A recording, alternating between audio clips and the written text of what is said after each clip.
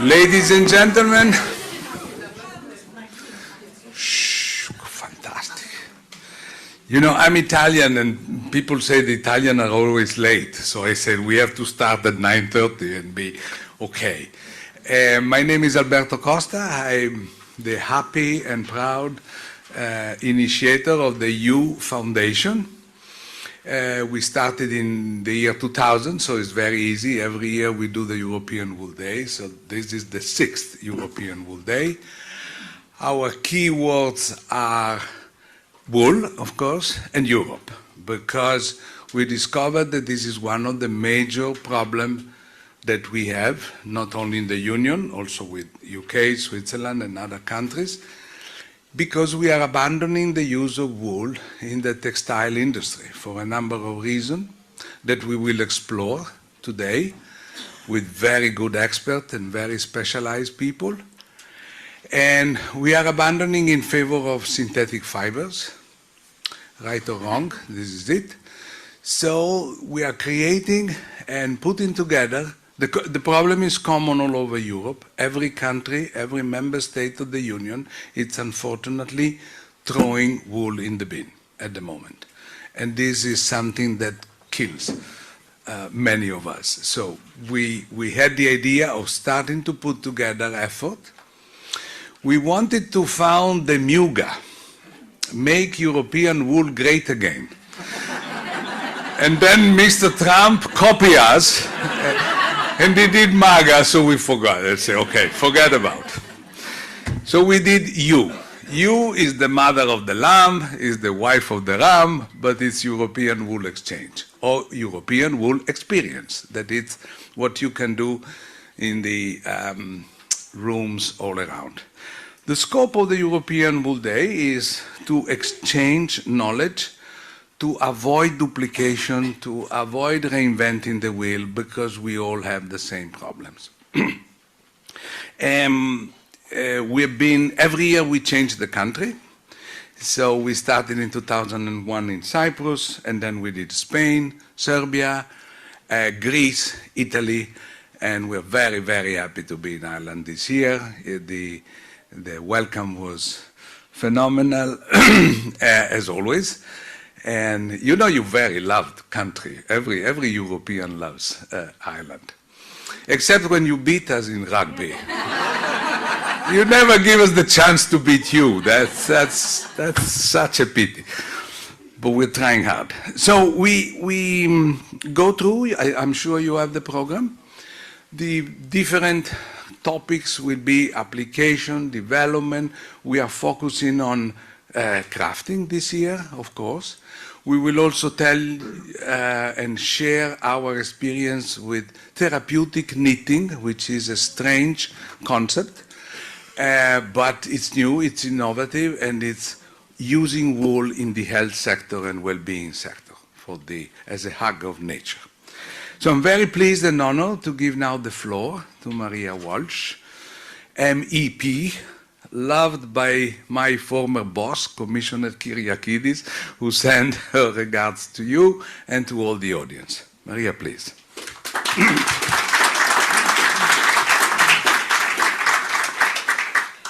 Good morning. I'm delighted to be with you all, and thank you, Alberto, for the warm welcome. In my neck of the woods, particularly in the European Parliament, an Italian never speaks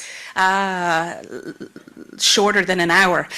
So I was frantically scribbling out things, going, everybody's going to be ready for lunch by the time he finishes. But I've lost our United Nations representative now if I'm insulting other countries. But Ambassador Hassan Sharp, who I know is in the room, and I'm looking forward to joining a panel later on, handed in her credentials on Thursday, and this is her first official event since becoming our ambassador. So she will introduce herself later on, but And as we were briefly talking, the gold standard in terms of how to create a really positive experience around wool and the opportunities from it. So really looking forward to learn from her. The organisers that brought us all together, really grateful to be here. Any fellow representatives, and while I'm wearing big jam jar glasses, I apologise if I don't see any other representatives in the room. This is, as a politician, you begin to think like you're at the Irish wake. If you don't show up, you're in trouble. If you do show up and you don't say hello to somebody, you're in trouble. So I just want to give that blanket made out of wool to all representatives here. And to everybody who just travelled across the country and indeed across Europe, because this is a really positive European opportunity. And delighted to be in Kerry, particularly in Tralee.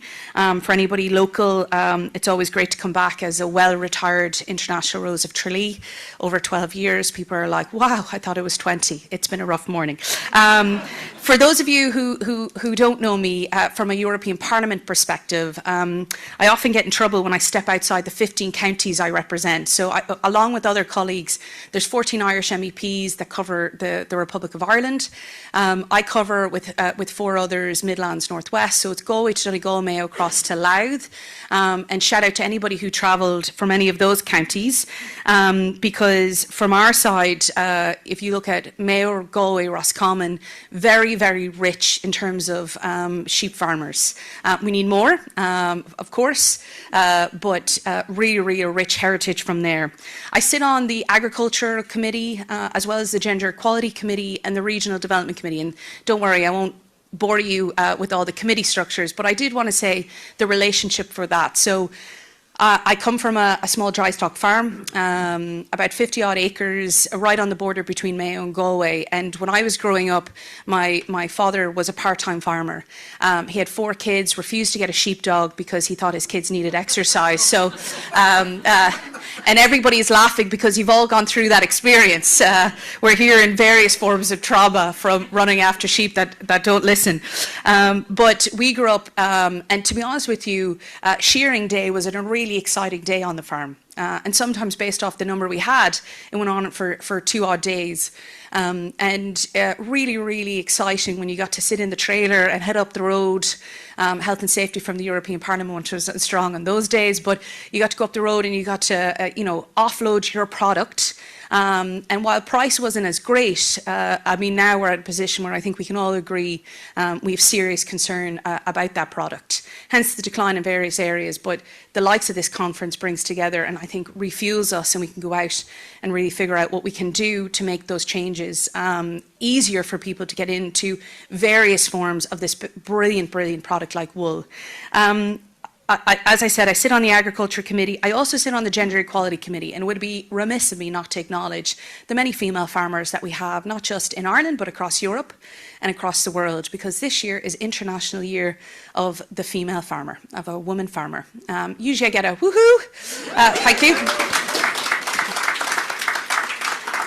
Really exciting time, and what that needs to happen is many, many different things: recognition, funding, access to research, scaling, be it as an enterprise or an entrepreneur to SME to a larger product or a larger business, I should say, and a really good story to tell. And sadly, we haven't been as recognised in legislation as we should do, and the type of this year allows us to really focus in and make it a political priority. So really looking forward to talking to many of our female farmers as well as the allies who might have suggestions or thoughts on that. And this is what happens as a politician: I become an Italian and I don't stick to my notes. So hang on a second, because I don't want you to be here till lunch. I also flagged the Regional Development Committee because when we look at different parts of rural Europe, so 83% of our European Union is made up of rural regions. And yet when we talk about scaling businesses, you often think immediately towards larger economic drivers. So for us here, or further up in my constituency of Galway, is our economic driver, that city piece. But actually the wider field has a huge story to tell. And how do we, in a term of positively discriminate, making sure people can stay where they wish to stay, grow a business, be educated, travel. So for me, when I mentioned rural development, it's an incredibly important piece to the puzzle when we look at farming, agriculture as a whole, and wool and the opportunities from it. I'm also, in case you think we got rid of sheep because the 4 kids got a little bit older and was able to say, hang on, Dad, we're not running anymore. I recently bought a couple of Galway sheep. I've never been offered a ram more in my life since purchasing those 5 Galway sheep. And if you know, you know. But a really beautiful breed and one that I hope to scale and grow on. All jokes aside, I'm truly honoured to be here today for the 6th edition of the European Wool Conference and Day overall. I'd like to congratulate the European Wool Exchange for bringing together such an incredible audience. I've never seen such a jam-packed schedule of there's from AI to blockchain to crafters to co-ops to businesses. I mean, anybody who's to do with wool is here in Kerry, and that's incredibly impressive. And I just really want to again to acknowledge and celebrate with the organisers for pulling it all together. As a policymaker, I must say that we do not talk enough about wool at a European level. Particularly in Brussels, and that absolutely needs to change. I have a cohort of colleagues when we work out, and we're going to get into it in the panel discussion later on at 11:30, but 1 or 2 things that we need to change, particularly around the designation of wool.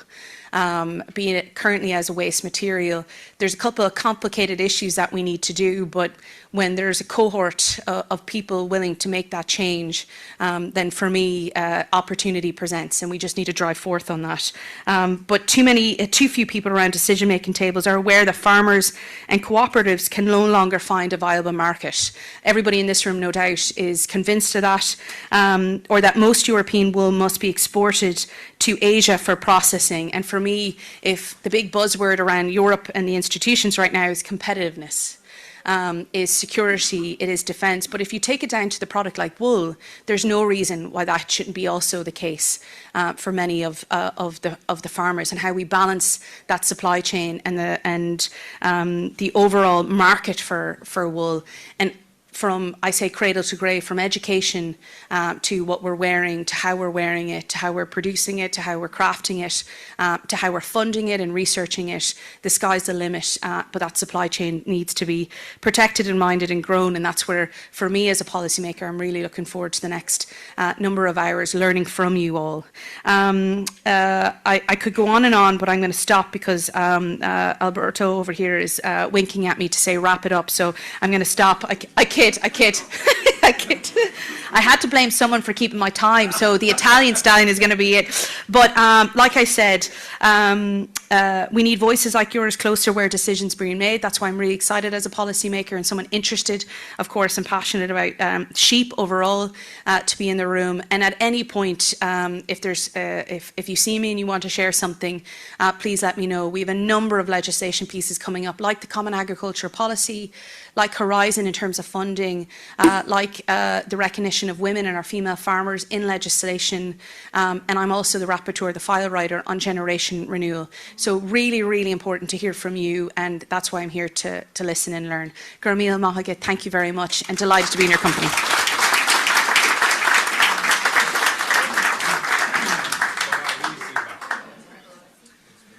Very happy now to give the floor to Catherine Phibbs, if you're ready, who played a very important role in organizing this conference and who will present the council, right? Yes, the Irish and some other projects, yeah. Grown Wool. Irish Grown Wool Council. So good morning, everybody. Thank you so much for travelling from near and far to be here. And hello to everybody online who'll watch this at a later date as well. So I suppose just first of all, I want to say a huge thanks to my co-project managers, Dora Yeminsky-Kajak and Sharon Wells. And also a huge thanks to our co-hosts and sponsors, so the European Wool Exchange Foundation, the Circular Bioeconomy Cluster, Irish Grown Wool Council, and the Centre for Applied Bioscience Research, and also our sponsors, Future Island, the REVEIRE Project, Donegal Yarns, Belfast Mini Mills from Canada, Kerry County Council, and Kerry Wool and Lamb Co-op. So I think you'll agree there's been a huge support and a huge participation in putting this together. So thank you very much.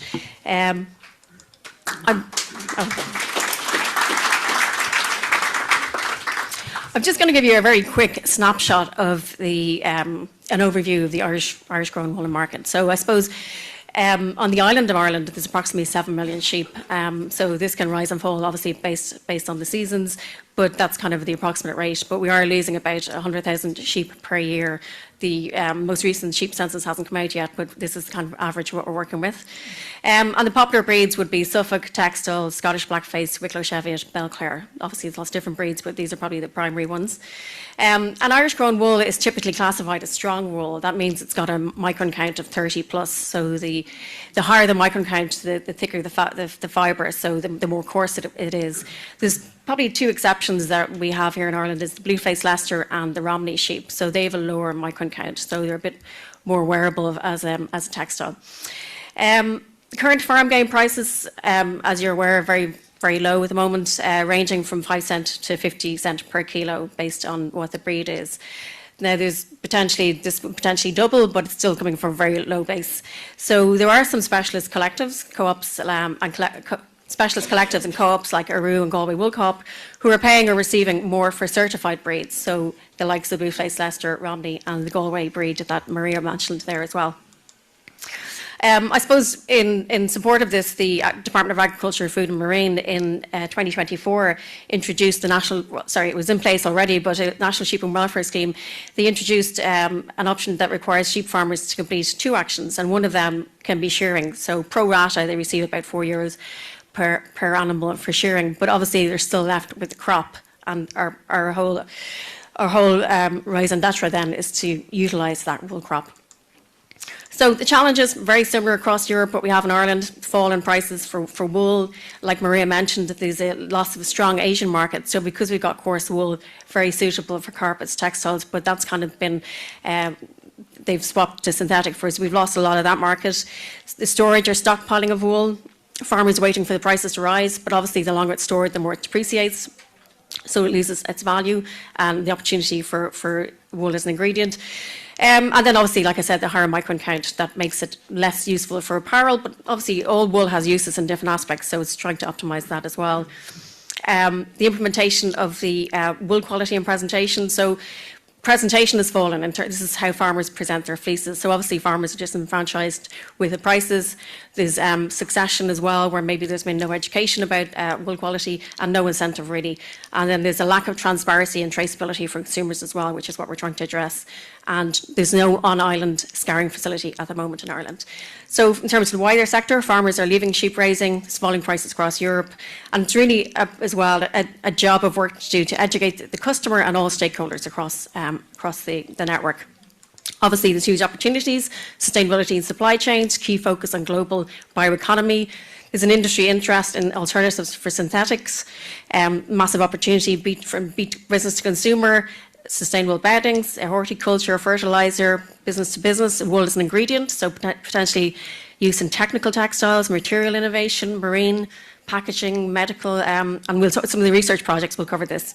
Green procurement I see as an opportunity as well, and then traceability and provenance. It's a good brand story to talk about where the wool originated from, and then the massive appetite I think that we've seen now in the last 2 years, and the fact that we have a full house. We had 100 people on the waiting list today. We could have trebled this conference based on the interest. And then obviously stakeholder engagement, and then developing these national and international partnerships, which is Alberto mentioned about the European Wool Exchange Foundation. And I think exchange is what we're about today. We're about exchanging solutions, challenges, opportunities, collaborations. So just in terms of the Irish Grown Wool Council, we were established just over 3 years ago, and we're an industry-led voluntary body with an all-Ireland approach. And I suppose it's really important, I've highlighted industry-led because we're not a farming organisation. We're well represented by farmers. Farmers are at the heart of what we do, but it's also really important that we have all stakeholders along the value chain, so that farmers are talking to researchers, they're sharing their insights with researchers, researchers using those insights to inform their researchers, to inform their research, and then we're also talking to manufacturers, processes. So there's that whole communication back and forth, which is really important in order to develop the potential for wool. And we're an all-island as well, so we're working, actually our brand, if you'll see there, the brand, the 4 fibre wool hearts, they represent 4 provinces in Ireland, Ulster, Munster, Leinster and Connacht, and we're all connected. So this is we're all connected by our shared enthusiasm and love for wool, so that's the basis of our brand. So the purpose is to transform Irish grown wool, underutilised, undervalued resource, into a branded value-add product for the benefit of farmers. and the wider supply chain. So really we're about facilitating collaboration and partnerships nationally and internationally, and that's what we're doing here today, and how we can learn from each other and address those solutions and create collaboration as well.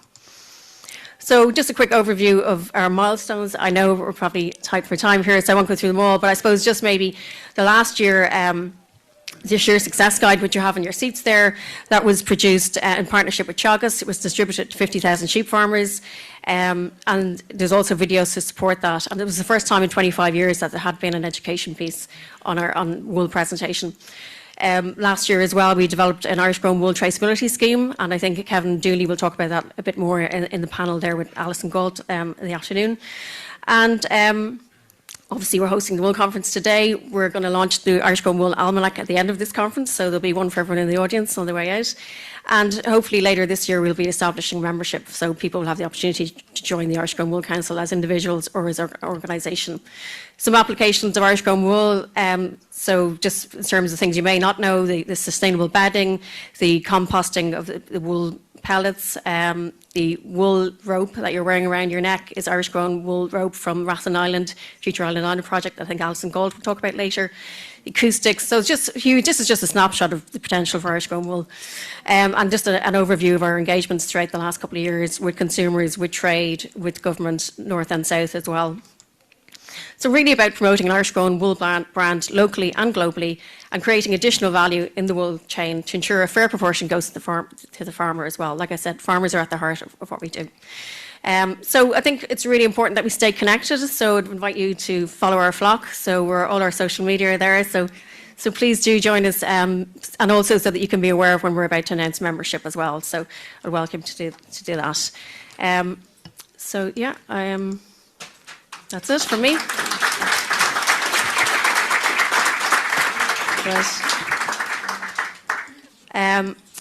I'm going to present, I'm just going to introduce the next speaker.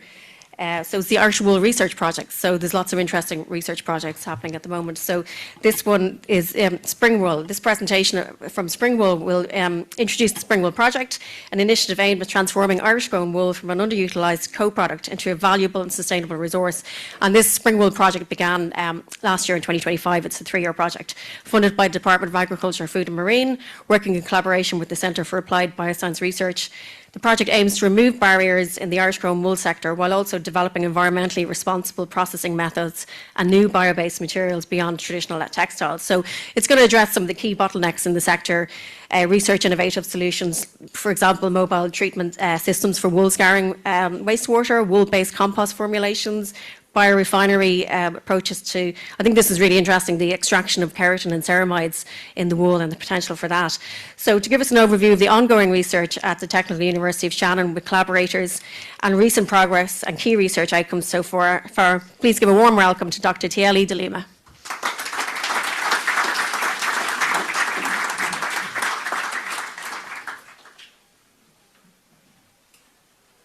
Thank you. So my name is Tielidy. I am from TUS, and I'm a postdoc in the Springwool project. So my background is in chemistry, but today I will just try to bring like an overview of the project without a lot of chemistry stuff. This is the image that we have in the folder there. So before I start to talk about the project, I just want to show you some applications that we can have from the wool. So if you think about the grading, and scoring, we can go for the textile industry and then use the wool for all textile application. But besides that, we can have different parts of use of this wool as well. So if you think about composting, you can have a pathway for composting, you can have a pathway for extractions of bioactivities like ceramides and keratin. You can work with packaging, different applications. So the main focus of the Springwool project is using this waste and brings the valorizations of this waste and highlight different parts of different applications of these compounds. So I'll be working in the keratin and ceramide extractions with the water from the scoring process and then with some composting as well. So just to start to talk about the Springwool project, this is a project funded by Department of Agriculture and Food and Marine, and it's a $500,000 project, and they have 4 main pillars that will work here as work package. So the first one that we are working is with the wastewater treatment. All the water that comes from the scoring process. How can we clean this water? How can we improve the technology that can remove all the compounds that we can find in this water? The second is the compost. How can we use in the wool for producing compost and use this in the agriculture? The third one is the biorefinery. So here we have extractions with 2 main compounds, the ceramides and keratin. And the idea is in this work package is how can we use these 2 bioactives to produce products for cosmetic applications or biomedical applications. And then all this close with the life cycle assessment that helps us to try to find what is the best way, what is the best solutions of these work packages that we have there. So this is a project that is from the TUS, M2, A2, and UCD. So the first work package, the compost, we are using wool to produce compost material. So here we start with the wool preparation, and then we mix the wool with different materials, glass, straw, and then we can start to create this composting material. So what we're doing, the first step, it's doing 1 layer of wool, 1 layer of these different materials, 1 layer of wool, 1 layer of different materials. And then we can have a pile almost 1.5 meters, and then we just cover this pile to keep the moisture content there, and then we start to turn this material to have the compost. So the materials that we have in the end is a compost that we can use for different applications, especially for plant grow.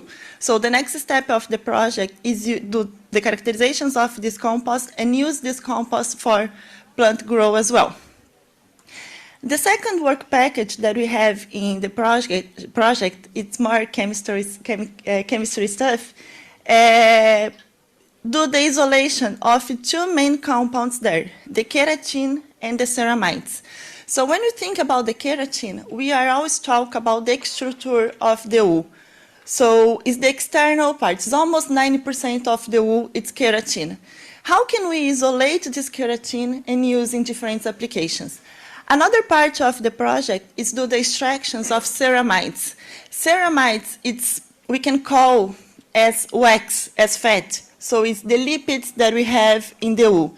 How can we do the isolations of these 2 chemical compounds, do all the characterizations to try to figure out what is the type of keratin that we have in extractions, what is the type of ceramides that we have there, and then we have to do different kinds of characterizations for that, cells availability, and then we start to produce new biomaterials. So when I'm talking about new biomaterials, I'm talking about scaffolds, I'm talking about hydrogels, I'm talking about biofilm, different biomaterials that I can use for biomedical applications, for example.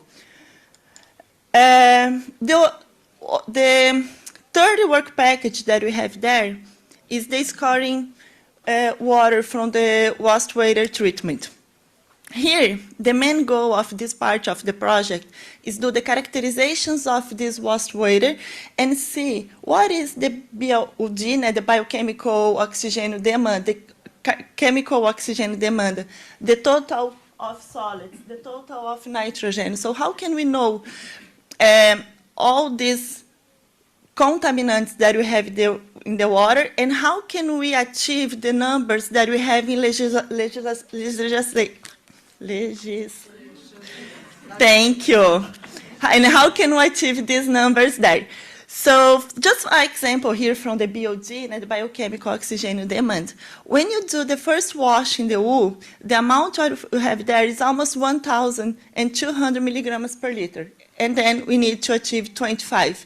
So in this part of the project, we are doing different types of treatment in this wastewater just to try to achieve the numbers that we have there in the last column there.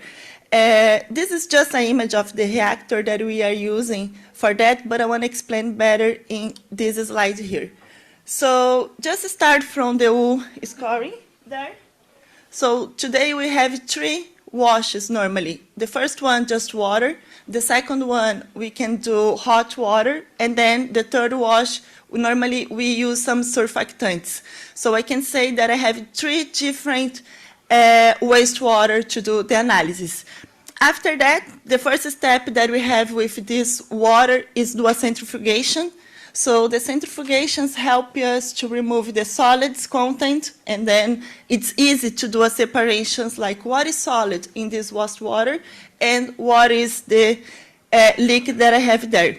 After that, I can use some chemical compounds and do a coagulation. This helped me to remove some compounds of the water as well. And the last step that we are doing is with this membrane bioreactor that we are using some sludge to try to reduce these numbers.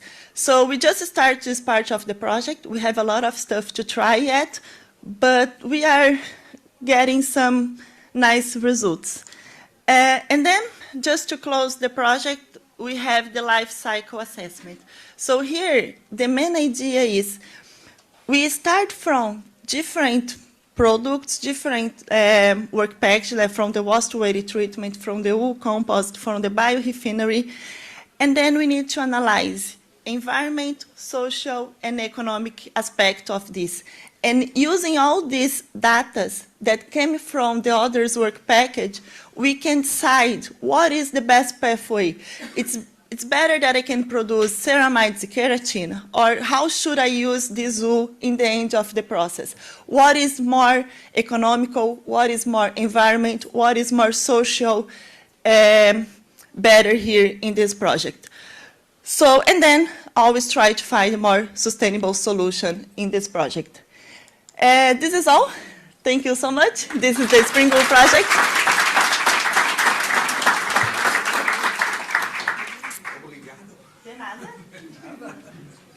I'm sorry, the laser is here. Yeah, so for the future speakers, there is a pointer in here. I'm sorry, I couldn't interrupt you. Second speaker is the REVEIRE presentation of the REVEIRE project. Oh, it's you? Yeah. Archishman Bose from Cork, right? Well, from India. From India. I was pretending I was helping you. Oh, what did I do?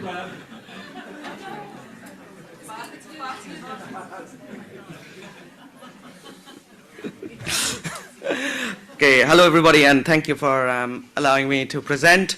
So my name is Archishman Bose, and now I come from Kolkata in India, so that's a city of 15 million people. So I've asked my student who is doing the real work to tell me what does the acronyms mean. EU, RAM, I had no idea before starting the project.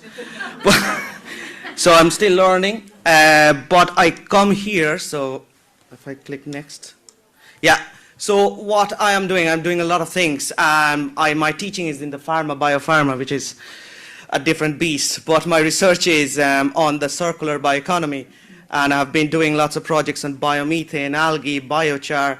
The tire one is interesting because there's lots of waste tire.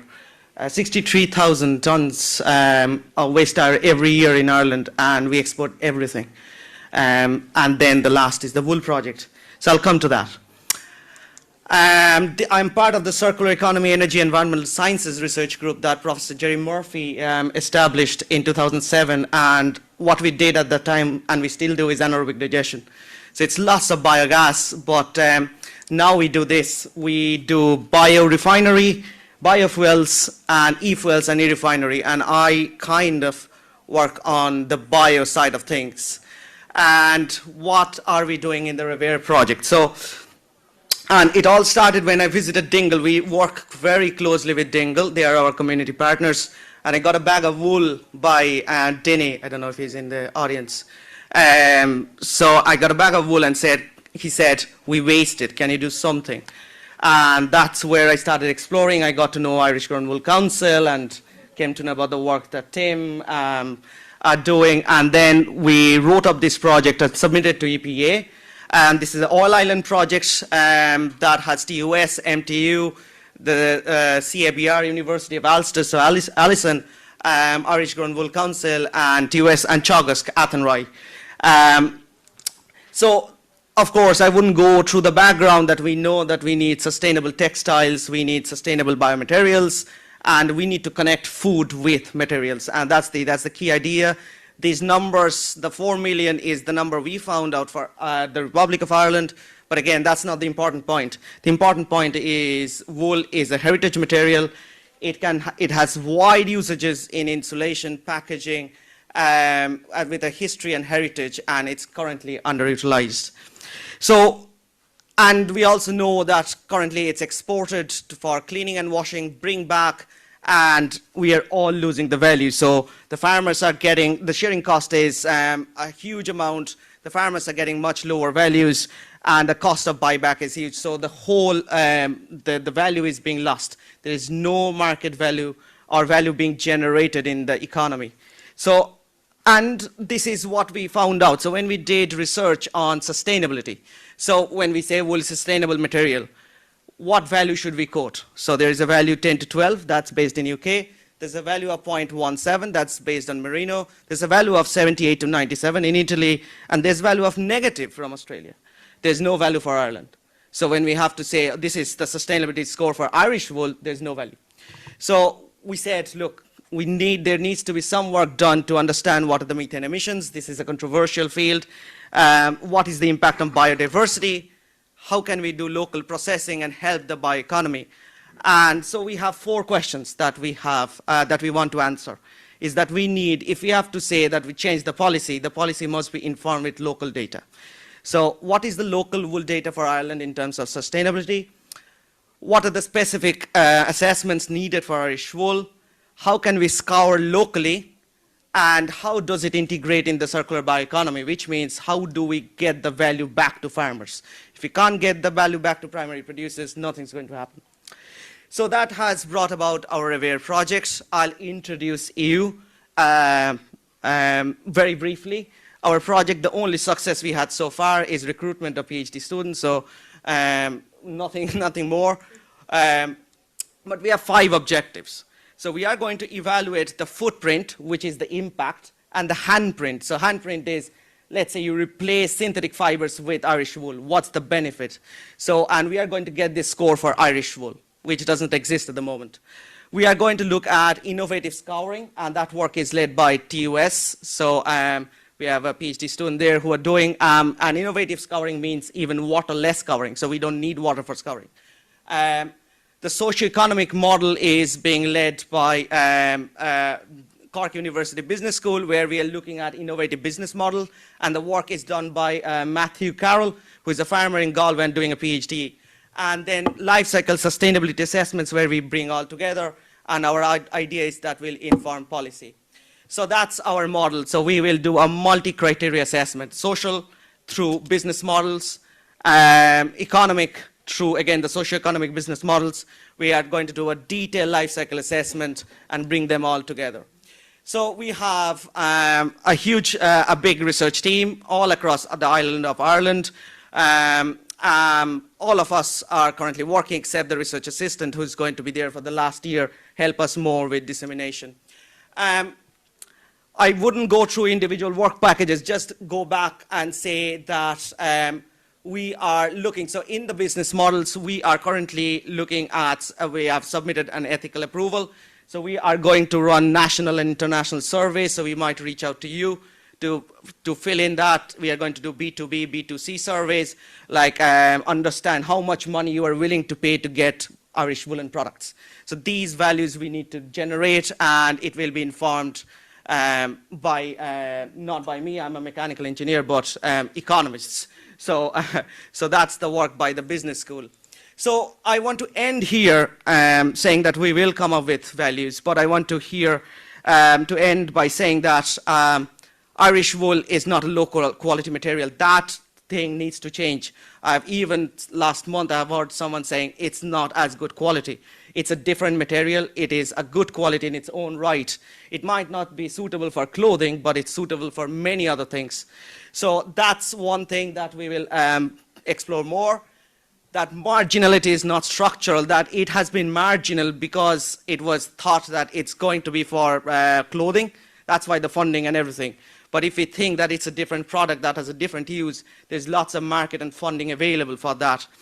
The sustainability misinterpretation. So at the moment, the only standard for wool is the International Wool Textile Organization. And what we are currently doing under perspective is that it's very merino-based. So everything is compared to merino. If this material is useful in insulation, this is not something you wear. So that's what we are going to do. And reframing, and the final thing that I would say is we are doing lots of innovative scouring. So supercritical CO2, so if you compress carbon dioxide, it becomes a liquid, and then you don't need any soap or anything to clean it. So there are lots of innovations that can be done. We are looking at a circular bioeconomy. So in that project, we are also going to say, if you have a small-scale scouring, how does it unlock every other thing that you can do? So you can have an anaerobic digester, you can throw in slaughter waste, you can have the whole bioeconomy around a scouring plant. So a scouring plant by itself is not a plant, just sits in the middle of nowhere. It unlocks the whole value chain of the bioeconomy. That must be explored systematically. So that's where we are at in the project. So we are at the reframing stage, we are at the stage of exploration, and hopefully we'll get you data in a year or 2 years' time. We have done loads and loads of engagement activities, and again, I've met many of you, but I am looking forward to meet you again in very different meetings. So thank you, everybody, and I am looking to speak to you throughout the conference. Thank you.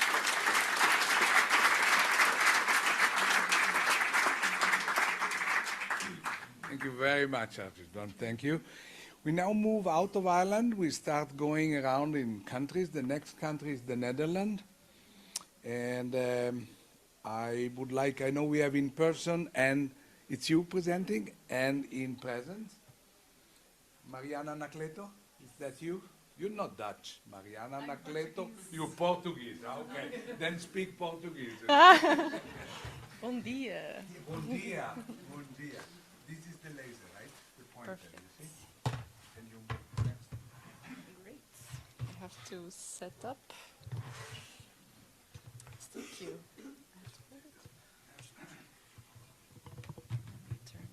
Open this first.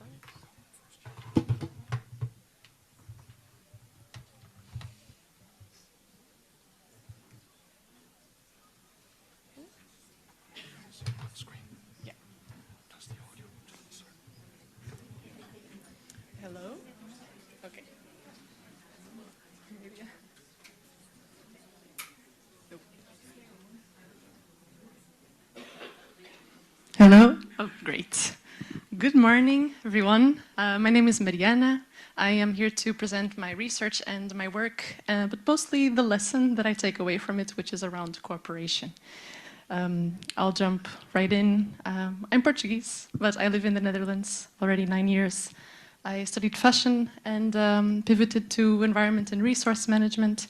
And today I'm wearing a few hats. I'm going to show my research in the Netherlands, my activism in the wool value chain in Portugal, and my work with Hollands wool Collectief. That's a startup in the Netherlands. So starting with my research, I got involved with wool already 2 years before starting my master's, and I was meeting wool champions in the Netherlands, collecting a bunch of questions. Why is it not valued? How can we fix this? And I saw my master's thesis as the opportunity to dig into these questions. So I saw that there was 15 years already, so this was in 2024, 15 years of research for European wool on value creation and innovation, but there was no such research done in the Netherlands. And looking at how can I contribute without duplicating efforts, I need to identify gaps very well to build on that. So the question that came up was, what is actually the current wool value chain in the Netherlands? That brought me to value chain mapping, which allowed me then to identify actors and, importantly, to describe their interactions, which is how you can get to looking at the bottlenecks and also the opportunities in the chain. I won't explain my methods further, but if you're interested, find me later and just ask me about it. I will jump right into the results. So I found 160 companies and organizations already active in wool, an insane number, either working directly or supporting the industry, as you see here on the side to the left. So the round icons are the faces of the supply chain: farming, processing, design making. This is also the fiber shed, soil-to-soil framework. In black, in the squares, you see the industries that Dutch wool is already engaging with. And in purple, the industries that it could be, but it's not.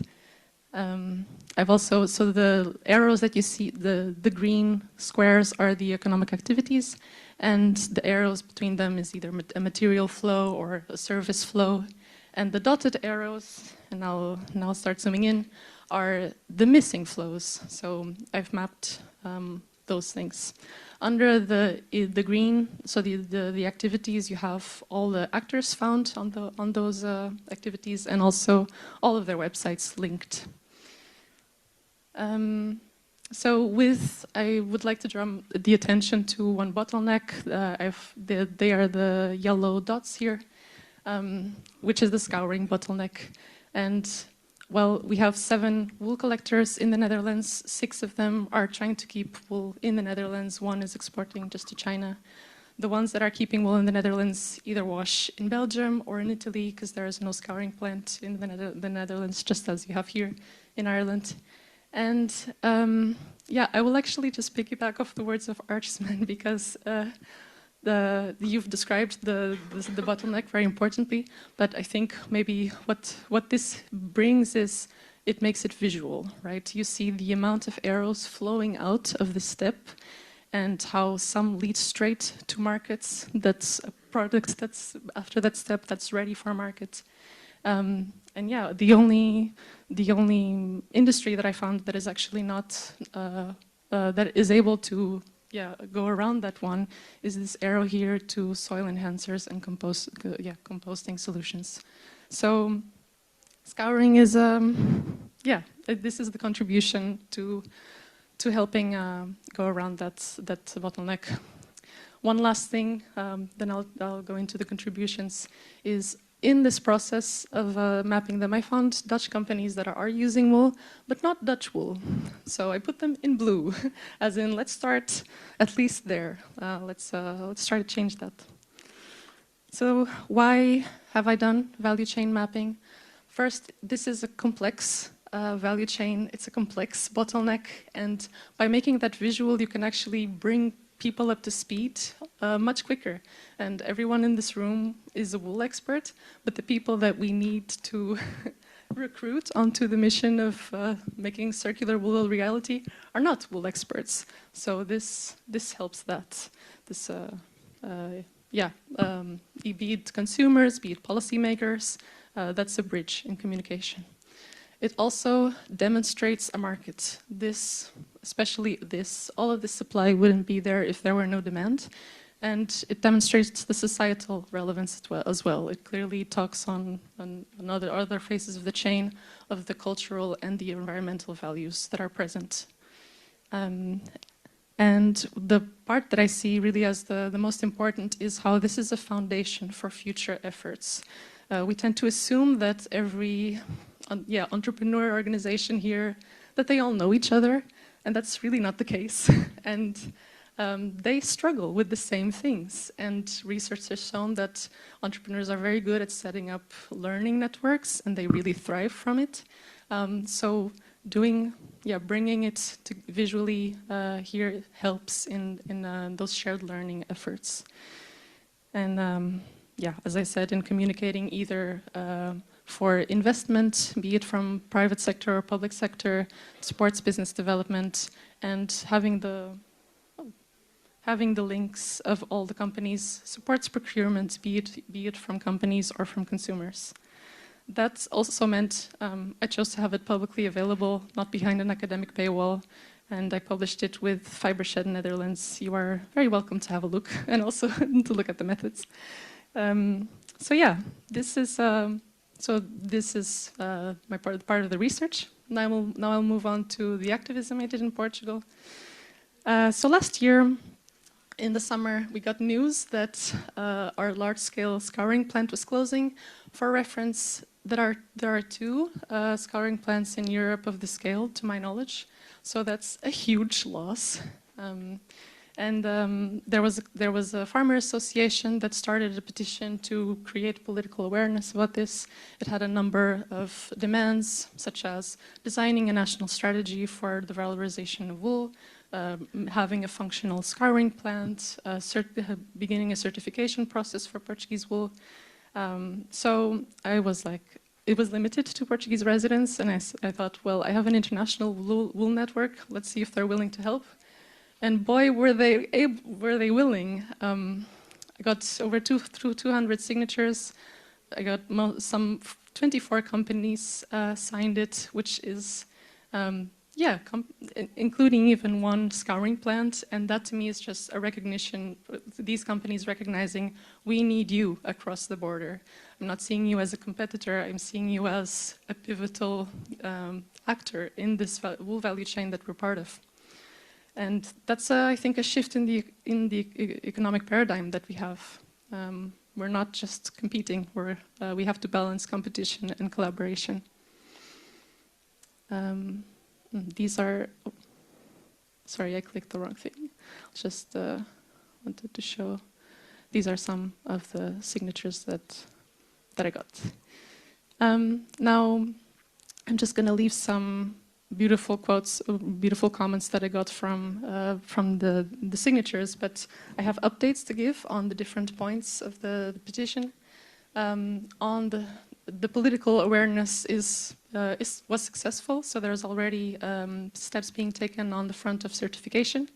And about the laundry, maybe some of you will already know that it officially closed. The machines have been disassembled and sold.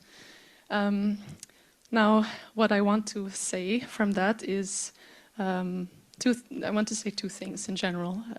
One is there's a long way between, in these spaces, us discussing the terrible scouring bottleneck that we have and keeping those scouring plants open and helping them transition into the industrial requirements of today and helping legislation transition into the industrial requirements of today. So, this is a call to action on that. And the second thing is, I think this is a unique demonstration of solidarity in a business context. There is a working group for European wool already active and presenting later today. I have an invitation. So if you want to set up or have such a project bringing European wool together, tackling things on a European scale, and you see that this is useful, this amount of signatures also from companies to help build your case, get in touch with me and we can see how to use that.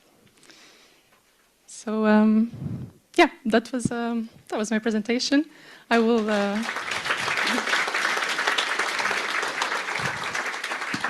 Now I'm actually going to pivot. I just got the 5-minute sign. Pivot to my company. So I have a video of our co-founder and then a very quick presentation. Nederlandse schapenwol wordt op dit moment niet gebruikt. Er is ongeveer 1,5 miljoen kilo elk jaar weer. Het groeit steeds weer aan. En daar wordt op dit moment eigenlijk niks mee gedaan. Het ligt bij de boeren, ze kunnen er niks mee, ze krijgen er geen geld voor. En tegelijkertijd importeren we wol uit Nieuw-Zeeland, Australië, die we vervolgens verwerken in onze producten. Voor ons is wol heel interessant omdat het een hele mooie grondstof is om te laten zien hoe die circulaire economie in de praktijk gebracht kan worden. Het is een lokaal materiaal, het is een hele duurzame vezel en ook een hele sterke vezel en daarmee ook heel uniek. We krijgen het niet nagemaakt met synthetische materialen. En tegelijkertijd gebruiken we het niet. Het wordt gezien als afval en veel boeren weten niet wat ze ermee moeten doen. Ja, dat is gewoon iets waar we mee aan de slag moeten ook. De wol die in Nederland beschikbaar is sowieso heel divers. En eigenlijk heeft al die verschillende wol een unieke toepassing. Je ziet dat van nature eigenlijk het grootste gedeelte van die wol vrij grof is. Heel veel mensen denken gelijk aan truien. Waarom hebben we dan niet al die truien? Veel mensen gaan naar scheerdagen of lammetjesdagen. En heel veel mensen zijn heel verbaasd dat dus die wol die ze geschoren zien worden niet gebruikt wordt. Je ziet gewoon dat daar een soort mythe omheen leeft. Tegelijkertijd kun je er wel heel veel moois anders mee. Dus je kunt er wel garen mee maken voor bijvoorbeeld tapijten of bekleding van meubels. En het gaat juist heel lang mee door die stugheid ook van die vezel. Dus dat is ook waar wij voornamelijk naar kijken. Is hoe kunnen we die wol inzetten in de interieurmarkt. Akoestische toepassingen in het zicht vind ik het mooiste omdat je dan alle eigenschappen van die wol optimaal gebruikt. Zowel het verbeteren van het binnenklimaat als de akoestische eigenschappen, als dat het ook gewoon esthetisch er mooi uitziet. Dus ik vind dat wel heel mooi. Maar onze ambities als Hollands Wolcollectief die liggen toch veel meer op wat is er nodig om die industrie weer terug te brengen. Want we veranderen niet een product, maar we veranderen vooral echt een hele industrie.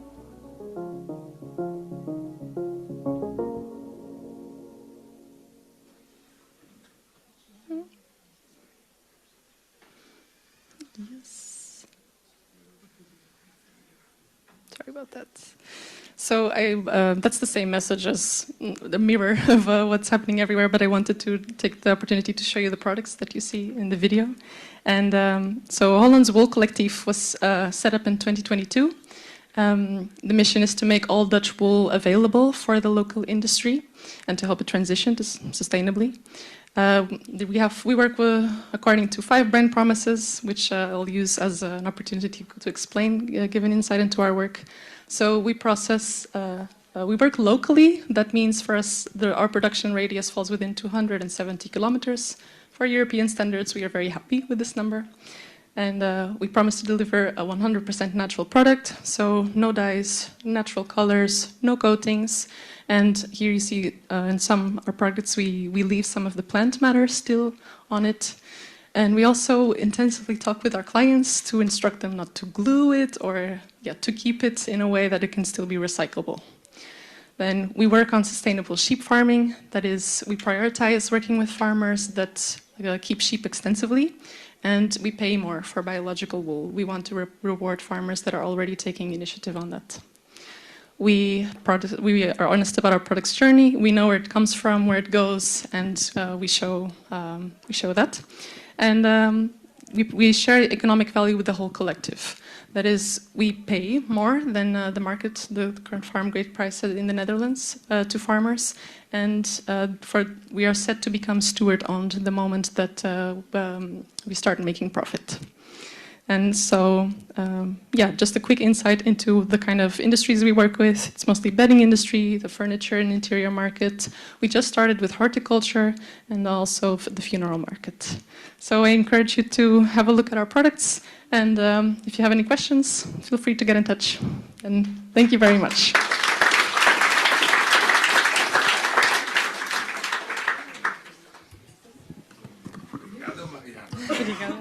Thank you so much. Congratulations. Speaking of questions, it's true we are going fast with the presentation. Then we will have a panel and we will have the opportunity to discuss more. So for the moment, we keep going. And we move now from the Netherlands to Sweden. I think we have a pre-recorded presentation by Johan Sidenmark and Helena Holmquist from Sweden. Thank you.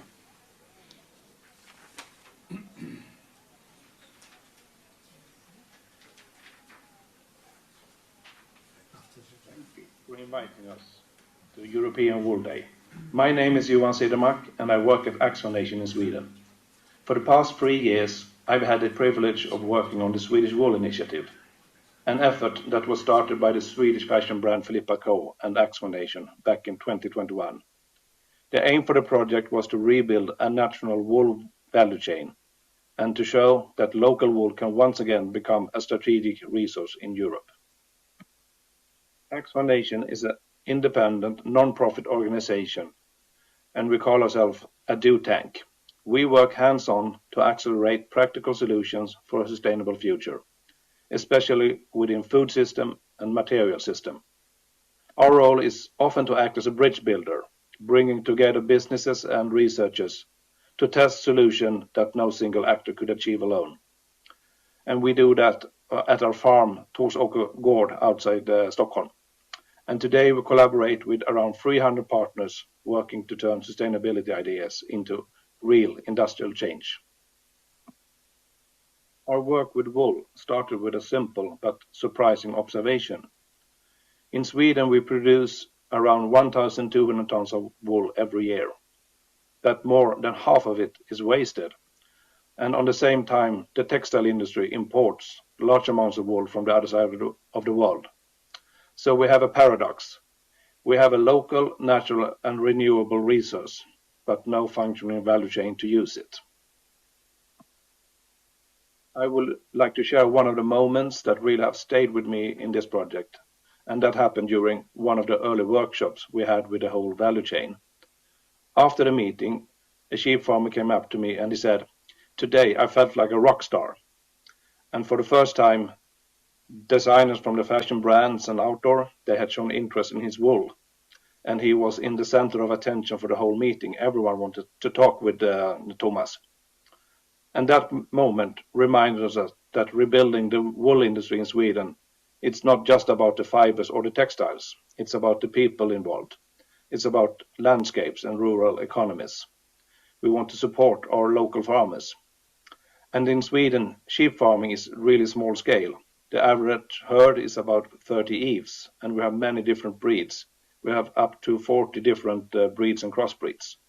And the farms are spread all over the country. And this creates a lot of challenges, especially for the logistics and collection of wool. But it also creates lots of positive impacts that we don't speak so much about. It's about increased biodiversity, high animal welfare, and many different types of wool that can be used for so many different kinds of products. Early in the project, we realized something important. The problem was never the fiber. Swedish wool is really a good quality. It's strong, it's durable and versatile, but it is not merino.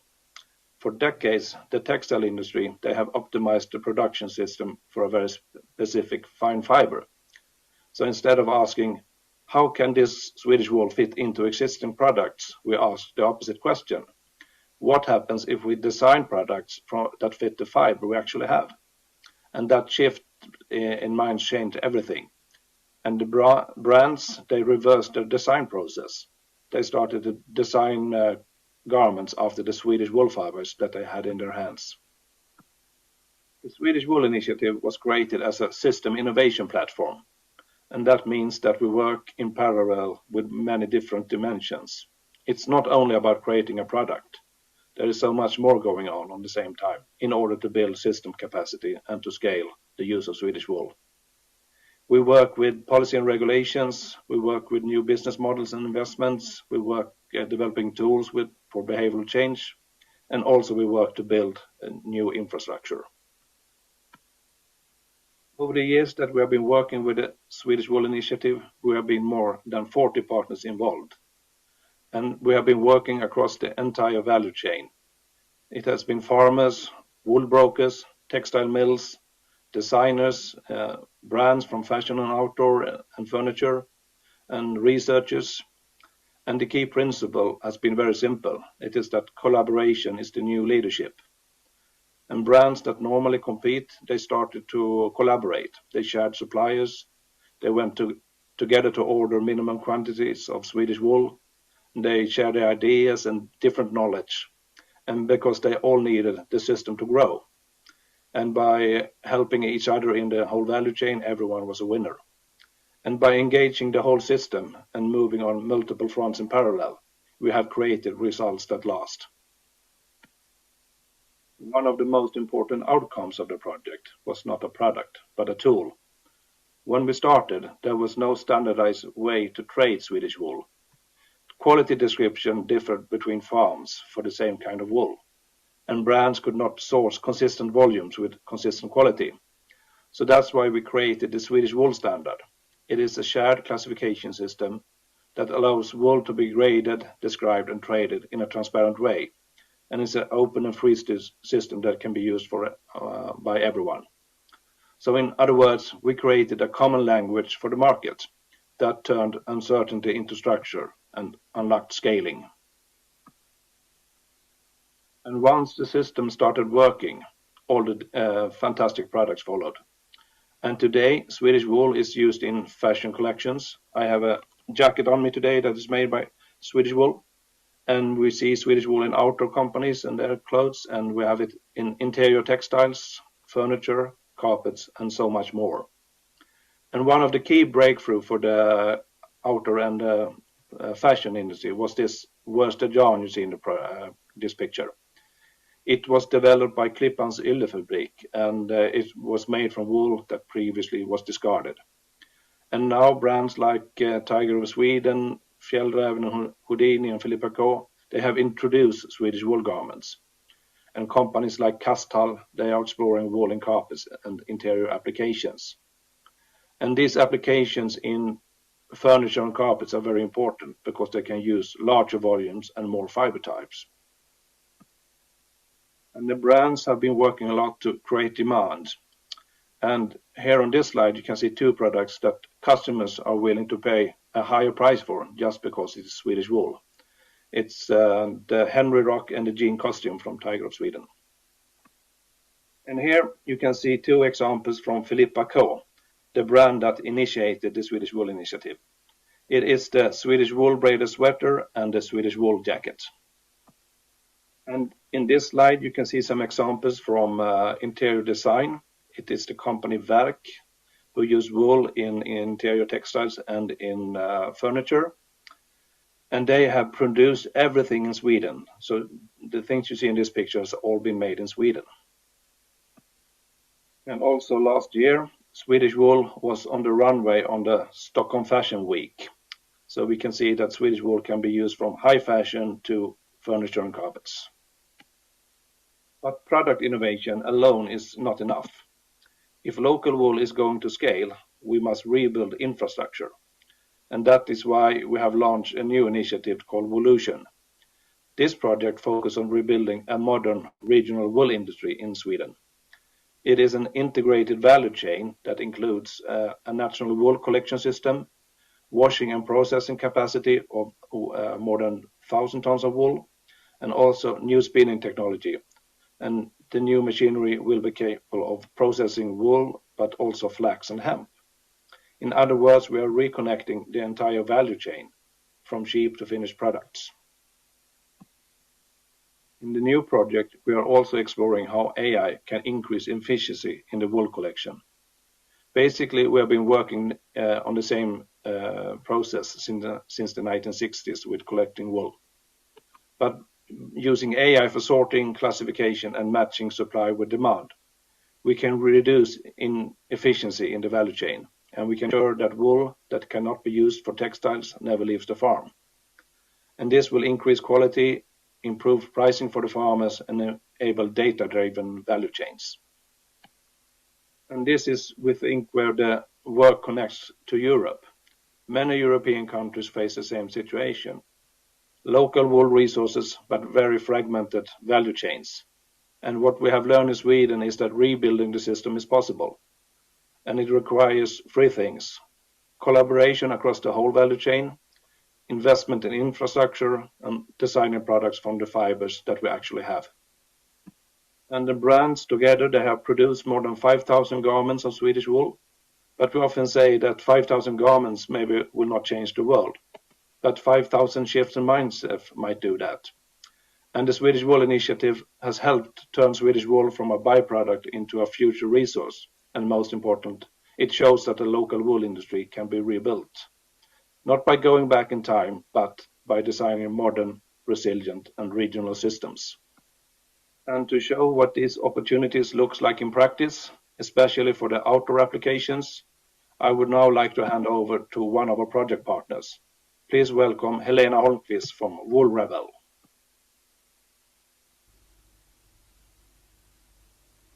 I couldn't believe it when I learned how much wool was being thrown away right in front of us, while at the same time we import wool from the other side of the world. I knew I had to do something. I founded Wool Rebel in 2018. Since then, we have been taking wool that would otherwise go to waste and turning it into a sustainable insulation called Vortex. We use it to insulate all of our clothing. Johan just talked about the Swedish Wool Initiative, and Wool Rebel was one of the participants. In that project, we developed a shoe insulated with Vortex. We also created a glacier blanket from Vortex, and the insole of this shoe became part of it. But what is a glacier blanket? The glacier blanket is a project created to visualize environmental change and how fast the glaciers are melting. But for us as wool lovers, it's also a perfect way to demonstrate how powerful wool is. I'll show you a short clip from a documentary about it.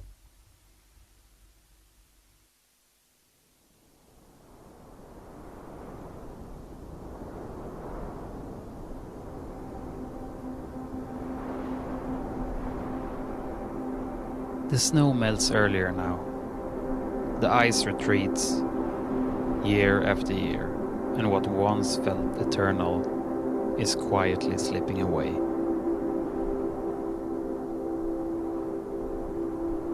I keep thinking about the future, about our children, and what will be left for them to see. Sen så stannar vi här och sen sätter Kebnekaise. Det är tredje stationen. There's a quiet fear that lingers, a sense that we're watching something disappear and we don't yet know how to stop it. Still, we want to believe that somewhere, someone is trying to hold on to the cold heart of this landscape. Maybe that's where hope begins. In the simple act of trying, before the silence takes over.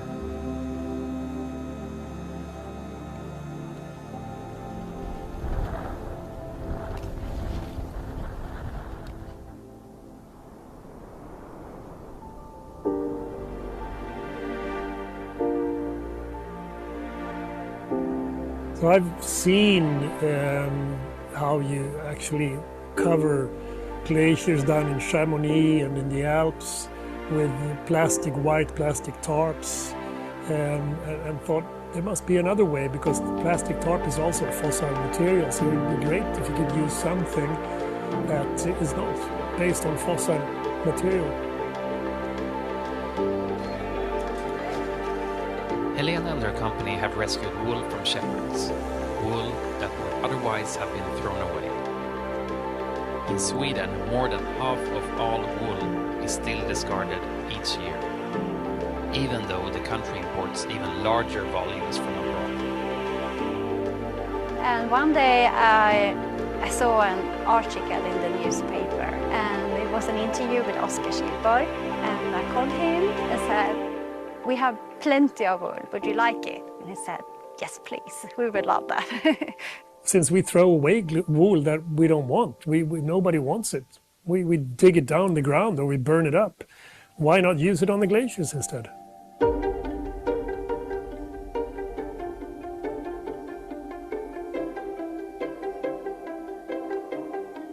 Compared to our insulation we have in our clothing, the glacier felt is thicker and very hard needled. It's very rugged, so it can be on the glacier even if it's very snowy or windy or rainy. It's still in the same shape.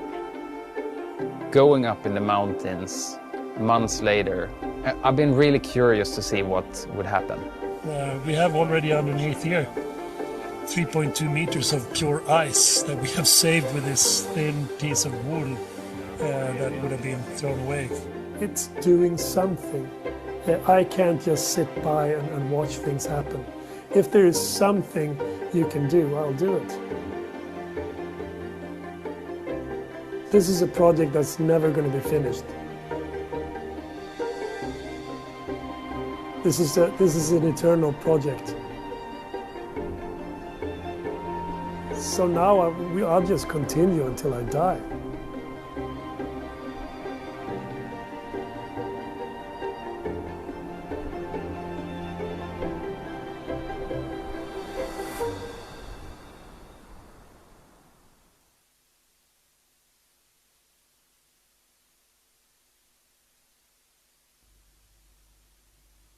As you saw in the film, and as you probably already know, wool is fantastic at regulating temperature. In this picture you can see how the same wool can protect ice from melting under the sun's warm rays, and at the same time protect us from cold in wool-insulated clothing.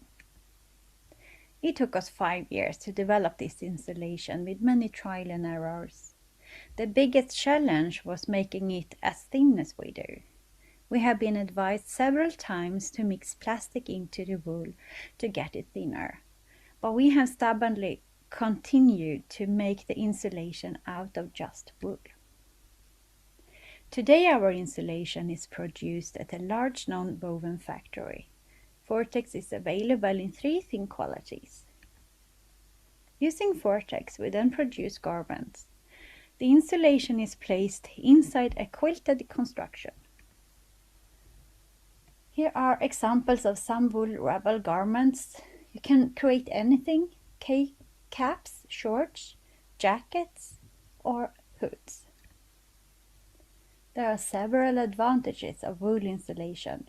For example, it's biodegradable, breathable, lightweight, fireproof, and as you know, wool is temperature regulating. There are endless possibilities with wool insulation. It doesn't have to be just for clothing. It can be used for duvets, house insulation, or insulate the ceiling in cars, or if nothing else, make a glacier blanket. If there is anything we can help with, or if you have any questions, please don't hesitate to reach out. Thank you.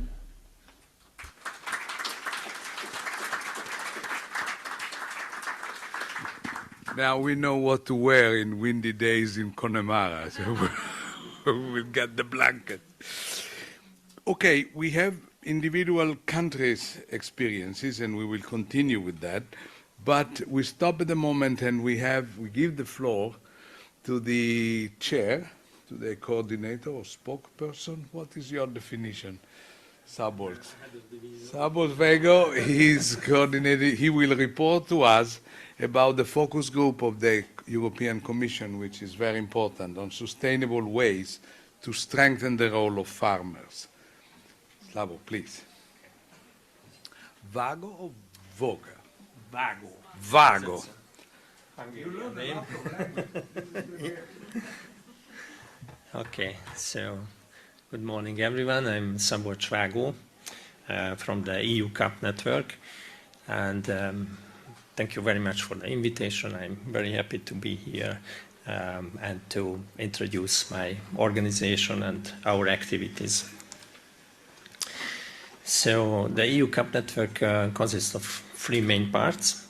The CAP implementation contact point, and I represent now the support facility on innovation and knowledge exchange, which was the EIP AGRI before, and there is the evaluation help desk. The structure of the EIP AGRI support facility can be seen here.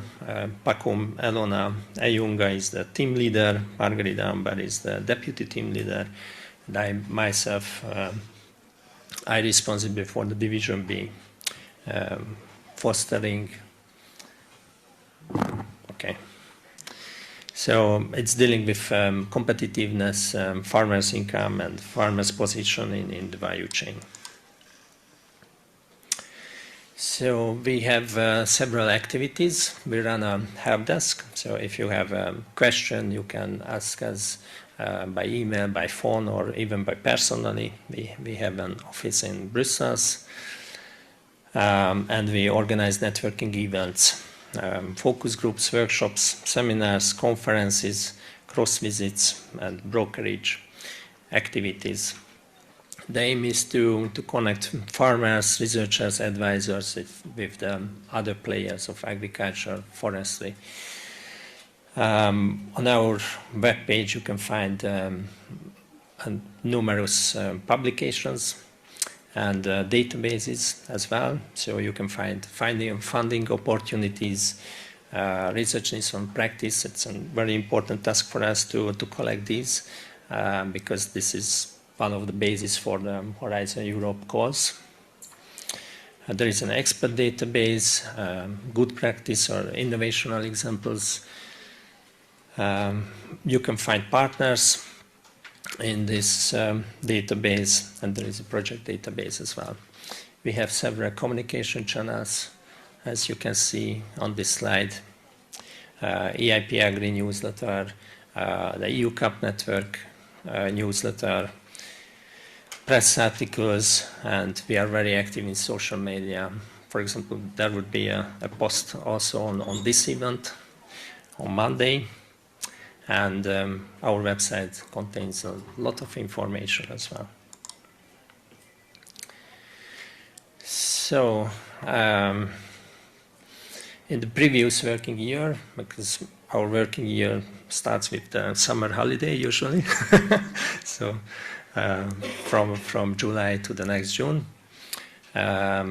we organized 3 focus groups, 4 workshops, 2 seminars, 1 brokerage event, 3 cross visits, and 1 ad hoc expert meeting with 885 participants altogether, and all of the EU member states were represented. We take care that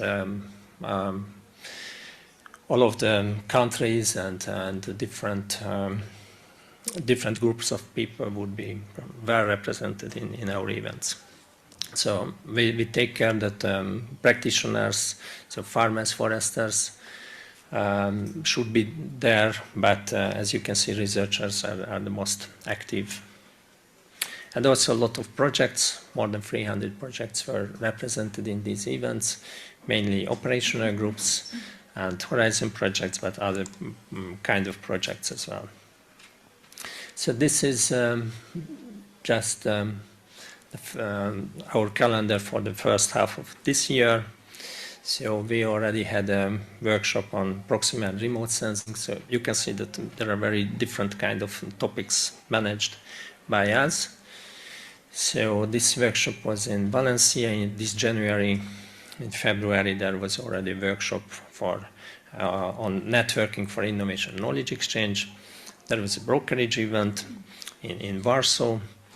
And in March and April, we will have the second meetings of the focus groups.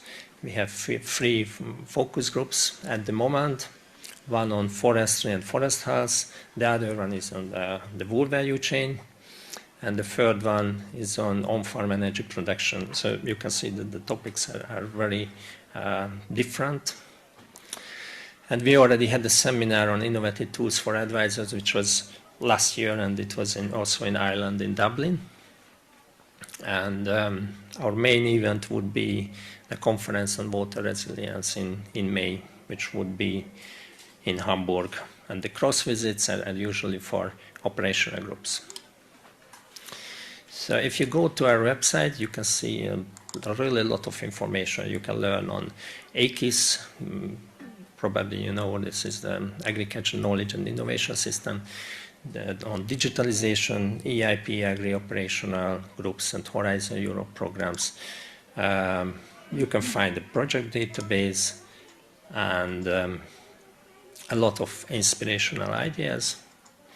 And you can find partners if you want to make a project or apply for a project. You can find also experts from our focus groups and networking event participants. In the project database, you can find more than 5,000 EIP AGRI projects with more than 14,000 practice abstracts. So they are ready to use knowledge materials, which is very useful. And here you can see the social media channels, Facebook, Twitter, LinkedIn, YouTube. We are active in all of these. But let's go a bit more in details into this focus group, which are dealing with the wool value chain. This is the organizing team. Tajana Radic is the task manager, Elizabeth Kniebacker, co-task manager, and we employ on a temporary base Natalie Ketterle. She is the vice president of European Wool Association. And Ellen Johnson is the task manager from DG AGRI side, and I'm myself the responsible head of division for this event. You can see the people involved in this focus group. We collect 20 recognized experts for these focus groups. I don't know, any of you already participated in one of the events of the EU Cup network? Would you raise your hand if you participated? Thank you. So there are a couple of people. Very good. So what is this focus group about? We wanted to make discussions on innovative and sustainable ways to strengthen the role of farmers in revitalizing the European wool value chain, and to develop actionable solutions, collect research needs and recommendations. The main question is already told. And what are the main tasks of the focus group?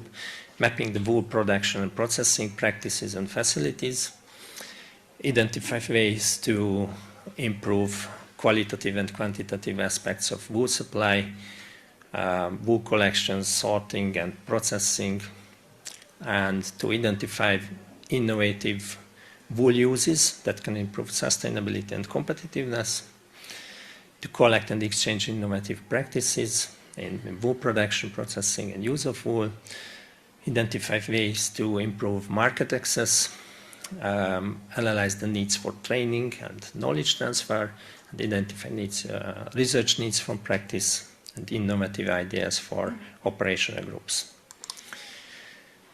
When we organize a focus group, the first point is always to make a starting paper, which is done by the coordinating expert, so you can see the most important needs related to wool value chain. I don't go into details now because I have very little time left. So the second step is a survey, which was filled by several experts representing those countries. So the main factors based on the survey are the following in this sector: lack of infrastructure, and inefficient logistics, local processing capacity, limited market access for wool and wool products, traceability and transparency, and there are some challenges which are related to these factors. There is nothing new in it for you, I think. Unprofitable wool prices, lack of processing infrastructure, high logistic and transport cost, fragmented value chain, inconsistent wool quality, negative image, absence of standards and certifications. And here are the prioritization of needs. So what would be needed to improve the wool value chain? Skills development and capacity building for wool handling, processing and product innovation, access to support, funding opportunities and cooperation networks, uptake of innovation and new technologies, generation renewal, farmer competitiveness. I skip this. And when we organize an event, we always try to collect inspiring examples, good examples. We selected 2 of them now, but we have several in this focus group. The Swedish Wool Initiative was just presented before me, so I can skip this. The second example I brought today is the Galway Wool Initiative, which I think also very well known by all of you. They have several activities, and I would mention that they applied for the area awards, which is also organized by the EU Cup network in every year, and they were among the best applicants, so they reached a very good result on this.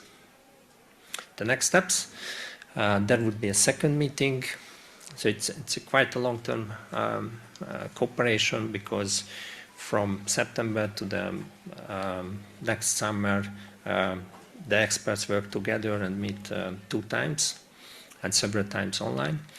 So the second meeting would be in Spain in the beginning of May.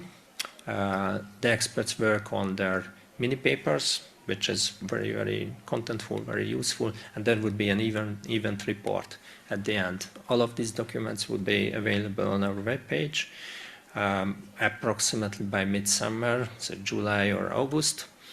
I have seen already the drafts. It's very, very rich in content, so I can suggest to check it. And thank you very much for your attention.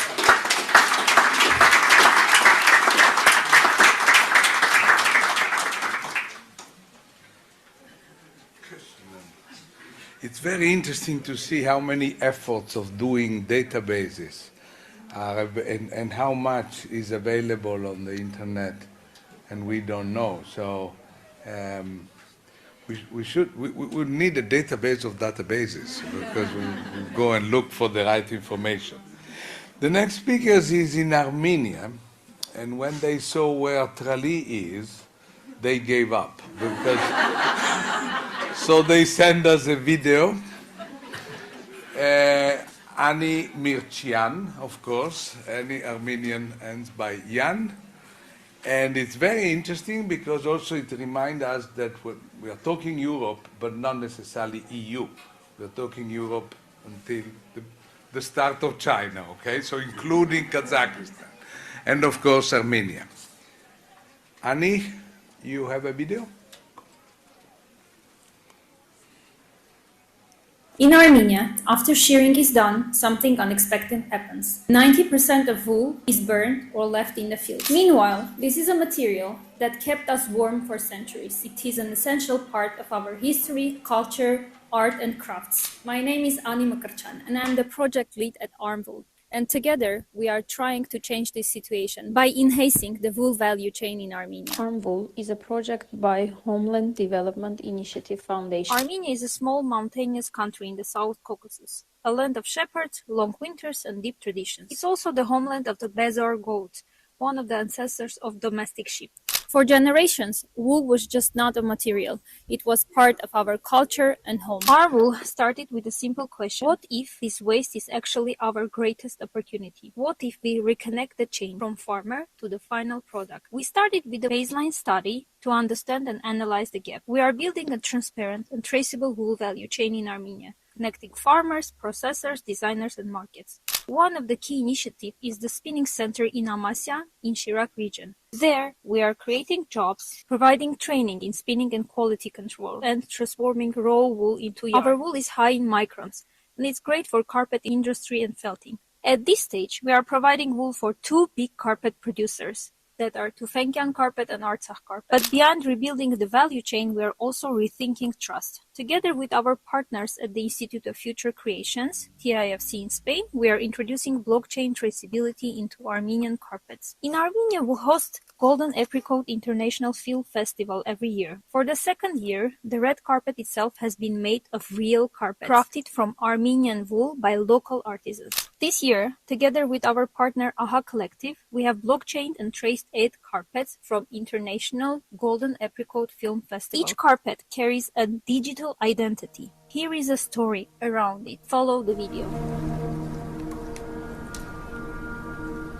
Dessiner un tapis, c'est un travail graphique, c'est un travail qu'on pourrait qualifier d'ornemental en fait. Et c'est vrai que nous, quand on réfléchit au décor, on va toujours chercher un moyen à un moment de lui trouver une espèce de fondement. Et là, forcément, c'est ce que disait Jean, c'est que le tapis il est construit avec une trame, il se déploie autour d'une trame, donc c'est une trame physique au départ. Comment est-ce qu'on allait pouvoir travailler sur une trame qui soit évolutive et qui permette comme ça de scénographier un petit peu le cheminement des gens qui vont commencer sur ce tapis et déboucher à la fin, et d'avoir une forme de densité de la trame qui évolue.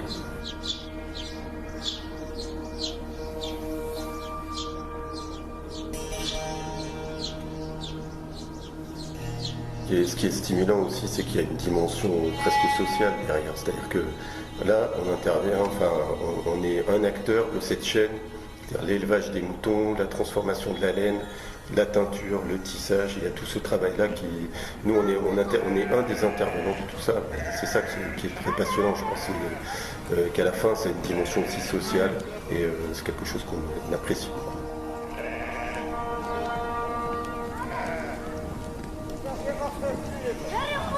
Այս տարի Ֆրանսիայի Սանտետիեն քաղաքի միջազգային դիզայն բիենալեում ցուցադրում ենք առաջի հավաքածուն։ Մտածեցինք, որ հայելային կերպով կարող ենք երկրորդ հավաքածուն նախագծել ֆրանսիացի դիզայներների հետ եւ հրավիրեցի Ժան-Ֆրանսուଆ Դինգջյանին եւ Էլուա Շաֆային, որպեսզի իրենց ծերագրով նախագծվի երկրորդ ոսկեծիրանի կարմիր գորգը։ Կարծում եմ շատ կարևոր է այս տեսակ նախագծերով զարգացնել նաև միջազգային հարաբերությունները, չնայած տեղական արհեստին նվիրված մի նախագիծ է, այսինքն հայկական գորգագործությանը, բայց քանի որ ֆրանսիացի դիզայներների ենք հրավիրել այս տարի, արդեն շատ ավելի մեծ հեռանկարով ենք զարգացնում գորգարվեստը Հայաստանում։ Through this system, you can trace where the wool comes from, which farmer raised the sheep, where it was washed and carded, who spun the yarn, who designed the piece, who curated the process, and who wove the carpet. If you scan this QR code, you will go to a Lingon app where you can explore the whole story behind this. Each carpet has its own QR code connected to the physical object, to its full story, all the way to the buyer will take you to every carpet. International guests walked on these carpets. They were not just walking on wool. They were walking on stories, on people, places, and of course, transparency. Beyond production, we also see wool as a part of Armenians' cultural and tourism experience. We are working with Museum of Folk Arts to create a permanent exhibition dedicated to wool, showcasing its history, process, and contemporary transformation. We are very honored to present our story at European Wool Day. Thank you very much for your attention. Let's get connected, let's rethink and reshape the wool together.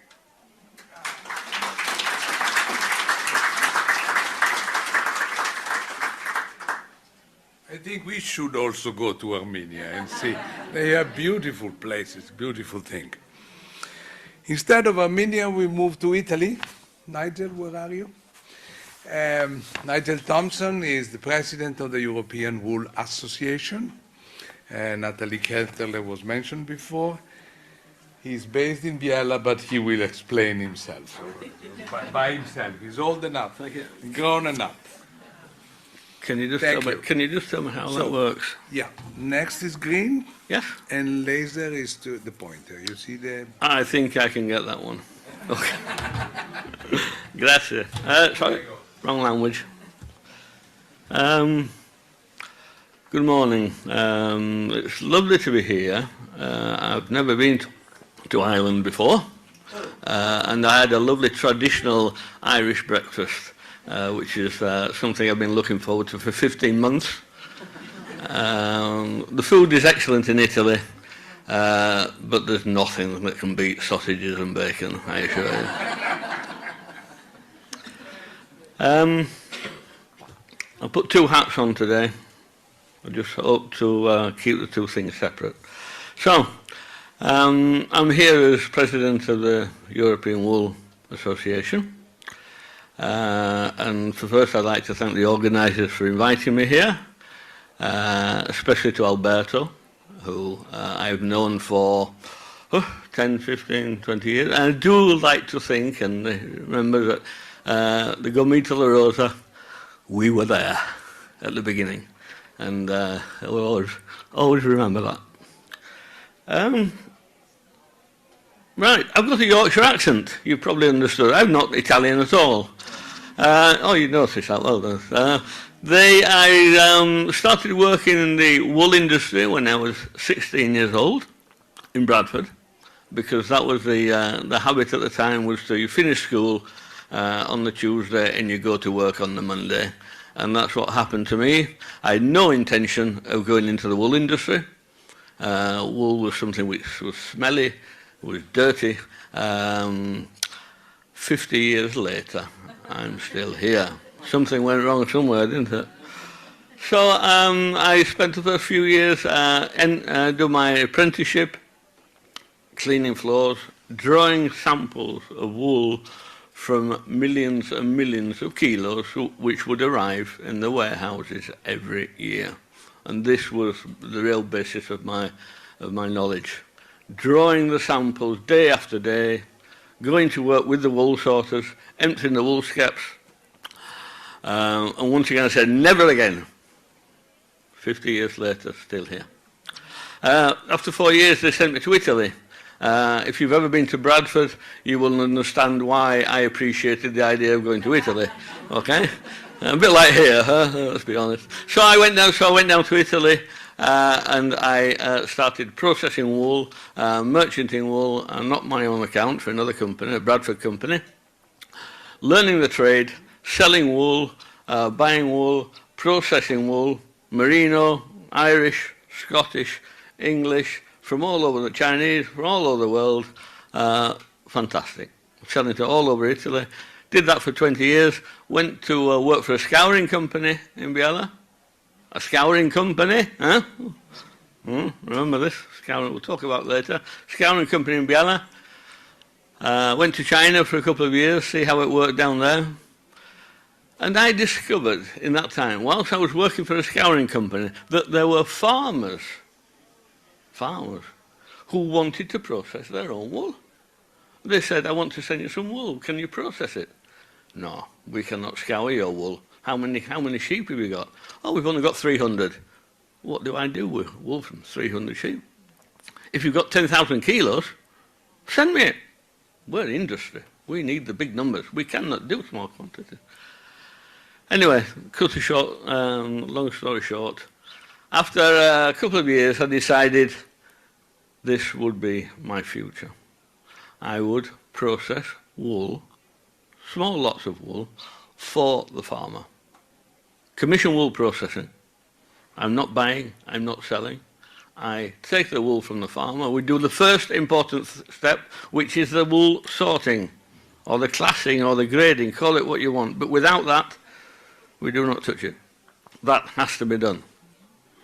We do it, then we send it for washing, combing, dyeing, everything that the farmer wants. And then we send it back to the farmer. So he has his label on it, right? He knows it has been processed with us. There is this great legislation 1069/2009 that a lot of people complain about. I still think it is a godsend. And we will discover this in a couple of years, because that is our traceability. That is real traceability. They don't have that in Australia. So, so we still have, in Biella, we still have the full cycle of commission processing. But as it happened to me today, it took me 12 hours to get from Biella to here. So it's a long way. But it's not that such a long way. We have the wool processing in Biella. Right, so that's me, European Wool Association.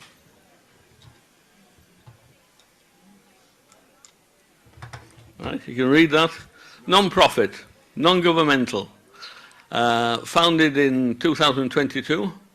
The idea was for somebody, and if there's anybody from the Kerry Wool Cooperative here, there used to be a European Wool Group in 1995, 1992, and you were part of that European Wool Group, which faded away in then 2003, something like that. This is basically the idea of trying to rebuild it, recreate it, and take it forward in a world which has changed now, because we've suddenly just found out, and you know, that people want wool. You imagine 20 years ago people didn't want wool at all, right? But because we've found out plastic is our big enemy, they want wool now. So this is what European Wool Association, sheep farmers, small processors, merchants, getting together on a European basis, not just on a... It's marvellous what you're doing here. Irish, in Italy, less so. Let's try and get together, because everything we've all got to learn from everybody else. We've got to stop playing everyone on their own account. We have to try and put things together. This is the idea of the European Wool Association. Idea everybody together. Just a few things where I say, and people are going to contradict me, but it doesn't matter, I'm going to say it anyway. I've got 27, 28 nations to look after. You've only got Ireland to look after. I've got 27. 600 breeds, over 600 breeds of sheep. Now, in Europe, let's remember, we have between 100 and 150 million kilos of wool produced every year. And the official figures, or semi-official figures, half is exported, half is processed in Europe. Okay? Some is not getting to the market. This is what you call waste wool. I prefer, the word waste doesn't exist for me. It is not getting to the market. Please, let's try and remember that one. But there are 2 billion kilos of wool being grown and used every year in the world. So it's not that people don't want wool. If it's 2 billion kilos, perhaps they don't want it here in this part of Ireland or in... Europe has the most stringent animal welfare in the world. Let's use this. This is a marketing tool. I've never seen it written anywhere. This is true. My workers who sort the wool, they get 7 weeks paid holiday. 7 weeks. Sometimes they get more holiday than I do. Something goes wrong. Often things go wrong. But we do this. Our water, we have no problems in water with consumption of water in Biella. It rains every day. It's like here, so you're not saying you're consuming water. We want to get rid of it. We have to use the water that we have. In Biella, we have scouring plants. We're specialised in washing wool. So look at this last phrase. If we grow it in Europe, if we process it in Europe, and we sell it in Europe, we can tick all the sustainability and traceability boxes. Every single one. And there's not one country in the world that can do that. Just a little thing I wanted to put in, just to add something into today. The thing about the wool handling. We believe that because we want the farmer to get more money, he's going to have to do something though. He's got to contribute. Now, I'm not talking Ireland, I'm not talking North Europe, I'm not talking about the good farmers, I'm talking about the farmers perhaps in Southern Europe, milk sheep, lots of other, they've got other ideas, but the quality of the wool between the actual shearing and the putting in a bag, I do find bottles of beer in there. Empty. Empty though. Well, those are better if full or empty, I don't know. Anyway, we do find them, right? And it's not a good idea, right? So, the first thing I say is never going to recuperate the value of his shearing. It hasn't done for many years. It just doesn't work like that anymore. But because shearing the sheep is an animal welfare, it is not doing it for the textile industry. Everyone used to think they do it for the textile industry. We're not. We're doing it for animal welfare.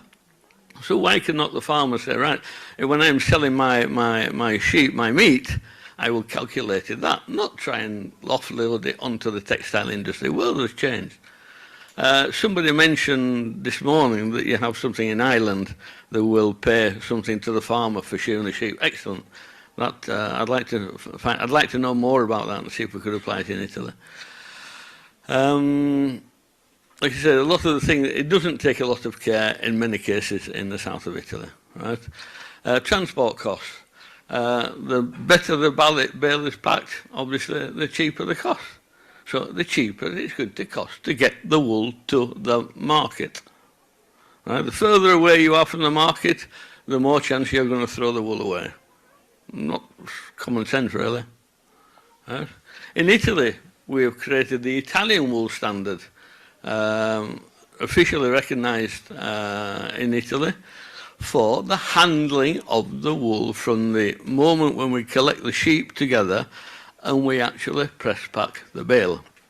That is what I call, that is a very small, dedicated wool chain. Everybody looks at the wool chain as starting from the sheep all the way down to the final consumer. Let's split it into the various bits and pieces. Right? That part on the farm is extremely important because that is the quality of your wool. And if the quality of the wool, somebody's got to take that bottle of beer out somewhere along the line. It cannot go into the cloth. So we've got to do that. So we have to consider also in that sector, we have to give more information to the farmer. Yes, chicken and egg. He will do more if I pay him more. Once again, it's one of those things we have to get through. Some of these things are practical ideas, and then that's finished. So, too many things in our favour at the moment. We can't lose this one now. This really is, everything is going in our favour, but we all have to go into the right direction.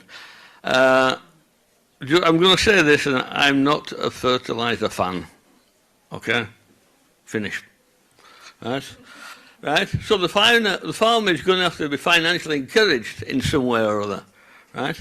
We need national wool collection centres. I have a wool collection centre. I know what it means. I spent all week down in one this week.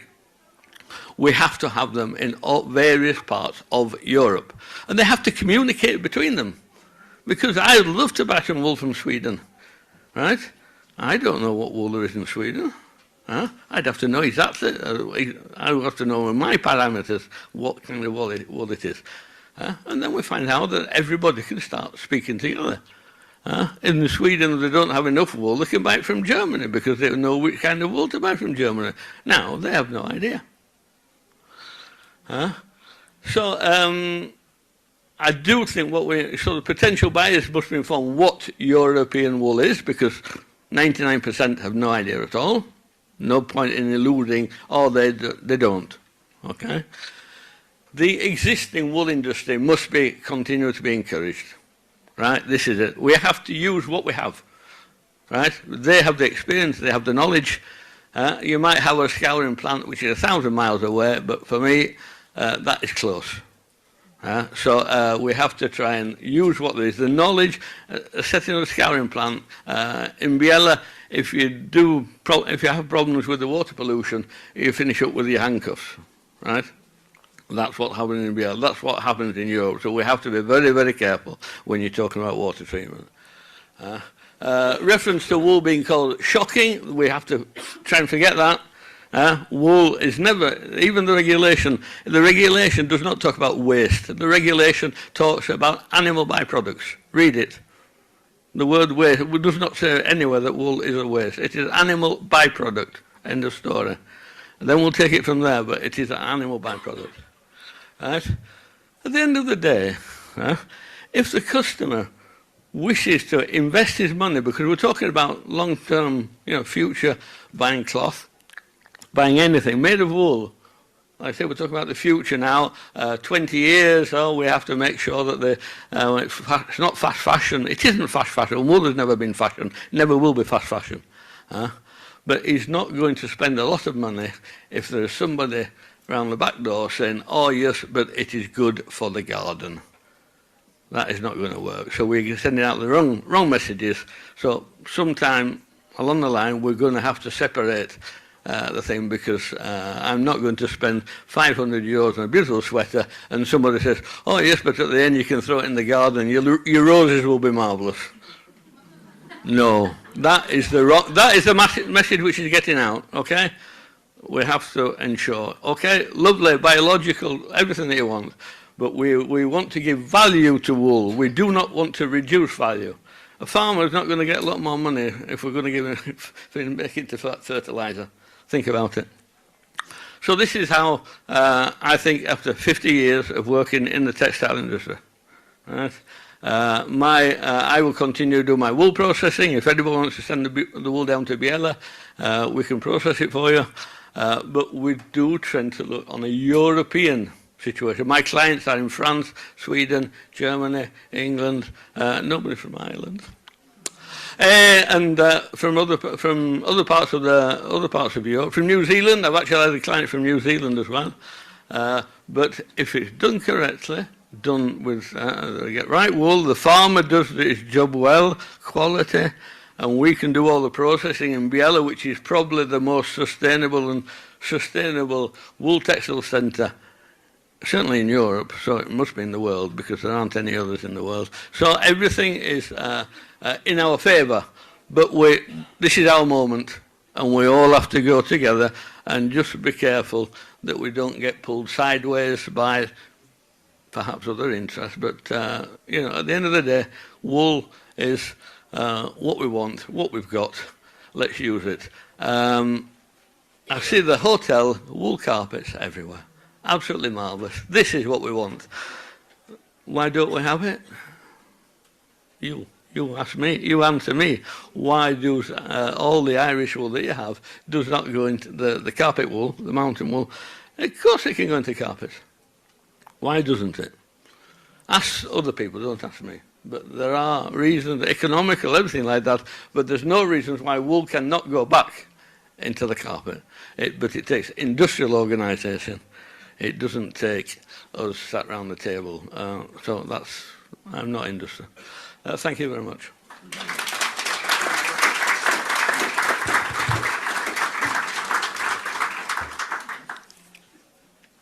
Bravo, Nigel. Very provocative. We will ask you a lot of questions. Okay, last effort. We have the last video from the UK, and then we will have the panel discussion, and then finally lunch. So, Andrew Hogley sent us this presentation on the International Wool Textile Organization European Wool Task Team. And he is a member, he is representing British wool. Go, please. I'm Andrew Hogley, Chief Executive at British Wool and Chair of the IWTO's European Wool Task Team. I've been asked to share some reflections with you regarding the challenges of getting European wool to market and suggest how the IWTO and British Wool can potentially assist. As you may know, there are approximately 35 million breeding sheep in Europe, producing something in the region of 80,000 tonnes of wool per annum. Whilst most wool in the UK, Norway and the Republic of Ireland makes it to market, this is not the case in France, Germany or much of the rest of Europe. Less than half of the wool in mainland Europe is currently making it to market, and in some markets there have been reports that as much as 80% of the wool may be going to waste. I was talking to a Spanish contact last year who told me that they had 3 years of wool stacked up in warehouses, around 5 million kilos that they had been unable to sell. A ban on Chinese imports of Spanish wool, coupled with a lack of alternative markets, had made the wool unsaleable. So why is this, and what could be done to change the situation? There are many factors to consider when it comes to getting wool to market. First of all, what is it that you're selling? Wool is a highly technical fibre. Do you understand the specific characteristics and properties of your wool? How is your wool similar to, or rather distinct from, other wools? Do you have a unique story that will help to differentiate products in the end market? Secondly, who are you selling to? Do you really know your target market? Which end products can utilise the specific type or types of wool being produced? Where in the world will your wool be processed? And at what cost? Which are the brands that will be selling products made from your wool? Thirdly, do you really know what you're competing against? As wool growers, our primary competition is not other wool growers. Collectively, wool represents just 1% of the global fibre market. Synthetics and cotton are our main competitors. Wool is a global commodity. There are many wool-growing nations. Europe represents only a small portion of the global supply. What are the challenges that prevent you from selling your wool? Is it a lack of logistics and infrastructure? Are regulations getting in the way? Has disease risk made it impossible to export? Low prices and poor returns for the primary producer, the sheep farmer, have also been a key issue in this regard. In recent years, returns for wool have been very poor, and in some cases, it has simply not been worth the time and effort of marketing European wool. Prices have, however, risen significantly over the past year. The market is now much healthier, and the economics for growers are improving. And finally, what is your route to market? Do you understand the supply chain that you are selling into? And have you defined your sales process? So, what are you selling? Most European wool is relatively coarse, what would be described as strong wool or crossbred wool. Strong wool is a very generic description.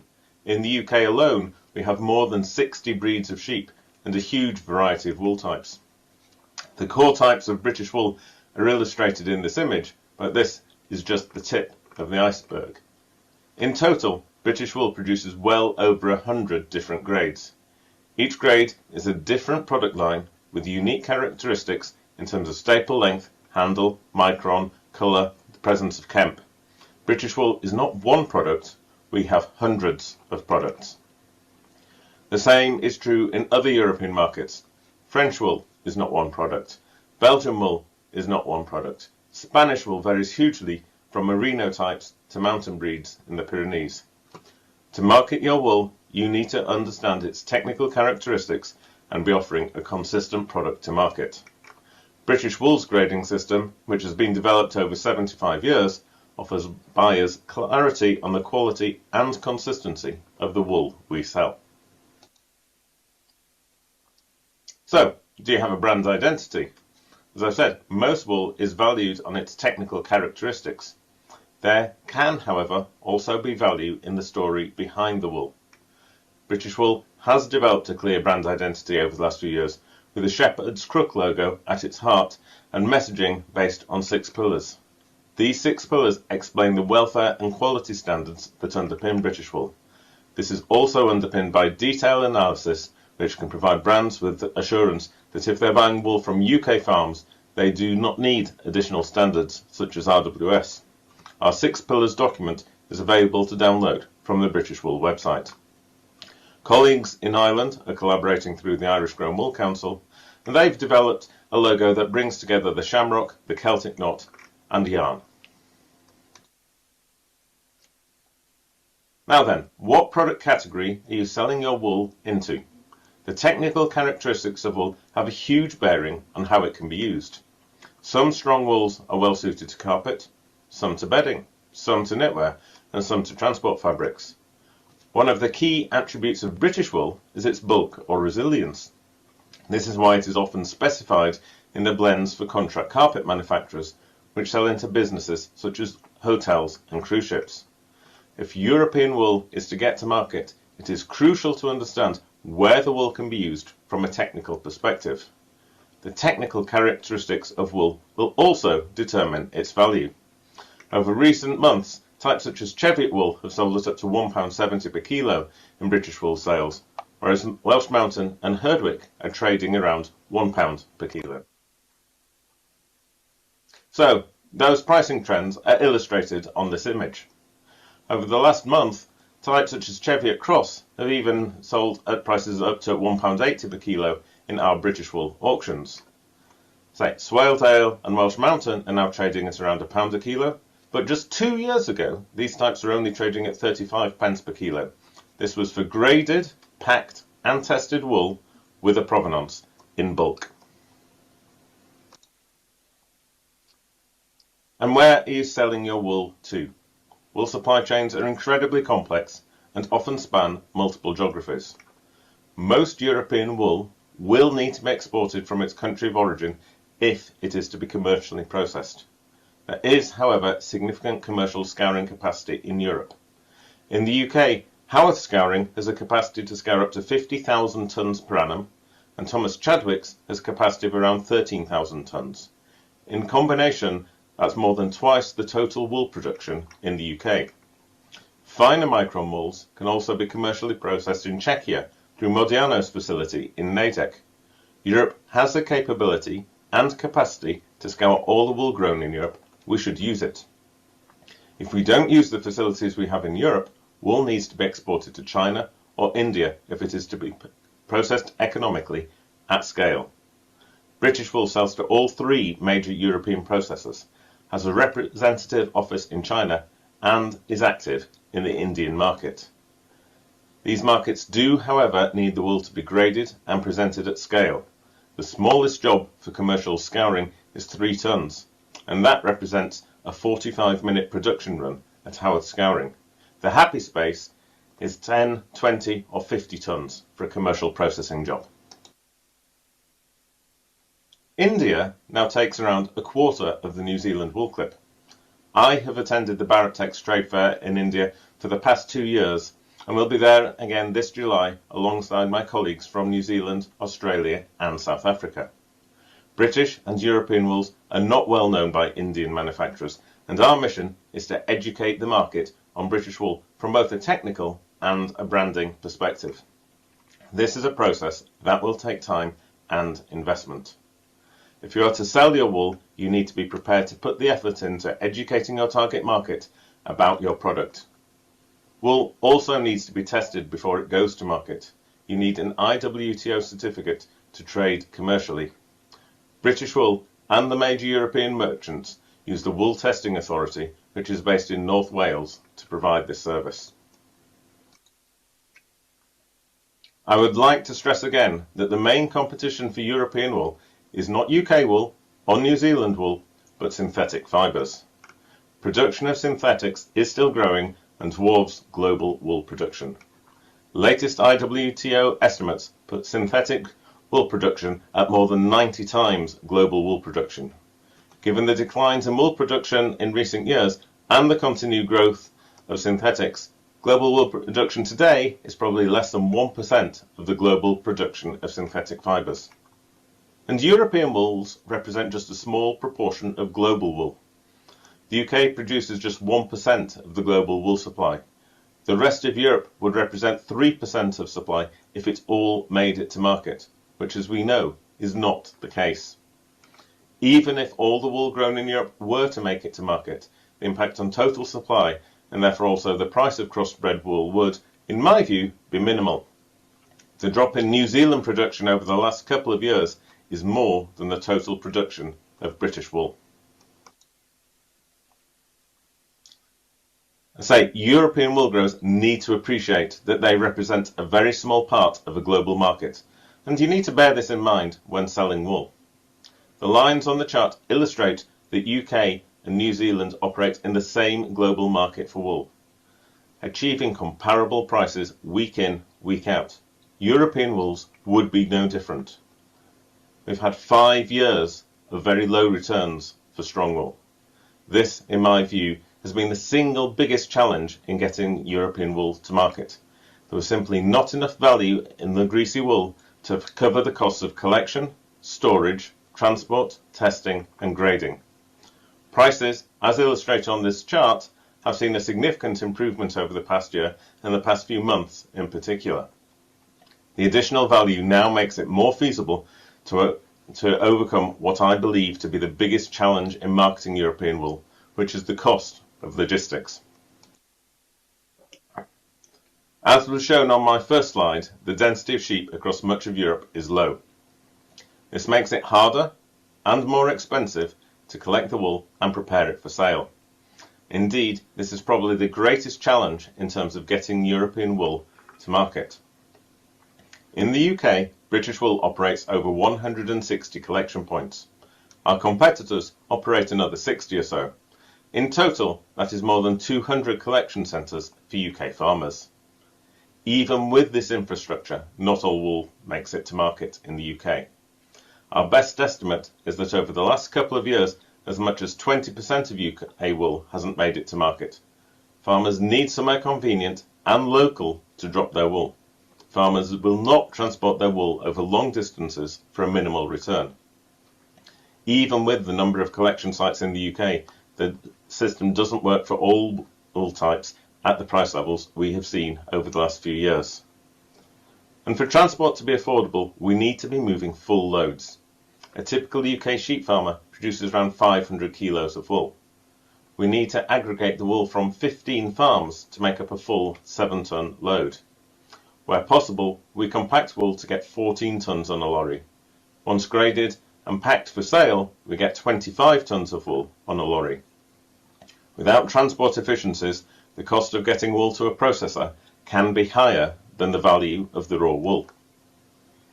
It's also interesting to note that it costs significantly more to move a lorry load of wool from Scotland to a processing plant in Bradford than it does to ship a full container to China. Exporting to China might be more cost effective than moving the wool around Europe for processing. Whilst we might have a desire to process in Europe, we need to be pragmatic and truly understand the costs involved. In addition to collecting the wool together, it needs to be graded. Most European farmers will have multiple wool types, even if they have just one breed. These need to be separated out if the wool value is to be maximised. At the very least, damaged, cotty and coloured fleeces, or those with high level of vegetable matter contamination, need to be removed. Grading does not need to be the quality we work to in the UK. The Irish work to around 10 grades versus our 100, but buyers of European wool will need assurance in what they are buying. This requires an understanding of market requirements. Wool also needs to be compliant with regulations. British Wool's grading depots have to be approved to handle what is officially a Category 3 animal byproduct. In addition, the Export Health Certificate for China now demands that all wool is traceable back to farm as part of its efforts to limit the threat of disease. An example of that, we had a single case of scrapie on one farm in England last year. British Wool has had to provide evidence that no bale being exported to China contains wool from any farm within 50 kilometres of the infected farm. Our traceability system delivers this. Gaining such approvals and having systems in place that deliver traceability will be a significant challenge for many in Europe. Schemes such as a responsible wool standard are also unworkable in most European markets for similar reasons. As wool growers, we're at the start of a very long and often complex supply chain. So given what I've said, can we find a route to market for European wool? I believe we can, and would suggest the following. Focus on the wool types where you can gather commercial weights. By this, I mean tens of tons. And the types where you will be able to realise sufficient value to cover your operating costs. You need to be working in volume for processes to be efficient. Secondly, educate farmers to take care of their wool. If they're shear wet sheep or on straw, the wool will have almost no value. Next, think about how you can aggregate wool and transport wool in a cost-effective manner. This is where British Wool and the Irish merchants like Dooley, Marley and Pearce play a crucial role. Think about whether you can add value through paying to have the wool graded. Taking out poor fleeces and delivering wool of consistent quality will increase its value. And work with existing players in the market. Europe already has an IWTO certified wool testing facility. We have commercial scouring plants with the capacity to process all the wool that is grown in Europe. We have established merchants with links to overseas buyers.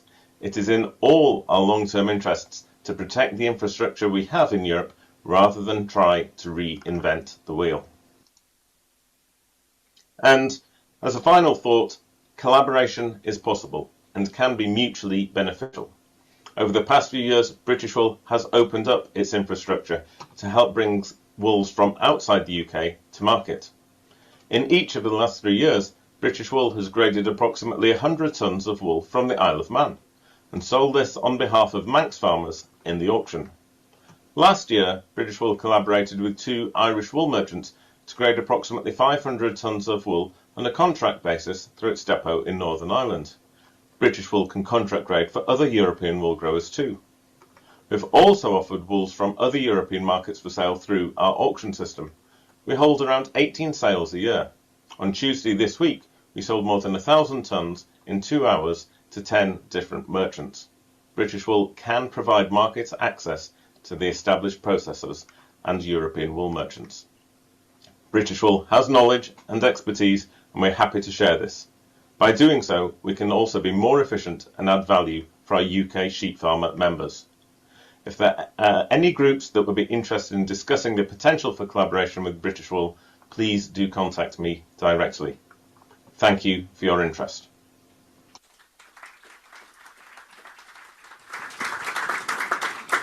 Did we charge them for the advertising? Very happy to give the floor to Tim. Please, Tim Yeomans for the Center of Applied Bioscience Research will chair and moderate. No, you don't want. Yeah. You need we need a microphone. The microphone is arriving. I'm only a bit worried that the chairs are low. So, you want to call it?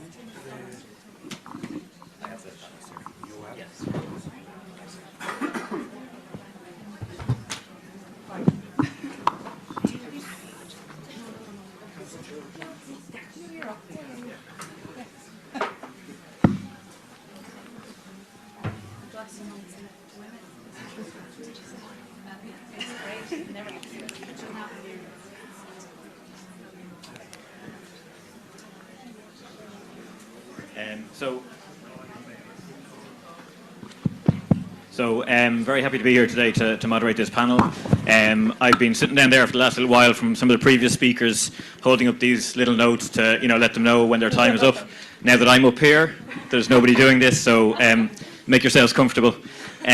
So going back a few years ago, the topic of policy and impact of policy, I would have found the topic a little bit dry, to be honest. And I suppose since working in the wool sector and the impact that policy can have on that space, I have a different perspective on it, I suppose. Good policy can start to create frameworks for enterprises to innovate, create frameworks for people to develop information that can support those enterprises and fundamentally deliver impact. Lack of policy or bad policy can have people going in the wrong direction and create significant frustrations.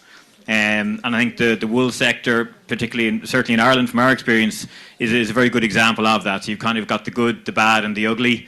So the good being, I suppose, the initiative that Pippa Hackett led up going back in 2021-22 that led to the wool feasibility study, ultimately the Irish Go and Wool Council, and fundamentally why we're all here today, to be honest, because without the Wool Council and that original feasibility study, that wouldn't have happened. So that was obviously good. The bad being, I suppose, lack of policy in terms of supporting use of wool, and then whether you want to describe it as ugly or not, maybe the current policies for wool and whether or not they're appropriate for this type of material. So I'll introduce the panel just briefly and then go to them for a kind of a broader their background.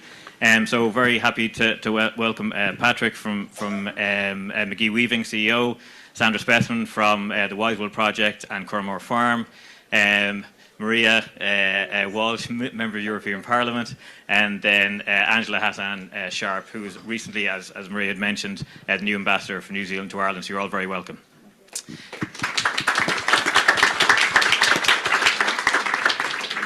So I might just start off asking each panel member maybe to introduce themselves in a bit more detail, and I suppose your connection to agriculture at a top level, and then, if relevant, to wool at a more specific level. So, Patrick. Patrick Chamberlain from McGee's in Donegal. We founded in 1866, tailoring and weaving. Today we continue to weave, design fabrics, 2 collections a year, and finishing in County Donegal. And that's a balance of the vast majority is power weaving, and then a little bit of hand weaving. We don't do the spinning. We buy yarns from people like Donegal Yarns, the UK and Italy. And then the second side of the business is retailing and clothing, which my sisters run, along with the staff throughout the business, which is the key element. And natural fibres is the primary base of the brand, at its original foundation and still today. Thanks, Patrick. Sandra? Yeah, I'm Sandra, so I'm German actually, so I made my way to Ireland via England. I am an upland farmer here in Kerry.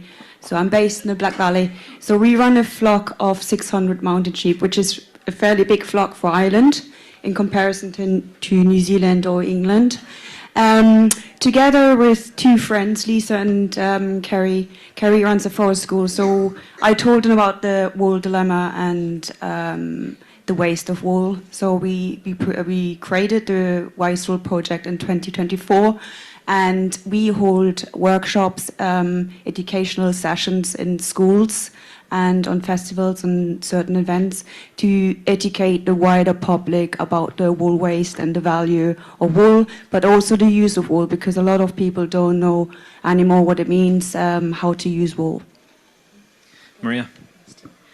Thank you very much. Many of you I put to sleep about an hour and a half ago, so I won't regurgitate, but I'm a two-term MEP coming from the west coast of Ireland, and then on a personal side, I shared a young, I can't say the word young today, but a trained farmer who's really passionate about how we not only just preserve the heritage and the rich heritage we have in our farming sector, but also how we can fix market, because I think, as everyone has shared, there's an absolute appetite and opportunity, and we just, to your point, need to fix some of the heaviness of policy that's inhibiting people to get money back into their pockets. So that's kind of a weaving way of why I'm here, and looking forward to the further conversation. Thank you.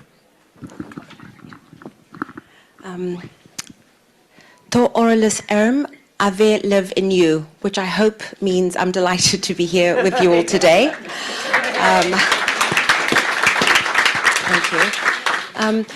As Maria said, I've actually been in the country for 5 weeks, but it was only on Thursday that I was officially appointed New Zealand's ambassador to Ireland, and I had only 2 requirements for my first outing in Ireland: that it had to be out of Dublin and it had to be about farming. So I am very grateful that Tim invited me to be here with you on this panel to share some of our experience in New Zealand. Just really quickly, we've had so much really good background and context about the British, the Irish, and the EU wool sector context, but I'll give you a few statistics about the New Zealand one, which will help frame our ongoing discussions. So wool has been synonymous with New Zealand for 200 years, since sheep were first brought over by settlers. Today we have over 23 million sheep, and I was actually surprised to find that Ireland has 3.5 million sheep, so we have significantly more sheep, down from 70 million in 1982. So we are a sheep, a nation of sheep producers, but it will then be no surprise to you that we are the 3rd largest global exporter of wool after China and Australia. We have about 8,000 producers across the country. 90% of our wool production is strong wool, and we are the world's largest global supplier of strong wool. So we provide about 20% of the global wool capacity or wool stock. And I think that's probably good. Garev Mila Ma Agriv. To be fair, that's probably better than my Irish. So just to start off, Sandra, with you perhaps, as a farmer, what's your experience of the current situation with wool? Well, you can probably imagine that. So obviously every farmer, not every farmer, but I would say the majority of farmers are very passionate about their produce. So it's wool, meat for sure as well. And at the minute, as you know, wool is worthless. So I said I run a flock of 600 sheep. So I have to shear 600 sheep, and every year I make a loss of 1,500 euros just to get the fleece off. It takes me 2 days to get these sheep down from the mountains. It takes me another 2 days to actually handle and treat the sheep and get them ready for the shearers, and the shearers are busy for 2 days approximately as well, depending on who we get, because it's also really hard to get shearers nowadays. It's a dying industry, unfortunately, because it's not well compensated. They get between 2 and 3 years per sheep. So I make a loss every year just by getting the sheep naked, let's say, for 1,000 euros.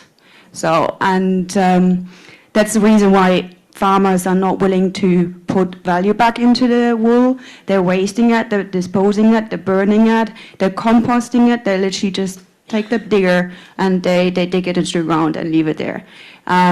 The last time, that was 2 years ago, I sold a ton of my own wool and I got a check of 99 euros. So it didn't even cover the diesel cost to bring it to Milltown, to the mart, where it's then being collected and then brought to Bradford. So yeah, I think it's that really. So, we're working hard. I'm still young. I have the same, but most of the farmers in Ireland, I think the average age is 65 now, so they obviously have no willingness or steam anymore to put passion or effort back into that. So, yeah, that's really it. Yeah. Thank you for that, and I suppose important, while a lot of people might be familiar with that story, but to set the scene for maybe who people aren't as familiar with it, I've seen a big bag of Sandra's wool that she's brought to an event before and asked people to guess how much it would go for, and people are always shocked at how little the wool would actually sell for.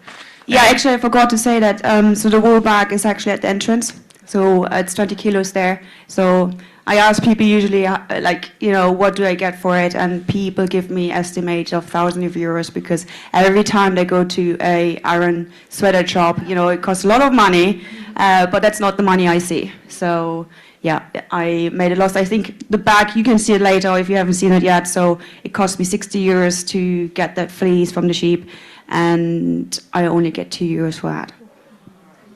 So would encourage you to see that bag because it's really impactful when you actually see the amount of wool that's there for the value that's gotten from it. Patrick, to you as a user of wool, so McGee's historically significant textile company in Ireland. In terms of your use of wool at a top level and then use of Irish wool, could you maybe take us a bit through that maybe? Yeah, so the majority of wool we use is about 26 microns. It's probably nearly all of it is from New Zealand. It's because we can consistently get consistent quality, and we're offering a consistent product to our customers, and that's one of the key things. It's graded. It's also good, very good. It's well priced in proportion to what it is.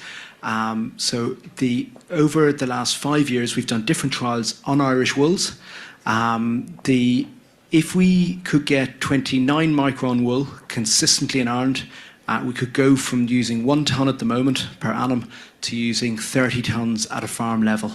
This is still tiny in a national basis. So as a mill, we are what we describe as a niche production mill.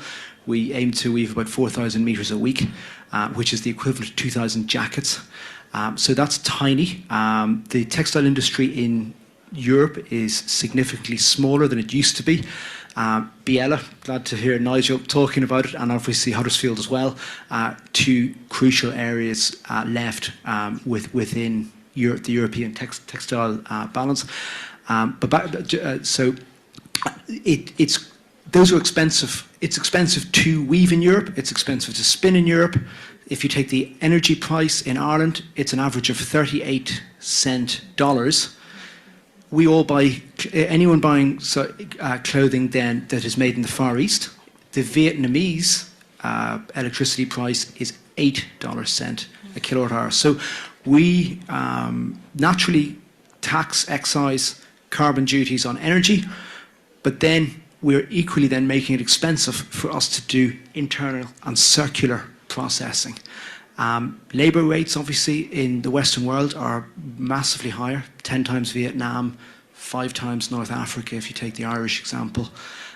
So to manufacture, and as we all know, everything with wool, sheep, scouring, spinning, weaving, finishing the fabric, and then sewing it into something, or knitting.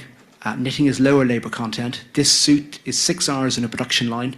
A shirt is about 16 minutes. So you need to multiply your labour rates against it to see. We don't do any sewing any longer in Ireland. We had to stop because the costs are too high. This suit is made in Morocco, and we're completely open about that. We would rather stay in business and weave in Ireland and then make it elsewhere. If there's a market for doing bespoke garments, there's a great market. The knitting sector in Ireland is really improving. The labour content in knitting is significantly lower, and it's fantastic. The Irish knitting is, I could safely say, is on a positive up. The machinery developments in knitting are really significant and very positive in terms of rounding that circular, even though it's not, we're not knitters, we do knitwear, but we're not knitters in Ireland, but it is rounding that circular economy much more. So It is I think to try to change policy is crucial, because as touched on by many people already, synthetic fibres are the enemy, whether that's carpets or clothing, and it's how to have a waste tax at point of entry for man-made fibres. So when you're importing your container of clothing made out of acrylics, but the big challenge is how do you catch Temu and Shein in the little tiny parcels that all fly around Europe? How do you put a waste tax on that? And then obviously biodegradable natural fibres don't need a waste tax because they're biodegradable. But that's only one point. There's many more. Yeah, and it is quite a complex issue with lots of different things leading to why wool has the price paid for wool has been decimated over the last 20 or 30 years, and then building it back up again will be a lot of different factors, I suppose. So just one last point I would, has been mentioned as well, to get that consistent Irish wool to be able to use higher tonnage per annum for us, even at a small basis, the primary area is the grading of the wool. The small-scale scouring, it would be great if half a tonne of wool from my own sheep and a couple of neighbours. We can't easily scour that. We can scour 2 tonnes as a minimum.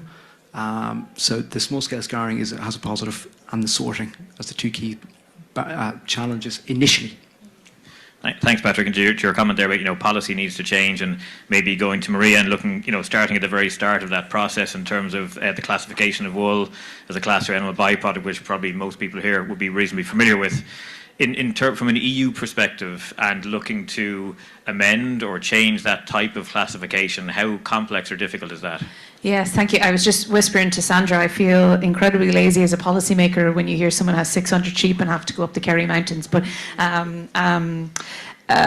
to answer your question, and I'm going to relate to notes because I really want to be clear. Nigel's looking at me here in the audience, and I don't want to use the word waste in case I upset global markets and the Italian Englishman comes finding me. But addressing the issue would require a revision of the Animal Byproducts Regulation.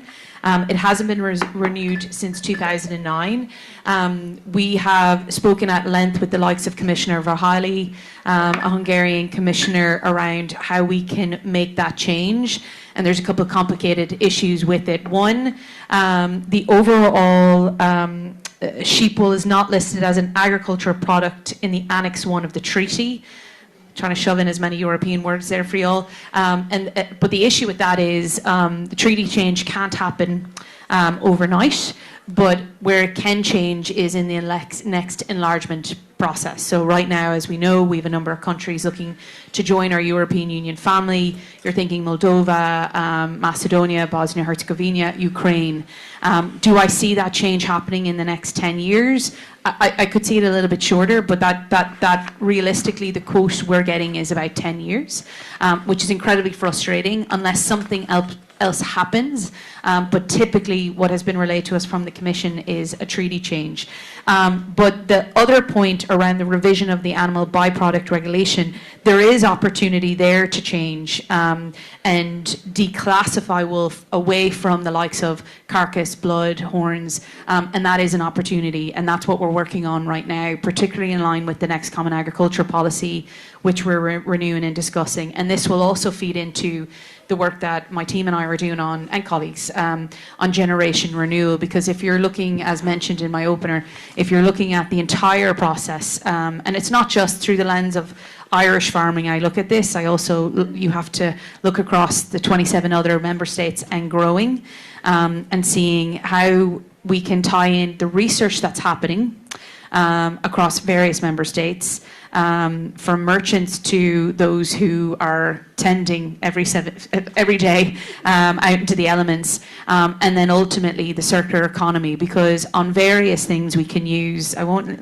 mention the word waste again, but on various points we can use wool, and how do we ultimately, for me, it's about putting money back into farmers' pockets, balancing that supply chain, and trying to find international markets, if they do exist, working with best in class, like the ambassador here, but those two things need to change. Annex is a little bit longer in the mirror, but that derogation could happen around wool. So sadly, it's like one of these things. We will keep you posted, but if there's anything and any solutions that anybody has that I haven't mentioned, this is the great time to share them. Thanks very much for that. And Ange, going to you in terms of how wool is treated in New Zealand from that classification point of view.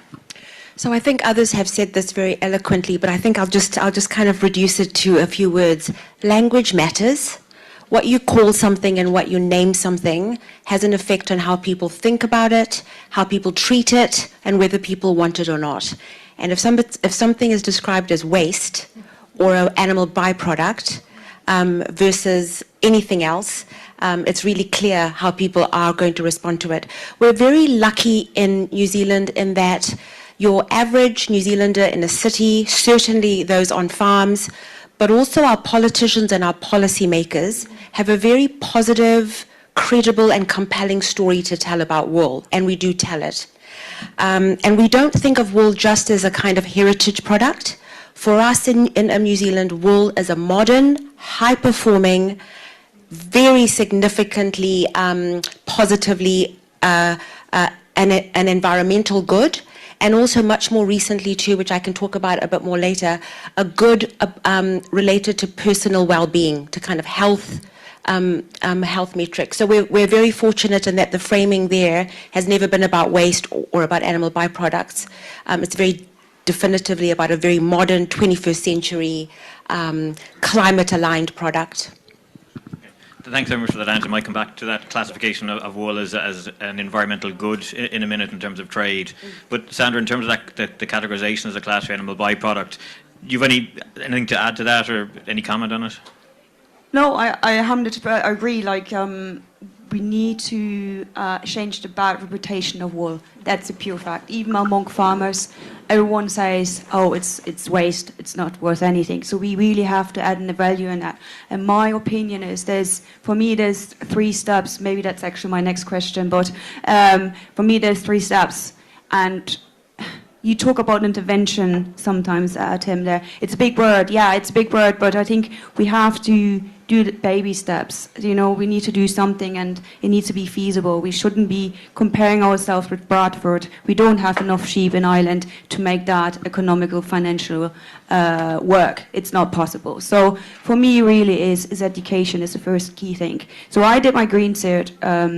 The green cert for the non-Irish here is you require that in order to get a herd number. I think if you're not within the family or you have been working for 5 years. I'm not 100% sure. Anyways, I did the green cert, so that's the official certification here in Ireland in order to get a herd number and run a flock of sheep or cattle or whatever. So during that time, I figured that there is not much about wool within the colloquium as well, which is really sad to see. Same with sheepdogs. There's no mention of sheepdogs in the colloquium, and that's the most important tool for a shepherd.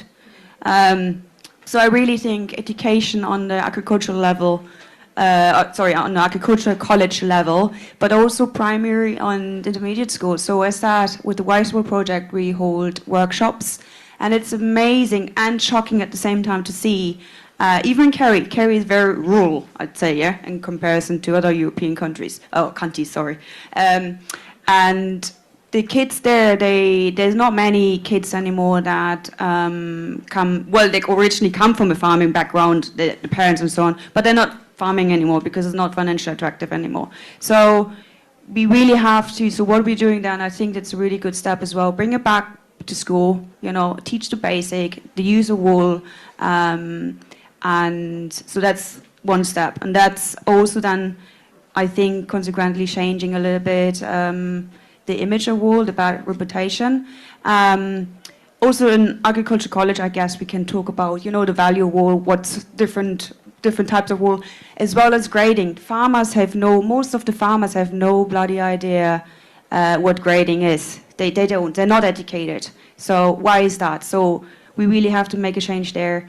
And then another thing is really, you mentioned it, Maria, there as well, like we have to change or amend the policy. It's a long, long way. 10 years, I think, is quite good, for Europe, to change something. But I think we can try and change something on the national level, to a certain extent. I'm not a politician. I'm not a policy maker. I don't know to what extent. But I mean, I don't know, just a few ideas. Within the terms, right? In the long term, you can, bring in the item for, if there is a smaller scouring machine available, bring it in, support the farmers, fund it,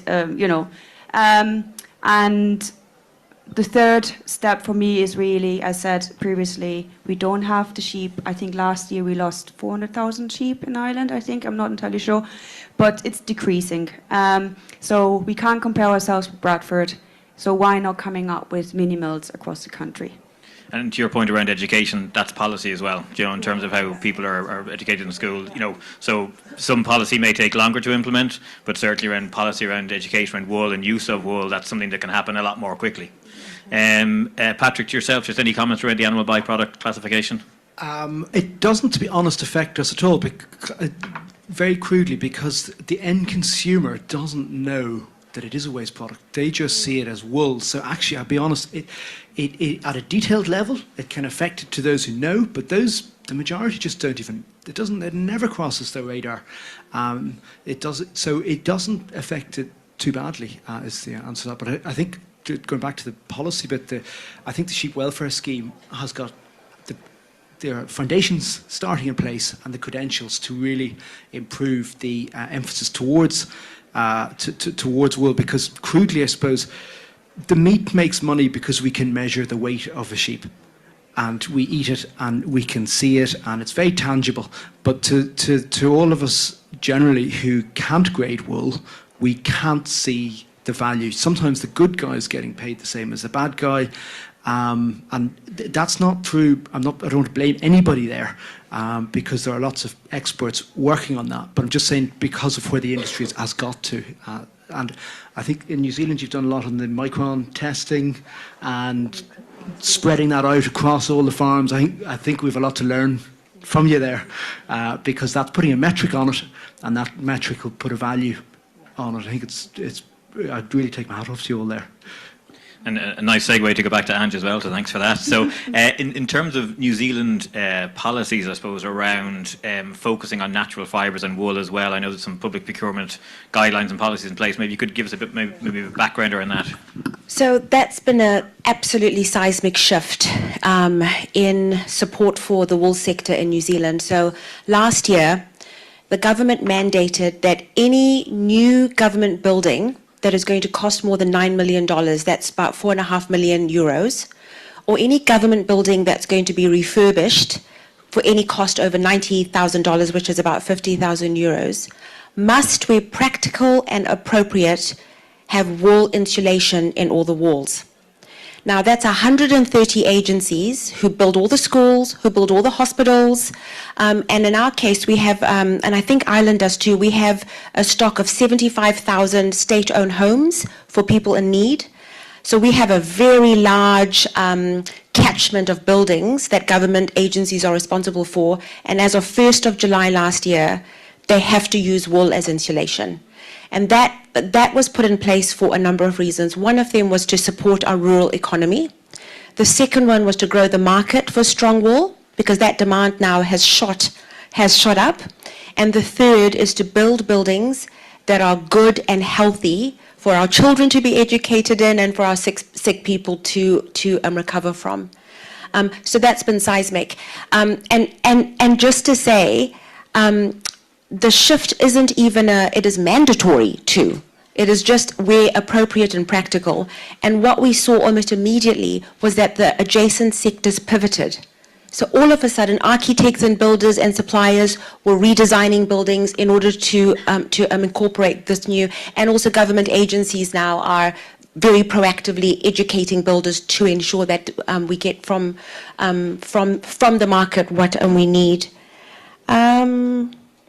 So I think the big thing that has happened is wool has gone from niche to mainstream, and that's critical if it's going to remain sustainable and economically viable.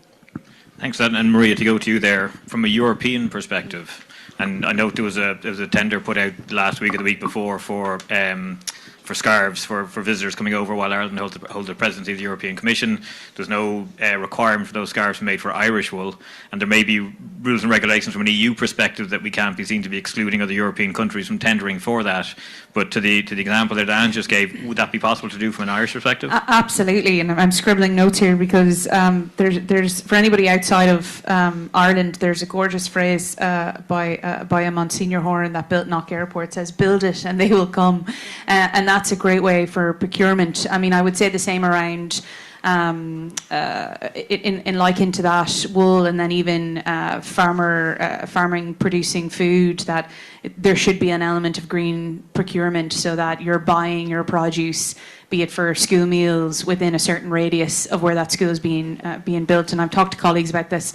At the time, you do enter into some trade issues at a European front, but many other member states are doing elements. So there's greyness into the rule books, and we need to flex them.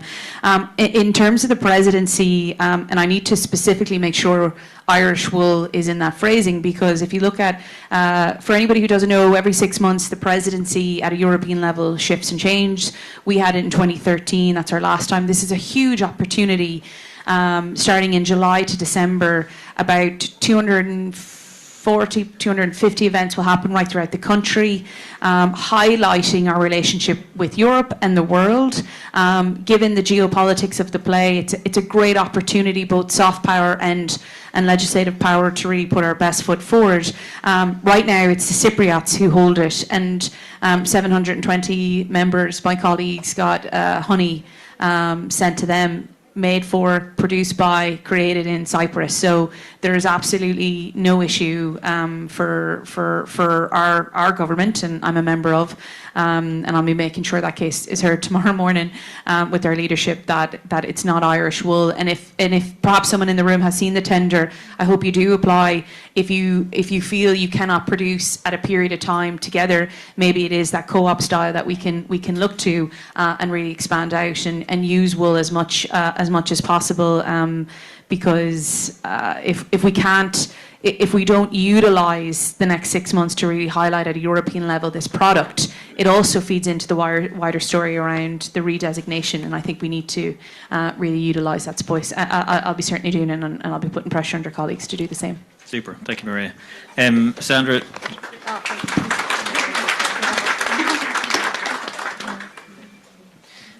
Sandra, to yourself, are there specific interventions that you'd like to see that might support the wool sector?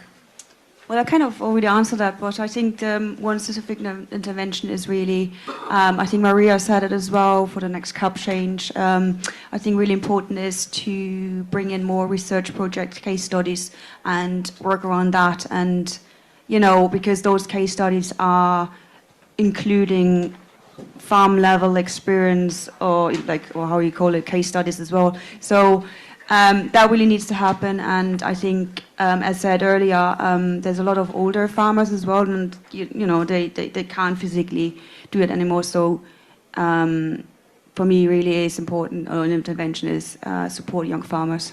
There's so little out there. And Patrick, to yourself? Yeah, I think, well, a couple of things. I think having a champion in government as part of our ministerial portfolio, I think it would be a real positive. I think the hotel industry have been brilliant at rearranging the VAT on hotels. So I think there should be no VAT on wool products. So define a wool product as something that's got 60% of its net weight. Say if it's a handbag, 40% could be leather, 60% could be wool. So have a VAT exemption on that. And then that will go towards using a carbon-friendly material, so it's winning it back that way. So I think VAT and a champion, so to speak, at government level. How to lock wool into one of the national holidays, whether it, to be crude about it, piggybacks on St. Patrick's Day, or the longest day of the year, the Pagan Festival, 21st of June, something like that, that we can, wool as an Irish product can be used as an emblem for everybody's benefit, I think. And we are starting to get a little bit tight for time, but just to go to the audience for a moment, if anybody has any questions for the panel. I just want to say I'm a hill sheep farmer just like yourself, and if effectively the welfare scheme, the actions within it one of them is shearing, which I think is great. But when you shear your sheep, then where does the wool go? That's the next thing, as you all know. But I'm a generation sheep farmer. I live in the Dingle Peninsula. So, August, and I really feel that for the next CAP agreement, post 2027, that they'd be kind of an encouragement for the younger people to stay on the land. Now, we actually, we're kind of tourism orientated, and as a sideline and add on to our income, we decided to start doing shepherd's farm walks. And this is my little bag of wool that I give to everybody. I have one there for each way afterwards, as a souvenir going away. And I think that if you could talk about diversification in the next CAP agreement, because a lot of us, like, we have only a small number of sheep, like we have only 100 sheep and our neighbours have another 100 and all the rest of it. And I come from a valley, Glamongelt, a very historic place. But effectively, all those young people that are there, my son is at home, my grandson lambing at the moment. I wouldn't be here if they weren't.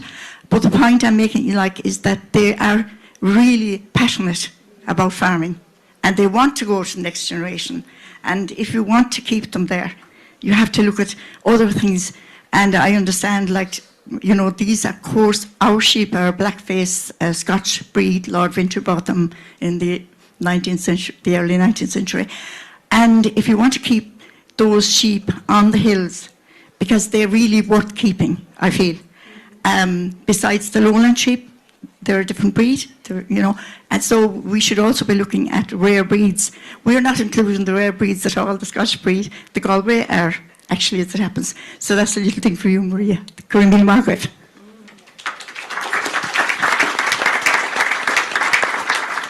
Any other questions? Probably just time for one or two more, if...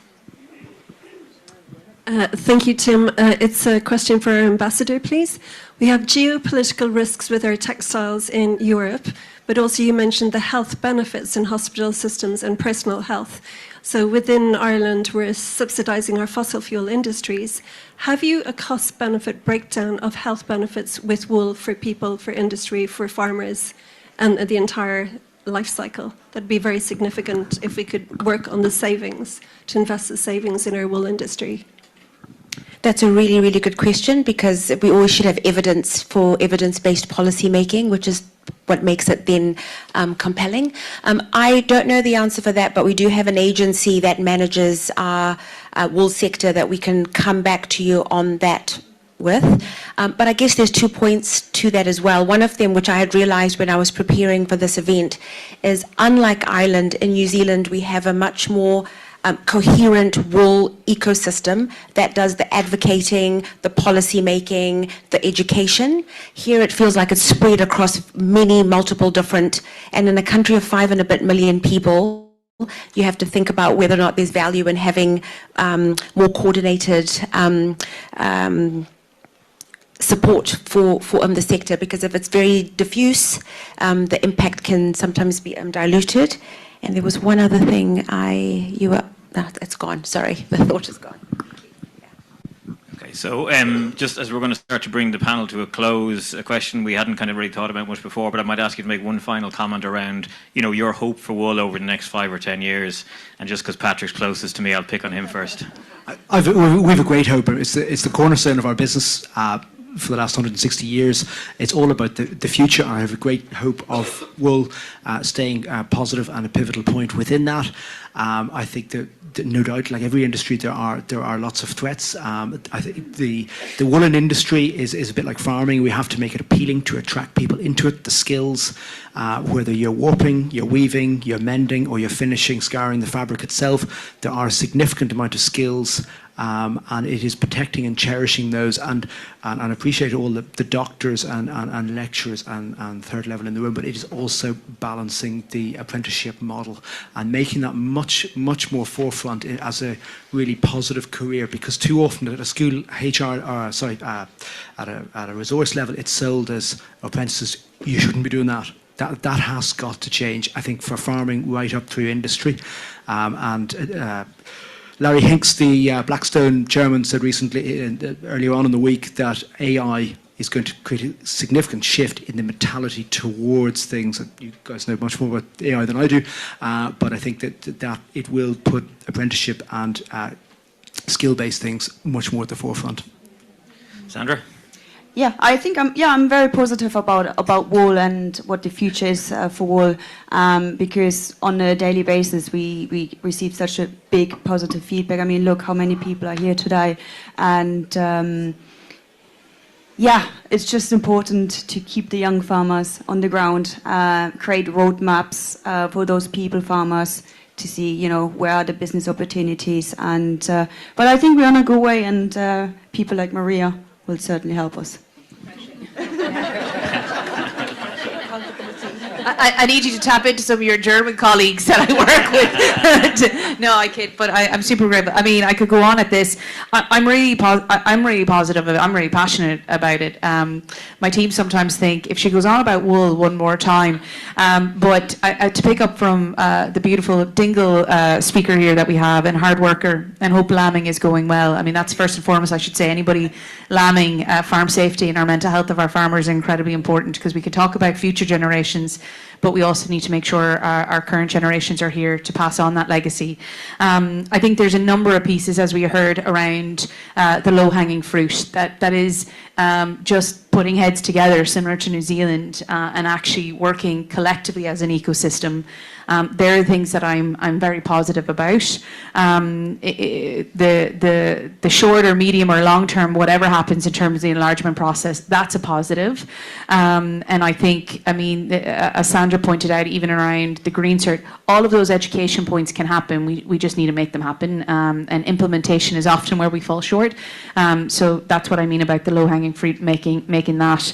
And I often think about wool as it's not a nice to have, it's a need to have. And the education piece is incredibly important. Like Taylor Swift shouldn't be the first person to make a popular wearing an Aran sweater.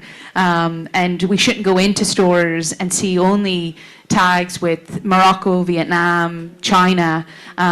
We should absolutely, to Patrick's point, really start wearing. Now, on hot days like this, I don't know about you, but I'm questioning the fact that we all have really great product that is keeping us warm, but who knew Ireland could produce so much sunshine on a gorgeous day. And I think when you have the likes of, I'm going to do a shameless plug here, Vincent passed me this, the Wool Expo in Mount Bellew over the summer, over the Maybank holiday.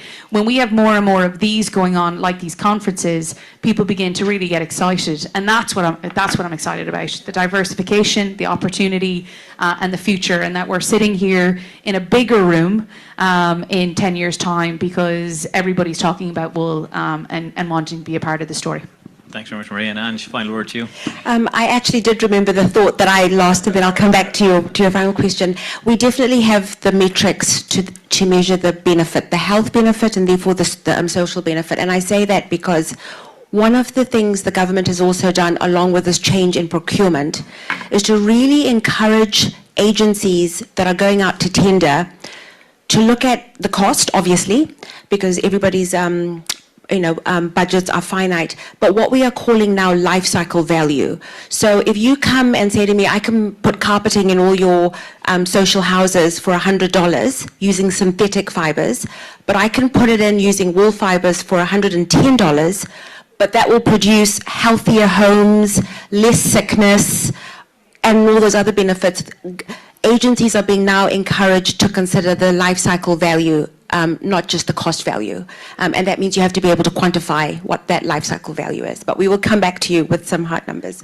In New Zealand, wool is on the up and up, and it's a really positive story. So currently, our 8,000 producers produce about 15,000 tons of strong wool a year. That's projected to go up to 40,000 tons in the next 5 years, partly because of this push to get stronger domestic markets, but because we have really good quality wool that's in demand. And I think what we have to just remember, it's renewable, it's biodegradable, it's versatile. That's a compelling and credible story to tell. And a lovely comment to finish the panel on. Thanks very much.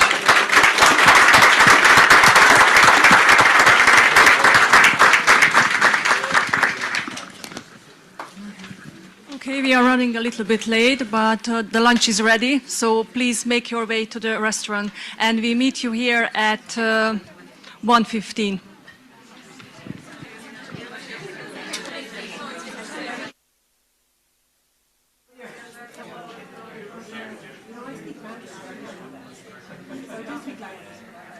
Good afternoon, everybody.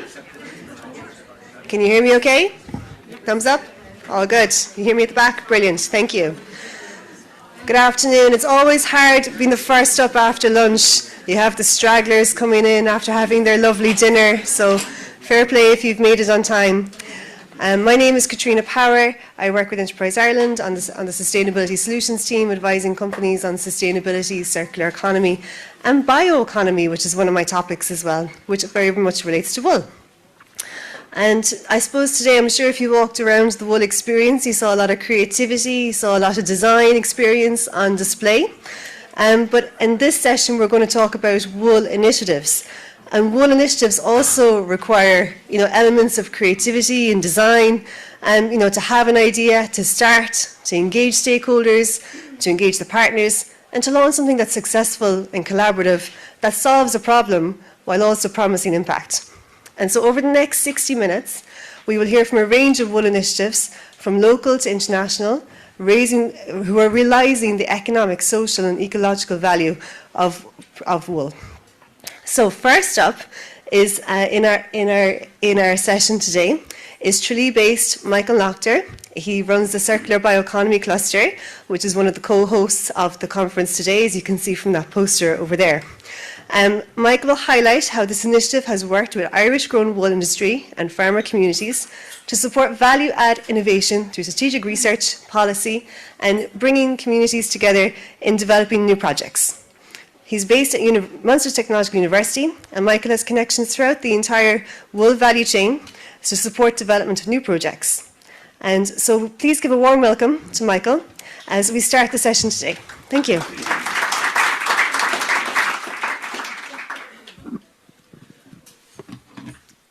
Good afternoon, everybody.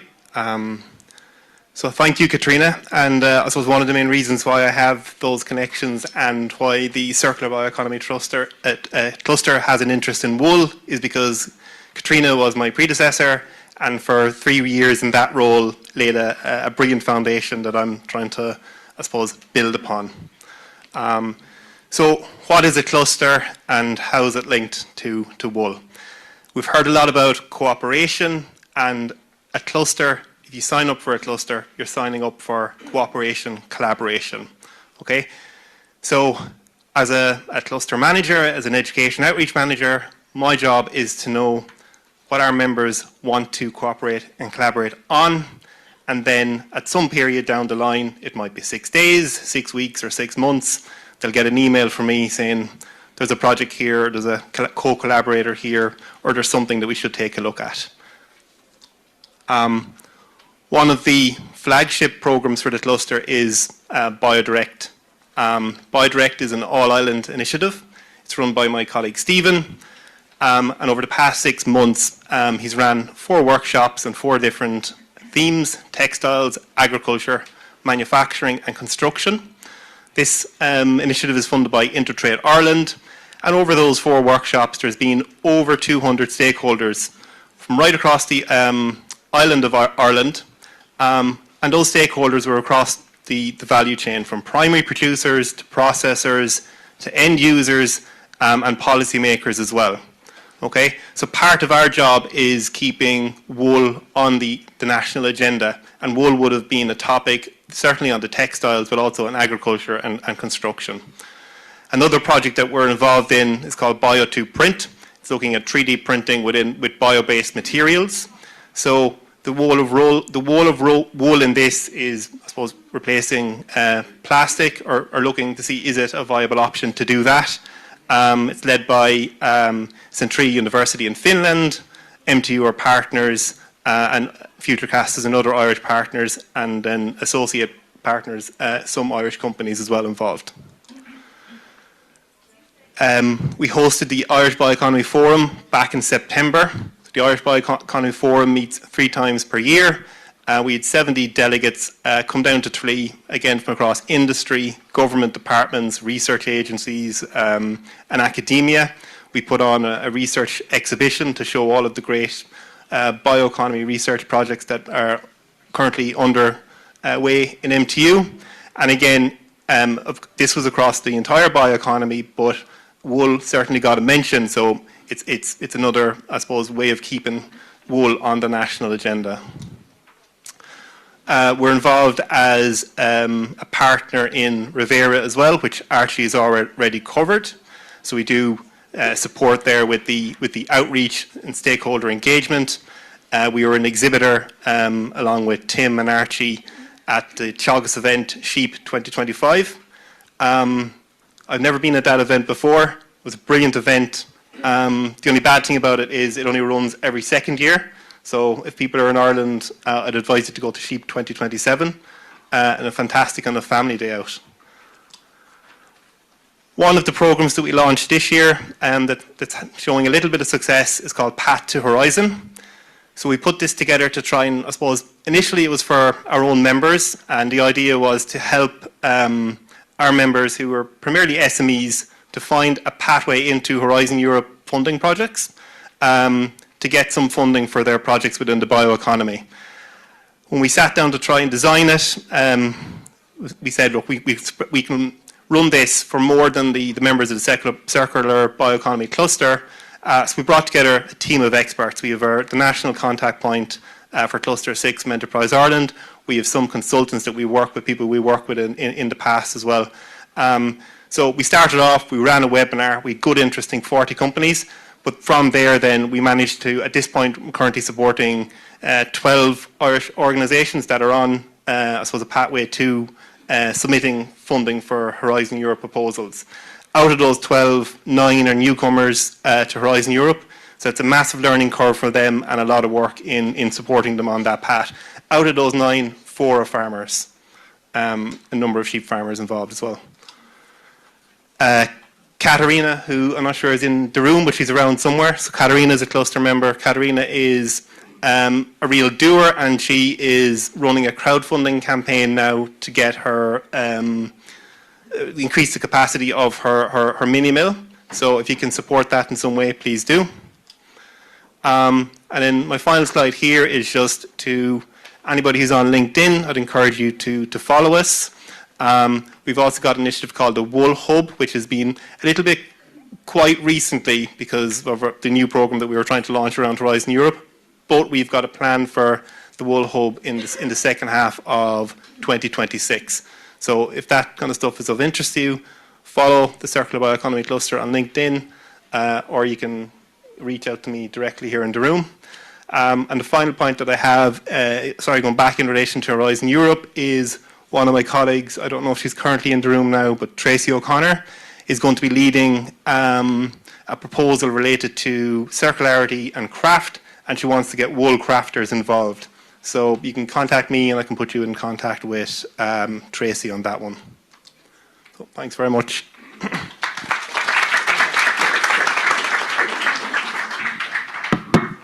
Great. Thanks so much, Michael, for all the insight and for sharing the programs.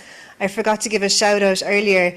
There is 2 European visitors who are looking to either visit a sheep farm either in Tralee or Galway. So if there's any farmers in the room, please let us know, myself or Tim know, or Dora, if you can offer a visit to your farm for the European visitors. Thank you very much.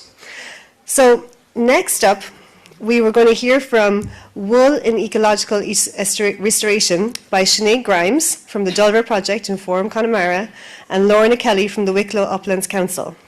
So bringing together ecology, heritage and innovation through the power of natural materials, Sinead Grimes explores ecological restoration through the use of wool, reconnecting landscapes with regenerative practices, alongside Lorna Kelly from the Wicklow Uplands Council. Together they will share insights from the project, demonstrating how wool can support biodiversity, land and stewardship. So it sounds like a really interesting project, and we look forward to hearing from you, Sinead and Lorna. Thank you.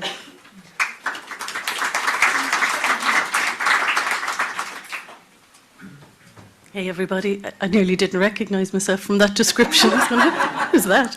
So I'm Sinead Grimes. I work with the Doulra project. It's run by Forum Connemara in Galway, and I'm here with Lorna Kelly from the Wicklow Uplands Council. As you can imagine, Connemara and Wicklow, two different sides of Ireland, but where Lorna and I live and work have a lot in common. As you can see here, sheep is one of them, and beautiful landscapes. But with both of these things comes problems. With the sheep, as we're here today and heard all about, wool as a waste is a problem, and it's really piling up in sheds across, both the areas that we work in, and all of the West Coast, especially where we have these coarse wool, or strong wool, as it's been called. These beautiful landscapes may look beautiful, but some of them are in need of restoration. So Lorna and I, and many others as well, started to ask the question, can these two problems actually bring the solutions with them as well? So I should have asked how to work this first. Got it. So this was a problem we wanted to explore at Forum Connemara. And this is the team that I work with. They're a fine-looking bunch. So we are the Doulra project, and for visitors, Doulra is the Irish word for nature. And really that's what we're all about. Ecological restoration. So we would be, primarily we do rhododendron removal, and as you drove here today in Kerry, you probably saw it. We have a load of it in Connemara as well. But bog restoration is the other thing that we're really hoping to deliver on a much wider scale as well. Most important thing that's up there is that we are community-led, and really that's what brought us on this woolly journey, as I call it. We work very closely with the farmers, and I had one farmer say to me in 2021, 5 years ago now, Sinead, if you can come up with something to do with wool and rushes, we're all going to be millionaires.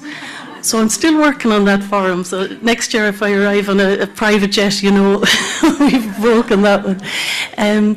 So I'm not going to go into too much detail, and I know I have to. Lorna's very cool. She's given me a bit more time, so I have to talk fast. But just to give you an overview, one of the things we use in the restoration of bogs are these guys. These are called coir logs. They're made from coconut husks. They do their job very well, as you can see there. That's all we want them to do, is hold the water back. So we just want them to slow the water, it traps the sediment, and that gives vegetation a foothold, and it'll grow back. So our sphagnum moss, that's our bog builder, that's what we want to see. And this does the job very well. But why are we using coir logs made from coconut when we have a problem with waste wool? And I hate saying waste now. But, so we started to ask why. Why is this the industry standard? Because if you take nothing else away from this conference, coconuts don't grow in Irish bogs. So we just kind of thought, well, why not? Okay, let's just try this. And so these coconut logs come from Sri Lanka and India. So what's the sense in something with a carbon footprint and the cost of that when we have a national waste problem here with our wool? And also the whole idea behind this is we don't really want to make a product. We want to valorise wool for the people that we work shoulder to shoulder with. So the best thing we could do is talk to other people, because innovation doesn't happen, in isolation. At the same time as we were thinking this up there in Connemara, Lorna and Hugh from the National Parks were thinking the exact same thing. I love how these ideas kind of happen at the same time. We also had a group, the CAN project there, Collaborative Action for the Natura Network, that's run by Ulster Wildlife up in Fermanagh. My niece actually worked there. So that's where I first heard about wool logs. So, of course, we went up to see them, and we took their ideas and progressed them. We didn't steal them, but we took their prototype and took it to the next level. We are also working, Lorna and I, with people from Scotland, Wales, England. So, there's a good group of us now trying to get behind this idea of using wool in peatland restoration. Just a shout out as well, Forum Connemara were one of the initiators of the Leader Wool Partnership Report, and that is out there. I would recommend everybody take a copy of that home. It's really, really good. It gives a good full story of the wool. So this is what we came up with to try and replace the coir logs. So the first two there that you can see, this large picture that's in Fermanagh and the one at the top. This worked well, however, we had crows coming in and stealing the wool from it. So they were clever, they were insulating their nests. The sheep were walking over it and getting little woolly boots. So it didn't work quite well. So then we knew, okay, we have to totally encase it. So we went one up. In keeping with the circular economy, we got these sacks from a coffee roastery in Uachtarard in County Galway, the Calendar Coffee. These are indestructible. As Hugh said, this is totally, you can't break through this. But again, we got feedback from them. So these were too fat. We had to make the supermodel version, slimmer, taller. And that seems to be working very well at the moment. I know I'm going to race through this. Again, we started to think, what else can we do with this? This is, I'm not going to say it's a free material, because we want to put a value on it. We want to end up paying for this, but we have to find how we can use it. We control rhododendron in places where, some of the places we can't use herbicide. Organic farms are near water courses. So we started to think, maybe wool, it's a weed suppressor, so why not? Did it work? Yep, it really did, and it worked very, very well. So you can see here, after stump cutting that, a mature tree, covered it with 3 fleeces, left it for 6 months, came back, took the fleece off, no growth. Put the fleece back on again, came back 3 months later, not one little green leaf or a little bean sprout, nothing. So that is, thank you.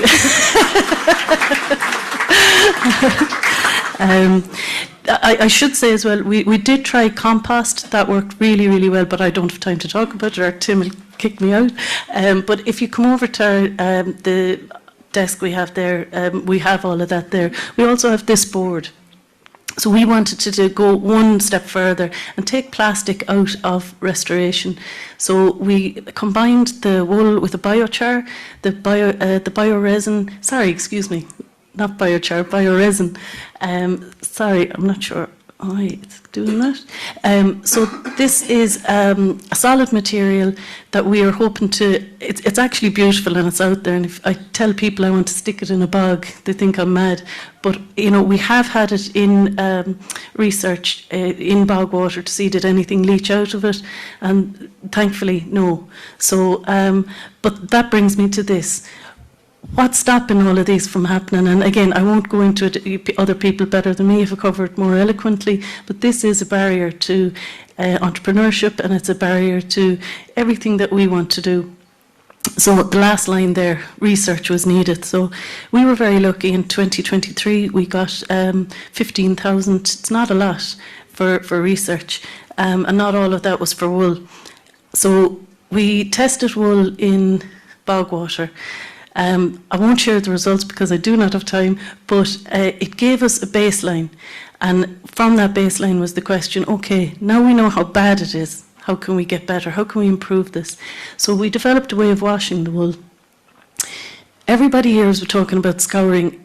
I'm not. I don't want to wash it within an inch of its life just to chuck it back in the ground again. So I wanted to see, how can I wash the wool with cold water and an organic soap that we make ourselves from natural material and a rinse aid. And we got that tested. And while I don't have the final report, the initial report results are that yes, it did work, and there was nothing that was of detriment to the environment or human health in that wool. So right now, after 5 years' work, we're in a position to finally, talk to the Department of Agriculture, talk to the EPA, to put the wool back where it came from. So that's been a long journey. And on that note, I'm going to hand over to Lorna. But I'm very happy to talk about any of the other research, which is the green. Yeah. Okay. Don't worry, I'll get it in 1 minute. So Lorna Kelly is my name. Wicklow Uplands Council is where I'm from. We are a charity NGO based in Wicklow. Name is the giveaway. Our mission is to support the sustainable use of the Wicklow Uplands for the people that live, work and recreate there. We're a member-based organisation with our members crossing over 4 panels, landowning and farmer being one of them, environment and access and so forth. But the point is that most of our work is based on collaboration, and from within that we ran the Sustainable Upland Agri-Environmental Scheme back from 2018 to 2022, and during that process, team from the National Parks, Wicklow Mountain National Park, and our farmers who have commonage rights on the land identified 2 issues. One, sheep farmers didn't know what to do with this wool that they were taking off their sheep, and our conservation ranger within the Wicklow Mountains was looking for a way to block bogs, to slow the flow of water. So they had a little bit of a conversation, ecologists, and came up with the similar, what Sinead was talking about. This is actually a video of one of our farmers working with the conservation ranger in making logs similar to what Sinead was doing. So as she mentioned, we're both doing it on different sides of the island.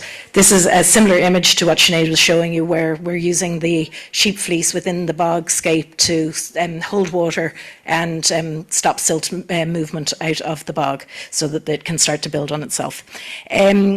After this, we undertook a feasibility study to see was it feasible to use locally sourced wool in local restoration projects.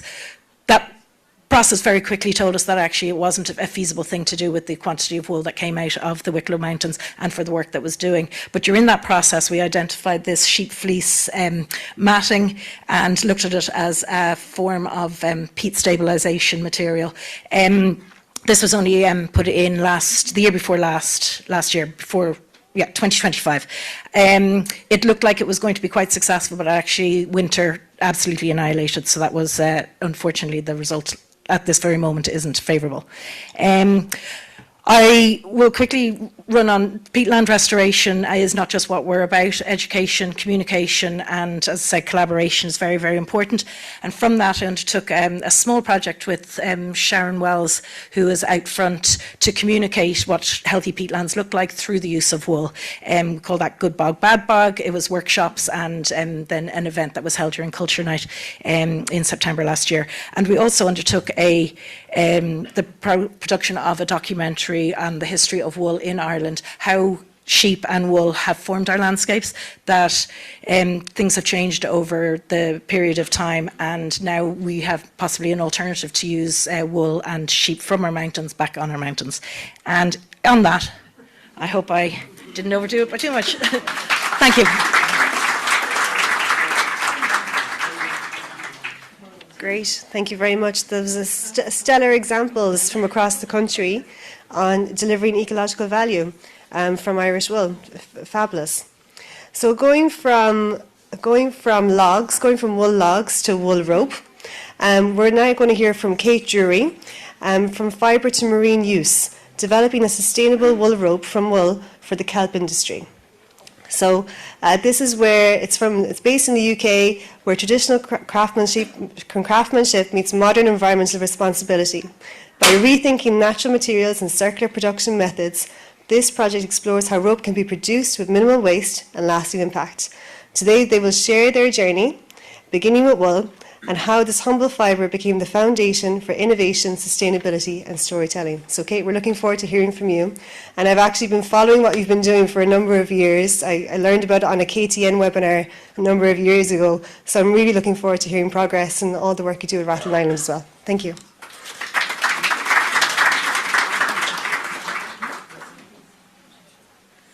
Hi, good afternoon everyone, and thank you so much for this opportunity to talk to you. I'm a 4th generation sheep farmer from the Welland Valley in England.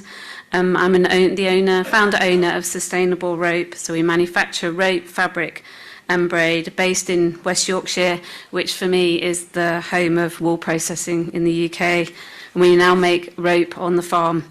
I have a Master's in Sustainable Food and Agricultural Policy, and I'm a PhD scholar in wool rope in the marine environment at the Royal Agricultural University in Cirencester. So I kind of wear 3 hats, but I want you to see me as a sheep farmer in this context, because I own the wool maker, and one of the issues in my research is the price I get. In 2024, I came over here to interview Philip McFall from Islander Kemp on Rathlin Island, and a dear friend of mine said, you have to meet Alison Galt. So picked the phone up, went for lunch, and it's just been a roller coaster ride working with Ulster University and the most amazing people on Rathlin Island.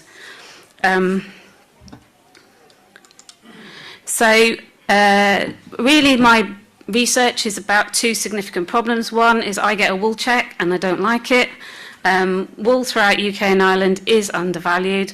I've just got a couple of statistics here. This is based on Northern Ireland blackface, grade 2, and in 2024, the farmers got 12p a kilo for their 2023 wool, because under the British and Ulster wool system, you get paid in arrears 12 months later. In 2025, they got 30p a kilo for 2024 wool. So effectively, under a rate of 2.5 kilos per sheep, which is quite a high average, I think, either 30p a sheep and then 75p a sheep, respectively. If you put true costs, and farmers are terrible at really putting the time and value on their time, a real true cost to shear a sheep is about £2.15. So it's sustaining a loss of £1.40 a sheep. And with the Rathlin Islanders, they have the additional problems that I have in Northamptonshire. They have to pay the shearer to come over to the island, and they have to pay for the wool to go to the supply chain. So you can understand an apathy in our industry towards our wool. The other problem that my research looks at is microplastic pollution, and significantly in the marine industry. Every time synthetic polypropylene rope is hauled through gearage, it shaves off plastics. They go into the sea and they're eaten by our food source, and they are in us. Not only that, but rope management globally is very, very poor. The UN are looking at that. There's a lot more legislation, hopefully, going to come down the track. But 10% of all marine litter is reported to be ghost gear, not just milk bottles and plastic bags. So, the outcome of microplastic pollution. So science has now demonstrated that there is a potential link to dementia. It inhibits lung and tissue repair. It's found in human breast milk, so potential impact on babies, and we are instantly transporting that pollution to the next generation. Found in 100% of human placentas that were tested, linked to increased stroke and heart attack, produces intestinal inflammation, and harms the body's blood cell production system. So it's something that we really need to start taking into consideration. When I started out on my research, I was a farmer who produced wool and handed it over to the supply chain, and a year later I got some form of money back. I didn't really know anything about yarn manufacture, rope manufacture, or seaweed farming. Seaweed farming is excellent. It's got a huge opportunity because it's fast-growing protein without land competition. And if you see what's in the news and what's going on and all the geopolitics, that is a really good food source, and it creates all the amino acids that we need. So, because of Alison, I joined up with Future Island and a design fellowship.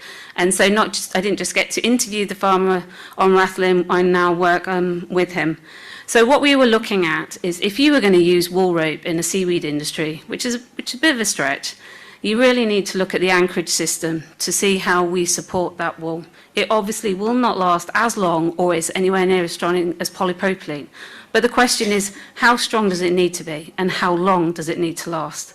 We looked at a case study of the strengths, weaknesses, opportunities and threats of the application, and an understanding of the environment in which Islander kelp work in.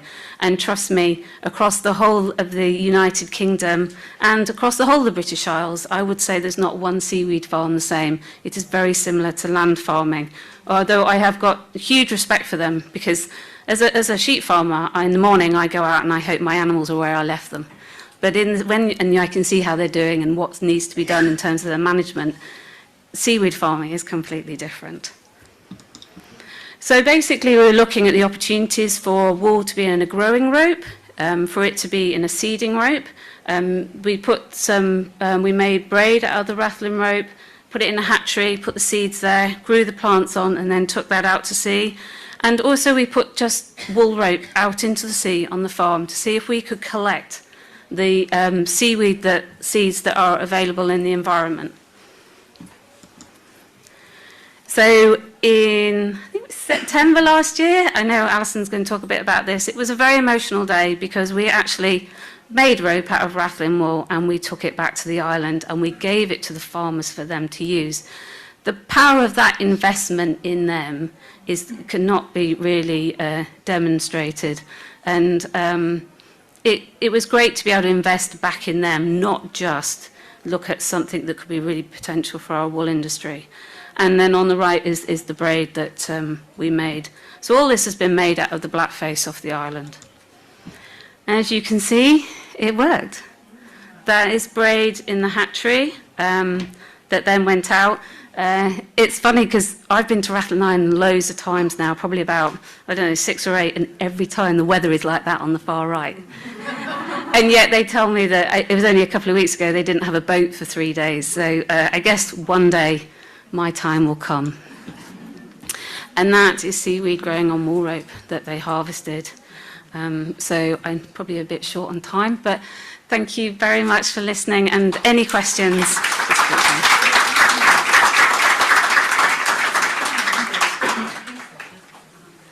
It's fantastic to see such an array of bioproducts coming together, seaweed and wool and amazing biodegradable. So the next few speakers are going to focus on place-based innovation. So first up is Alison Gold. She's a professor with Ulster University, the Belfast School of Arts, and she will be speaking about the Future Island project and the story of Rathlin Island wool, of which Kate is part of the project. So Alison will share a presentation about this regenerative fibre, looking at place-based eco-design and ecosystems, and also a snapshot of the research that she's going to highlight, including a range of artefacts using the Rathlin blackface wool, including wool rope, an iron jumper, and a range of co-designed garments, accessories, and new products that will be also developed as part of this. So we look forward to hearing from you, Alison. I'm delighted you're in Tralee. Normally I go to Belfast to meet Alison, but this time she came down here. It's only been a few years, Thanks very much.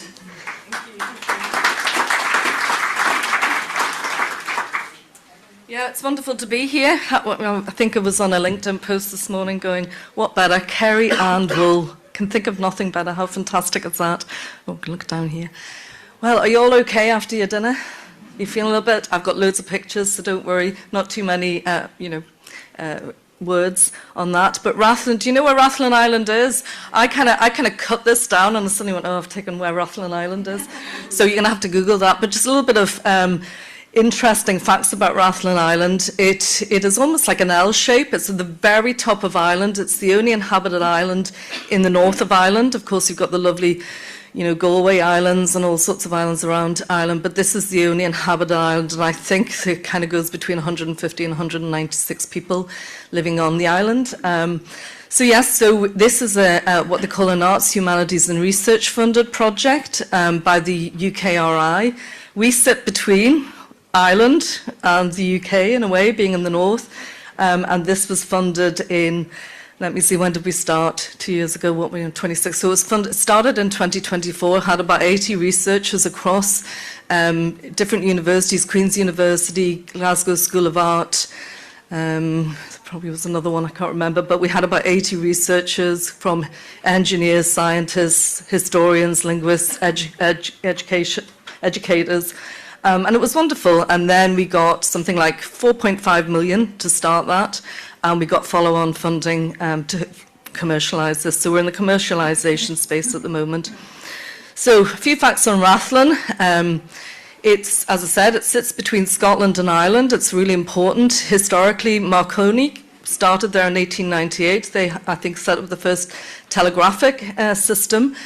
We have had 2 massacres, one by Francis Drake, and the second one I think was the McDonald's. We've had Robert the Bruce hiding in caves there, and more recently Richard Branson lost his balloon there. So there's a Branson Centre which I frequent quite a lot. So these are just some stats from maybe a year or 2 ago. So we set up a wool hub on a WhatsApp group because of it was difficult to get to, hard to get to Kerry, hard to get to Rathlin, I have to say, with the weather and different things. And we now have 25, maybe a bit more actually than that, maybe near 30 people. So out of 150, we've got 30 people in that, mostly women, I have to say. And 18 of those, 18 to 20, I think, are islanders. So when I first went over, I said, right, how many sheep? And some people told me there was 300 sheep on the island, and other people said, no, there's 500. The Queen of Rathlin, Marina, said there was 500, so I believed her. And we reckon we'd get about 1,500 kilos of greasy wool. And Kate was very helpful in this, and Jane, unfortunately, is lambing at the moment, couldn't be with us. Jane Harkness Bones, all our partners and Donegal Yarns. In this project, reckon that might be enough to get over to Bradford, because obviously any less than that was going to be costly. So I'm going to be a little bit controversial here. Yes, it is Corsa, it's Scottish blackface. We call it Rathlin blackface sheep because of the wonderful weather they get up there, and they have to survive those winters. They also have lanes, mules, and Cheviots, but the vast majority are the high micron, robust wool, I like to call it, beautiful wool of the Rathlin blackface. And I wanted to use the idea of being category 3 byproduct, aka a little bit of waste. Nigel's shaking his head, because in research terms, if you can change a non-waste product or a waste product to a non-waste product, they might give you some money for that. So I ended up, as all of these university projects, we talk about work packages, I ended up in the natural waste work package. We kept saying, well, it's actually just resources in the wrong place, maybe, but anyway, that's where it all started. However, we've heard a lot about education, and I said we need to start with the children on this island because we have lost. I'm an educator, I'm a researcher, a lover of all things materials, natural, but I thought we need to start with these kids, and actually, my background is knitting, weaving, and spinning. So I wanted to go back with those children on the island so we could start with those and really celebrate the natural materials through hand spinning. And, Patrick, we need to start there. We need to reconnect with the materials. We've lost it with our food. We've lost it with our textiles. We don't know who made our clothes. We don't know where it's come from.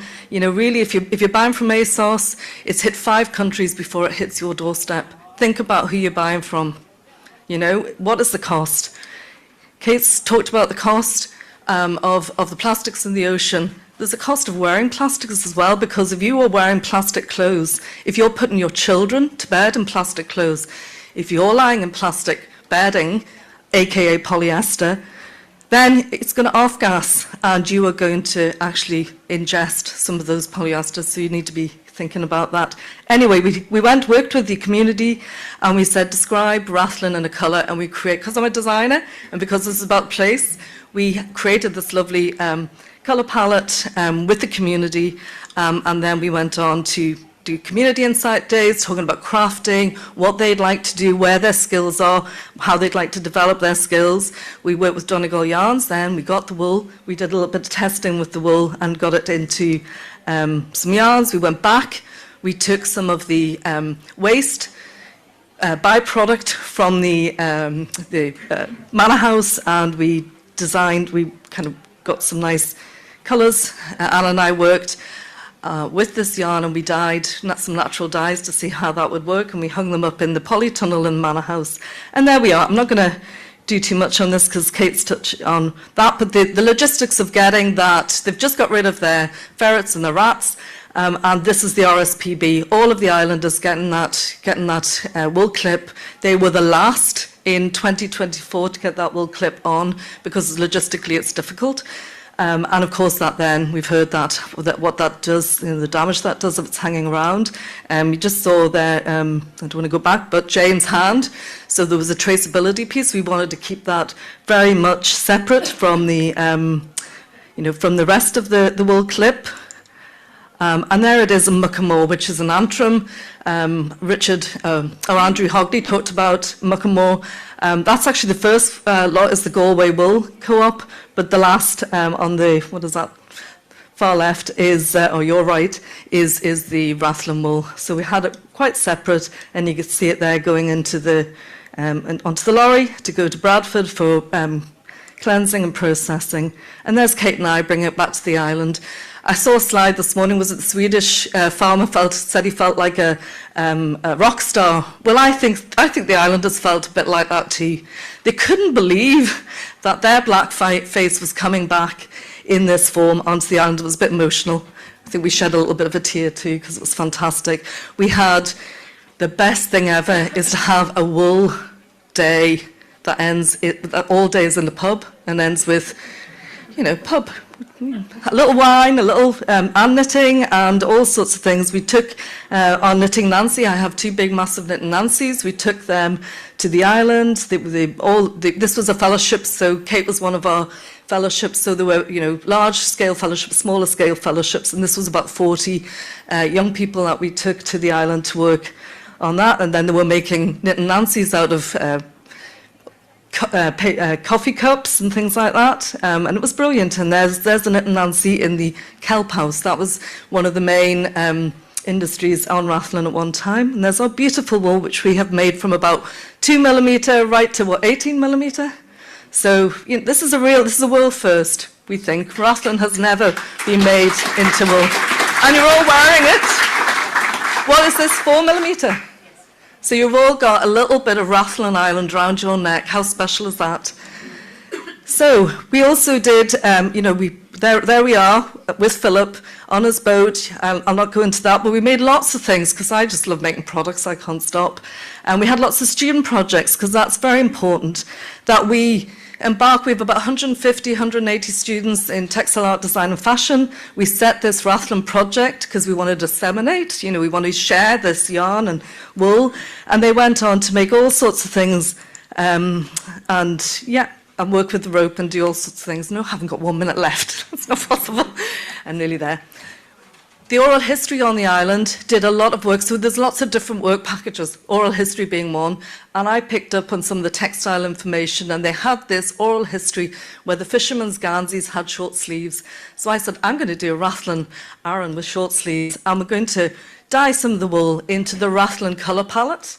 And then I was walking past a colleague who said, you should put that in Makes You Teach. So I did this as a design demonstrator with our naturally dyed yarn. I reckon there was 34 pence of wool in this design, and I put a note on the end, and both of them were sold before the exhibition opened in Craft NI. So there you go. So at the moment I'm in the midst of co-designing the Rathlin Fair Isle, having been on Fair Isle with one of our wonderful fellows, Patsy, from the island. And this is Rathlin kind of Viking graffiti and all sorts of ideas that they had, so we've been working on that. So this project was part of a green transition ecosystem. It was the AHRC flagship along with 3 others. And we ended up in the Design Museum in London, and the islanders came over. It was that day that they had the strikes, I have to say, which is a bit of a nightmare. But we went over, and there we were. It was just wonderful to be in the Design Museum in London and showing that. Sorry, I'm losing my voice here. Okay, so I'm not going to talk about that. Our next steps are we are commingling this with our Irish wool. We took all the clip. We didn't just take the blackface. We took it all, and we're mixing it with alpaca this time. And Donegal Yarns, one of our partners, is working away. They've this all done, but we're doing woolen. We've heard about woolen and worsted. We're going to compare the two. We're going to do a bit of both. We were hoping that Two River Mills would do it up in Coleraine because they have a worsted. They only do alpaca, but they weren't able to use that. So watch this space. We are in our next phase, which is commercialising. We've got lots of ideas for a rope. But just to say, we did a big call out because we thought, what a fantastic opportunity to put people who are using wool in a wonderful way. So we did a call out. So some of you might be in this book, which is our Irish Grown Wool Almanac, and there will be one for everybody at the end when you leave, and you might see yourself in it. So thank you very much.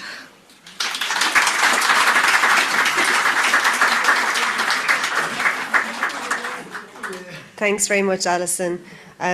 Who wants to go to Rathlin Island and see what's happening up there? Sounds like a great visit. Maybe the next conference, can you come back to the island again? Thanks very much. It'd be great.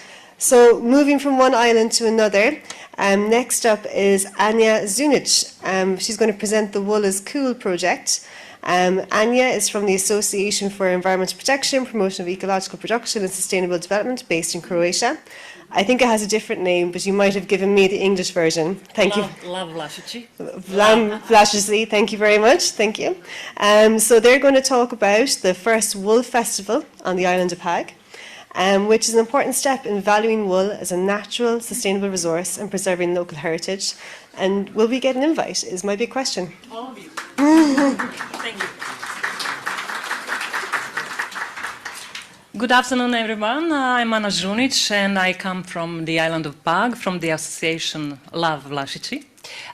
Today I'm here with my colleague Martina Pernar-Škunca, who is the president of Pag Cheese Producers Association. So today I will present the project Wool is Cool. This is a project about giving a new life to wool as a sustainable resource. Our partners on the projects are Pag Cheese Makers Association and local activity group Mentorides from Pag Island in Croatia. So, this is our third project dedicated to wool, started in April 2025. And through this project, we connect tradition, sustainability, and creativity. Why wool? On Pag Island, sheep breeding has a long, very, very long tradition. We have more than 35,000 sheep, mostly for milk, cheese, and lamb. But today, wool is often thrown away and or it is burned. So this creates a big environmental problem, and our goal is to change that perception.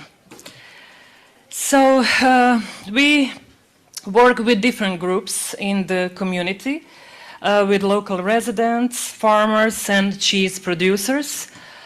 Also, through this cooperation, the whole community becomes part of the project. Last year, we had a really nice chance to participate in European Wool Day in Rome. And we presented our island and our last project, Wool and Cheese, Treasures of the Island of Pag. And it was a great opportunity for us to connect with people from across over the Europe. And that was the reason why we came back this year to the island. For us, it was a really great opportunity, but for you was also the great opportunity to try the Pag cheese. Unfortunately, today we couldn't organize the tasting, but you should have to come to Pag Island this year in June, so I believe you will have. So,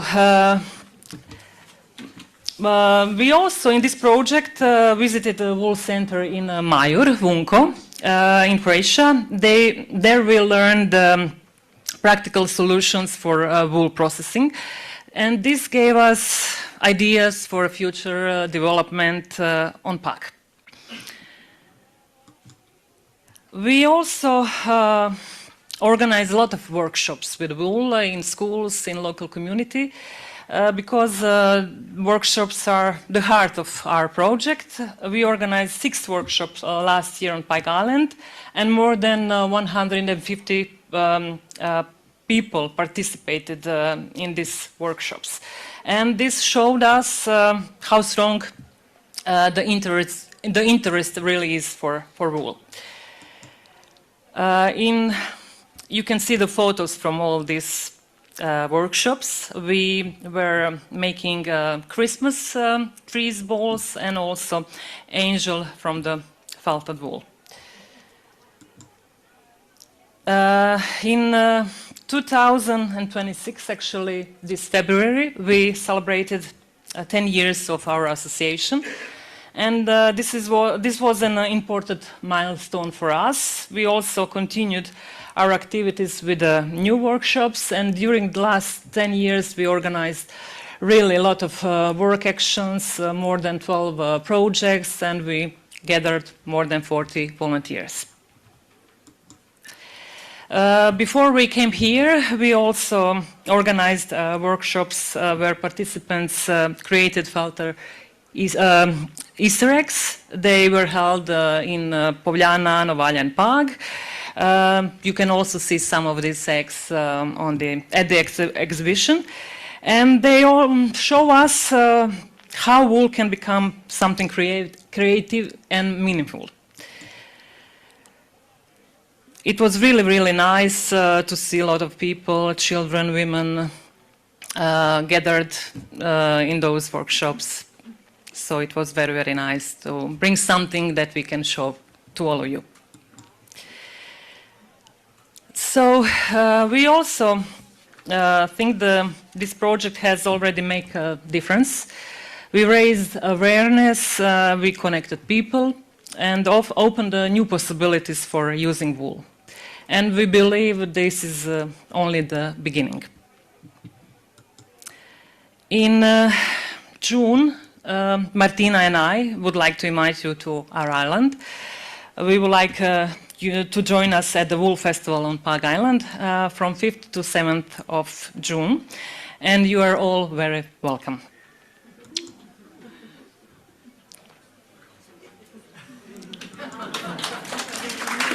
So, let's stay connected. These are our contacts, and let's keep doing such great things. Thank you for your attention. Wool is not a waste, it's a resource, a tradition and connection between people and nature. We hope to see you in Pag. Thank you.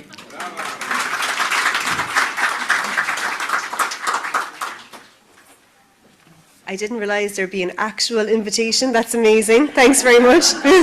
And we'll see you there in June. All right, so last but not least, we're going to go across, well, a very large pond. We're going to go all the way over to Canada. And we're going to learn about small-scale fibre processing in rural communities by Andrew Carpenter from Belfast Mini Mills. They are a company dedicated to supporting small-scale fibre processing and sustainable textile production around the world. Through their innovative mills, they help farmers, makers and communities transform these fibres into valuable local products. Today, they'll share how small mills can play a big role in building resilient, sustainable fibre economies. So please welcome Andrew. Thank you very much. This is a great opportunity. This is my second European Wool Days. I attended the last one in Rome.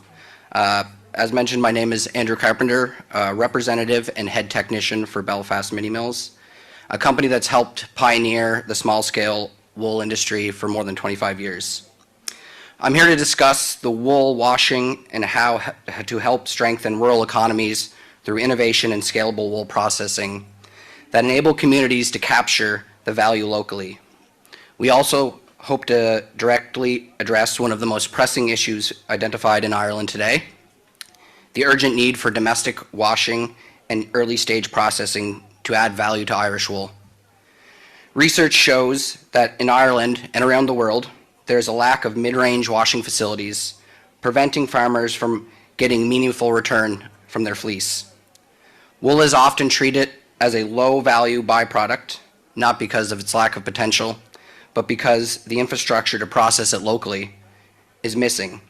Our work specifically focuses on helping this bottleneck. We design and manufacture modular wool washing systems built for community scale use, not for just large industrial systems. We use controlled water flow and temperature management for efficient grease and contamination removal. It also reduces energy and water consumption compared to traditional large-scale systems. And it allows incremental scaling.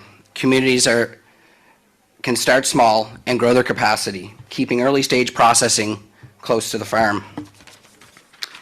By decentralizing washing capacity, wool can be cleaned, graded, and prepared for a value-added manufacturing within the region where it was grown. This reduces transportation costs, lowers environmental impact, and keeps economic value in rural areas. Sustainability is a practice that is important to us, so that's why our washing systems are designed with sustainability in mind. Closed loop or low wastewater management options, reduced chemical dependence, and they are designed for long operational life with serviceable components. Wool washing is often the most environmentally sensitive stage of wool processing. By designing right-sized, efficient systems, we help communities avoid the environmental footprint of shipping raw fleeces long distances, creating the foundation of local circular economies. Our major goal is to begin manufacturing a mid-range washing system with capacities higher than we currently have now. This system will hopefully allow for a daily capacity production of maybe 90 to 100 kilos, catering to people in the wool industry who want to serve only the wool washing sector, giving farmers a place to send their fleece for grading and washing in smaller, more manageable quantities. We've also started manufacturing a larger line of fiber processing equipment, which we've named the Titan line. I'm not sure where that name came from, but this line of equipment will also enable higher production for carding and spinning wool. Sheep farming is deeply embedded into Irish culture, but without a viable wool market, farmers are disconnected from the full value of their flocks. Our approach reconnects pastoralism with production by enabling farmer cooperatives to own or operate washing facilities and regional fiber hubs, and to collaborate with other farmers, mills, designers, and researchers, rather than exporting raw fleece at a low price. Communities can process, innovate, and develop new wool-based products locally. Our work demonstrates that washing wool does not have to be centralized at a single national scale facility. Instead, distributed modular systems can strengthen rural resilience, create skilled employment, and support traceability in fiber grading, and encourage experimentation with new wool-based products. Wool is not simply a commodity. It is a cultural resource, an environmental asset, and a foundation for rural innovation. By rethinking washing infrastructure, we can unlock the full potential for communities, sustainability, and the future of wool. I just got the 1 minute warning, but I'm here all day. We were a bit tardy on our coming here. We missed the deadline, but the organizers so graciously allowed us in. So I'm here all day to talk about what we do and who we are, and I think we're all here for the same reason, is to get the true value back into Irish wool. So thank you very much.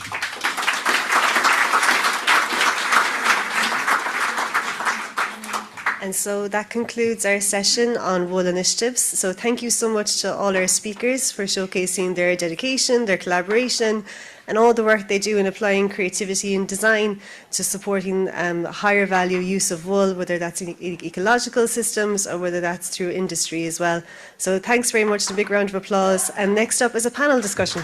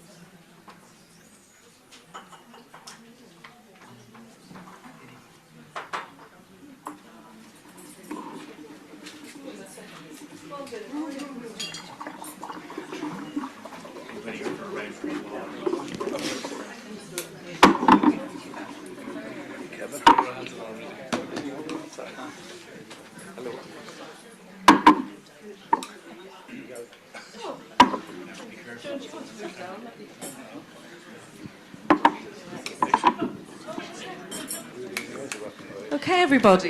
Can you hear me okay? That's good. Well, we're on to our second. I really enjoyed the panel talk this morning. I thought it was really fantastic. I've learned so much today already. It's every day's a school day, isn't it? And we've got a wonderful panel here, and the flavour of this one is really about, from source to consumer, and really trying to bring that value across the supply chain. It brings key voices from across our wool value chain. We saw that, I talked about that nice image that came from the feasibility study that Katrina and Pat and Chris and the team were all involved in, and Tim, I think. And we got that nice image showing all of the different outcomes that are possible. And it's around sustainability and traceability, market dynamics, pricing, the pricing pressures. And we heard that, I mean, what madness, it's cheaper for wool to go to China than it is in Scotland than it is to go down to, I don't know what's going on. But anyway, the evolving consumer expectations, that education piece is really important. And the product development, Patrick talked about who the customer is, what that consumer wants, how we get our story across. Of course, that's what we're trying to do with Rathlin and the place-based design and making it special, where it comes from. And I think Irish wool is special. So we're going to hear about those, those key issues from our wonderful panel. And we have Joan Lucy from Johan Vibes. And we have Christine O'Donoghue de Free, have I pronounced that correctly, Christine, from House of Kerry, so a wonderful local brand. And we have Kevin Dooley from Dooley Wools, and we have Dinny as a progressive sheep farmer. So I'll be interested to hear what that actually means. So perhaps we can just turn now to Joan and the rest of you to introduce yourself and tell us a little bit about you and what you're involved in currently. First and foremost, I'm a shopkeeper, and producing wool is very much a sideline. And because I have a crafting shop selling how to, I'm not selling the inline craft, I'm selling, if you wanted to knit or sew or anything, then I'm selling the products that you will buy. So I wasn't able to source enough or any real Irish wool. And about 7 or 8 years ago, I got a mad notion and thought I'd produce my own. And so basically that's how I'm here today. But I'm here as much to learn because my expertise is only in the working with other people and being a shopkeeper and dealing with the end customer. Christine. Good afternoon, everyone. My name is Christine O'Donoghue de Vries. So I suppose interestingly enough, I'm a local. I happen to be a sheep and beef farmer, and I happen to be also a designer. So I'm constantly looking at wool from both the farmer side and also from the designer side. And my story began in before 2016. In 2016, I set up House of Kerry. I was looking to set up a sustainable brand using natural fabrics. And as I had grown up on a farm, definitely wool was going to be part of the story. Back then, I definitely did my research and saw that the infrastructure wasn't there and the scalability for Irish grown wool. But we were blessed because we had on our doorstep the Kerry Woolen Mills, which is a vertical mill with 300 years history and 4 generations of the whole manufacturing process of wool on our doorstep. So I incorporated wool from an early stage into most of my products. I also do my own print work on silk, and I also use Irish linen because I do believe that the ancient processes of weaving are an integral part of our heritage and need to be preserved. So that's definitely part of the story. But as has already been mentioned, definitely here to learn. Again, I'm constantly keeping an eye on the Irish wool story from the farmer's point of view. Obviously, the prices are unsatisfactory from farmers, and with the perfect storm coming up and the decrease in subsidies funding next year, we won't have wool without farmers, and we need regeneration. I have done a project on that and presented at the World Food Summit. and obviously the food story is integral. It's like a really related, obviously, to the wool story. So that's a bit about my background. As every farmer that I know, and for our 7 generations of farmers, our motto is use what you have. So you kind of adapt to your circumstances. It's not going to be perfect, but it has brought me, I have been selected for Copenhagen Fashion Week and New York Fashion Week. So despite being from a rural location in Kerry and, you know, producing here, I've got to an international standard. So fantastic. Wonderful. See, magic can happen. Kevin, can you introduce yourself and tell us a little bit about your work? Yeah, my name is Kevin Dooley, and I'm from County Offaly there in the Midlands, just at the foot of the Slieve Blue Mountains. But our company started probably with my father back in the 40s or 50s. His own father died when he was only 12, and he was the oldest of 5 kids. So he was born on a farm, so he had to find a way of income. So he started to shear sheep, and then he quickly found out, you know, wool was a massive commodity at the time. So when he was shearing the sheep, he started to buy and sell the wool. So then he became a farmer and a wool merchant. Saw some great days, saw some bad times as well. I know we saw bad times during COVID, but a lot of people in the room might remember in 1989 there was a massive collapse in the wool industry, where it went from 75 pence a pound to down to 25 pence. So he got over all that and kept going. And then in 2002, I joined the company, and basically what we were doing was buying the wool from the farmers, bringing it back to the depot outside Roscrea, grading it, and then exporting it to the markets in the UK, India or China. And then in 2020, the dreaded COVID struck. We had sheds full of wool that nobody wanted. The business was under severe pressure, so we had to diverse.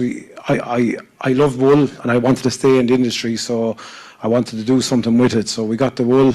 I got a wedding present in 2015 of pillows and duvets made from 100%. It was actually British wool at the time.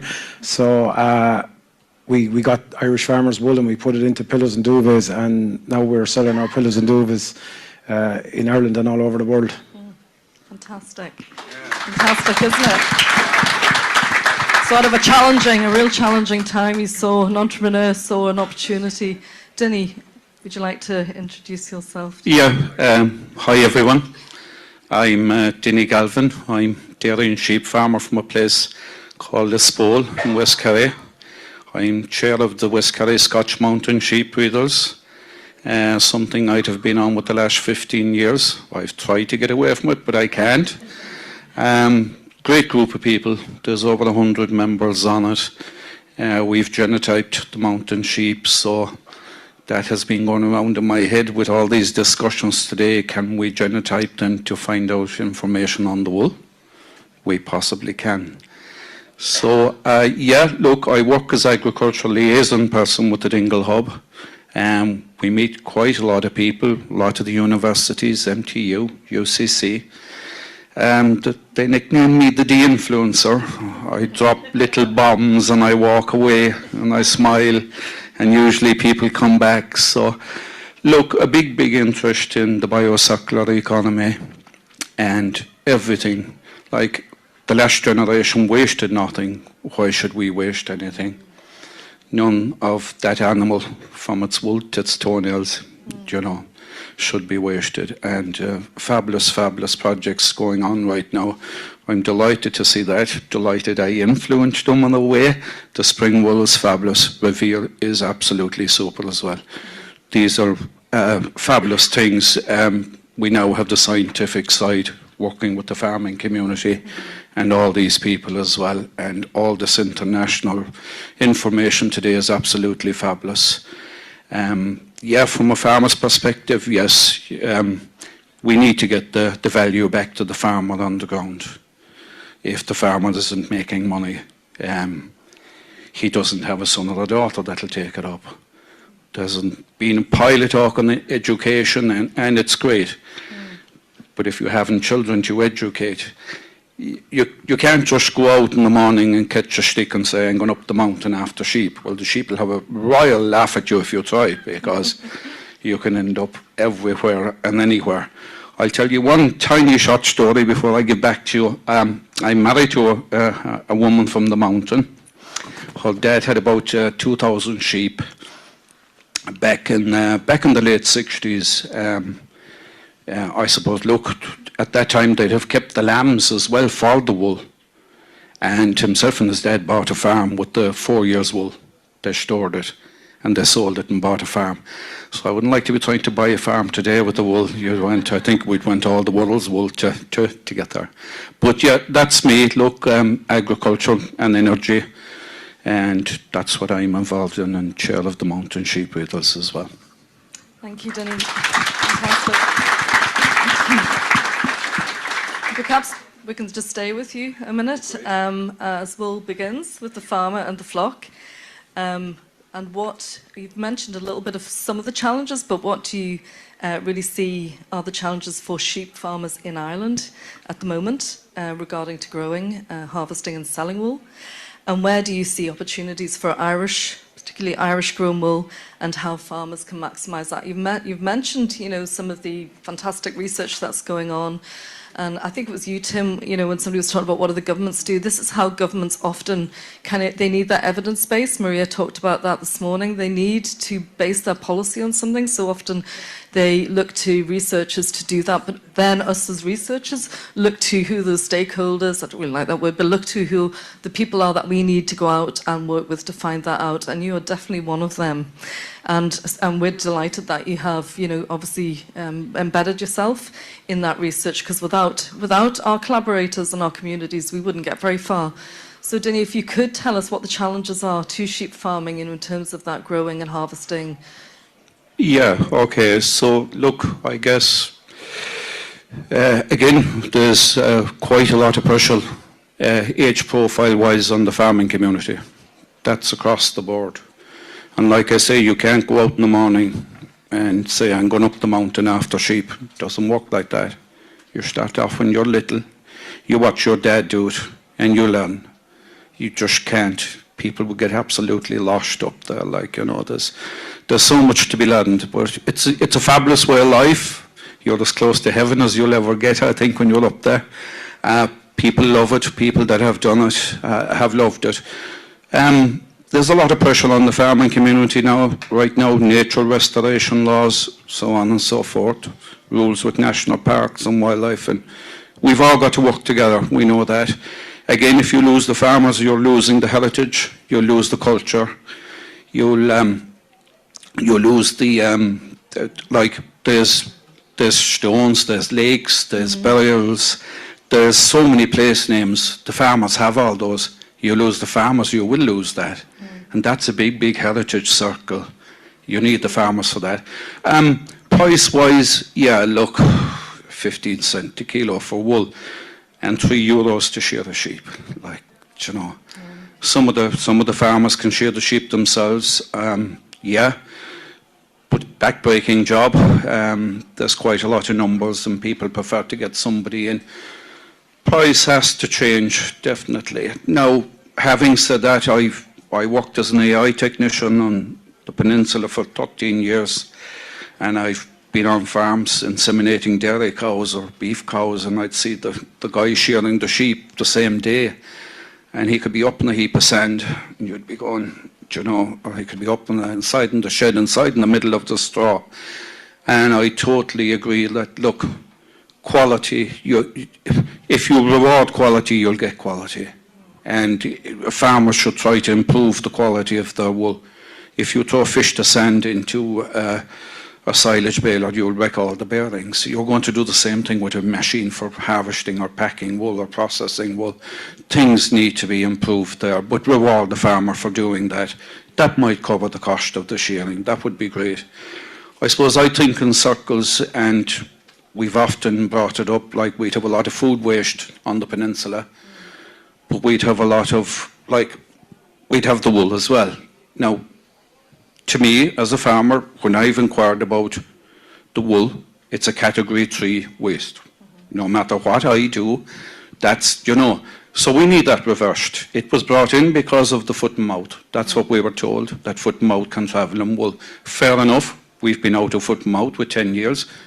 Unclassify it, bring it back. And if there is a scare again of foot and mouth, yes, put it back in under it. But we can't move the wool. I dropped 2 wool logs to the Maharis this morning on my way in. They have an event down there. Kevin helped me source the sacks, and there's great work being done by this lady that spoke here. I didn't realise there was the sacks were in Connemara as well, but we know where to go now. But that's for dune protection. There's a lot of bad quality wool, waste wool, that could go into those. I suppose a big thing with me is we have 600,000 homes to build for our young people. And we should be using that wool to insulate our homes. We should not be sending it to Bradford. I'm sorry, scale means nothing to me. You wash it locally. That work that's done by REVEIRE on it, that wool can be washed without any water. I mean, that's fabulous stuff, absolutely. But we should be using that wool as insulation for our homes, not going back to the hardware shop, paying €150 for a roll of synthetic insulation that won't break down at the end of life cycle. Like, you know, use what we have. Why can't we just get it washed through possibly anaerobic digestion? I've heard nobody mention lanolin today. Lanolin is all the lipsticks, all the cosmetics. That's a very valuable product as well. That comes out of wool. I know there's quite a bit of work done by Tim on that, yeah, fair play. But it's something that we kind of forgot today. There should be a value placed on that as well. That's in the wool. That has to be extracted from the wool as well. These are the things, but the pressures, the classification has to be removed, because we can't, as farmers, this waste wool. And yes, I totally agree, the best quality wool in the world should be used for textiles and garments and pillows and duvets, no doubt about it. But there's a lot of poor quality wool there as well that could be used for insulation, and a lot of that mountain wool could be used for insulation. So that needs to happen. Don't be sending it around the world. It's a biocircular economy. To be sustainable, keep it locally. Absolutely. We can do that in a small way, surely to God. I'm totally up for contracting the supply chain. Yeah, absolutely. I think we're all in agreement that we need to contract our supply chain for, you know, on our road to decarbonisation. And the whole idea of Future Island Island, start with Rathlin, was that it's an ecosystem that we can apply around and have a zero-free island. Wouldn't it be wonderful if Ireland was zero-free? But we also have other issues, you know, obviously in skills and things like that, and keeping people within sheep farming. When I was updating my PowerPoint, and I had to take it down, the number of sheep farmers, the number of sheep, it was actually quite sad, because obviously that started a couple of years ago. But it's understandable though, isn't it? It's hard, and I know, I've been to Ross Cray, I know how hard it is to go on that shed on a cold, freezing day, and I'm thinking this is not the job for me, I'm telling you. All power to Kevin, you know, and we're going to turn to you now, and looking at, you know, between the raw fleece and finished bedding, what's the most significant value added? Where are the biggest pressures, Kevin, you know, in that part of the supply chain? Yeah, I think Dinny kind of answered what I was probably going to say there, but there is a saying in the wool industry that it takes a sheep 12 months to grow a fleece, but it can be destroyed in 12 seconds. And I think that has become an issue, but I suppose to defend the farmers, like, you have to remember, like, they were getting, it was costing them €2.53 to shear sheep, and then we were handing them 50 cent a fleece, like, and, you know, back in 2020, 21, last couple of years, like, it was costing more to bring the wool to the wool merchants. But I do feel the welfare scheme that was brought in over the last couple of years has helped dramatically. Like, most wool merchants wouldn't issue a docket if wet wool or badly contaminated wool was presented. Nick said it earlier, like, that every bag that comes into us, it has to be opened, and we have to go through every single fleece individually. So we were never lucky enough to find any full bottles of beer in our bags, or any bags of money. But like if you can imagine, if we go through 500,000 fleeces, like, every one of them has to be independently inspected. The category 3 is an issue. It's an issue for moving wool. From our perspective, we have to present health certificates to move the wool out of the country, whether it's to the UK now because of Brexit, and to India or China. So the department would inspect us a lot. Just one brief part on that, you know what I mean, it was brought in 2002 because of foot and mouth. I'm not aware of any disease ever being carried in wool. I could be wrong because I'm not a scientist, but I'd love to, if someone could stand up and correct me and say, yes, it carries the disease, or how long it's doesn't it. And I suppose the other pressures really in Ireland at the moment is that our competitor is synthetic, and synthetic is plastic. 30 to 40 years ago, every single house in Ireland there was a Foxford blanket on the bed with a cotton cloth. Probably no. The houses probably weren't properly insulated. I know in my own house there was a fireplace upstairs in my bedroom. The sheets in the morning were nearly damp, but we were never sick or we were never cold. So, and that's what we're trying to replicate with the wool, is to put that Irish wool back in the beds. Thank you. That's excellent. I think we'll come to you, Christine, now. And in terms of luxury fashion, how do you transform your wool into a contemporary premium fibre, you know, that people want to buy? How are you doing that? Well, I suppose a massive part is in the actually what happens and the story, and then also the perception. Because I mean, if you look worldwide, what is of value, and you hear of, you know, the fine wool in the Italian mills or the French couture, and then we're trying to compete as designers and get into that field. But then we're Irish designers, so as Irish designers, we're always considering ourselves as ambassadors for Irish design. So we want to incorporate as much Irish produce as possible, where possible. But for me, it would have to be, you know, I suppose you place your trust in the mills, the long-standing mills, and their cherished traditions of weaving. And you know, the value is in their design as well, in their trusted design. You know, so you have local mills like Kerry Woolen Mills, which is one of the few remaining mills in Ireland, and they're fourth generation now. That to me is going to be quality. It's tried and tested, and there's also scalability there.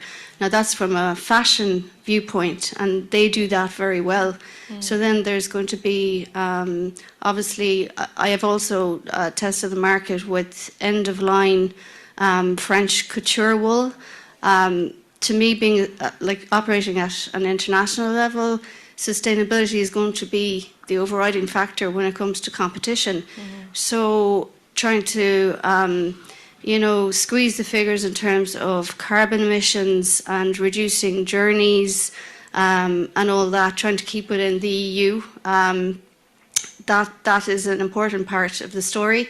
If we can get more Irish grown wool into the Irish fashion equation, that is desirable. I know it's not always possible, because a large part of the story is that for fashion you need the softer wool.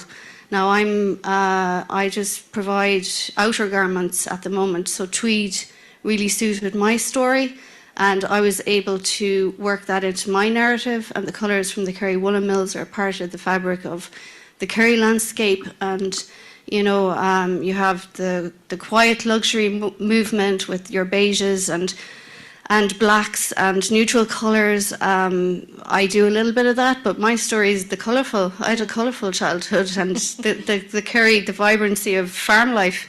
So that's my story, and it is a little bit different, but I think it is valued in different ways. So the fibre is certainly important. I mean, it's going to be more, the micron is higher for the tweeds, and it's outerwear you're talking about. So that's where my mission is, to get the best quality possible, and also, you know, the story of a mill, that it is being passed on generation to generation. There's heritage there, there's skills there. Why are we doing it? Why use that fabric? Because it's heritage, and you know, it's tradition, and it's also sustainable. It's local. You know, I can go to the Kerry Woolen Mills, and it's like a sweet shop. I pick out the the wool myself. But as I said, it is very difficult to compete on an international level. And, you know, if we could make more of a case for the Irish wool, it would definitely contribute greatly to the story. So manufacturing locally is very important. I mean, I think, isn't it? That's what you're saying. And it is very important. Now, the added, I suppose, story and difficulty and challenge for Irish designers is the made local and made in Ireland is an additional challenge for Irish designers, because not only are we trying to source local fabric, but then we're also trying to make it locally, and these skills are also in decline. The sewing skills are hugely in decline. Like I grew up and in a school where, when I was growing up, like there was at least an hour a day given to sewing and knitting, you know, and that was part of my weekly routine, and that's gone now.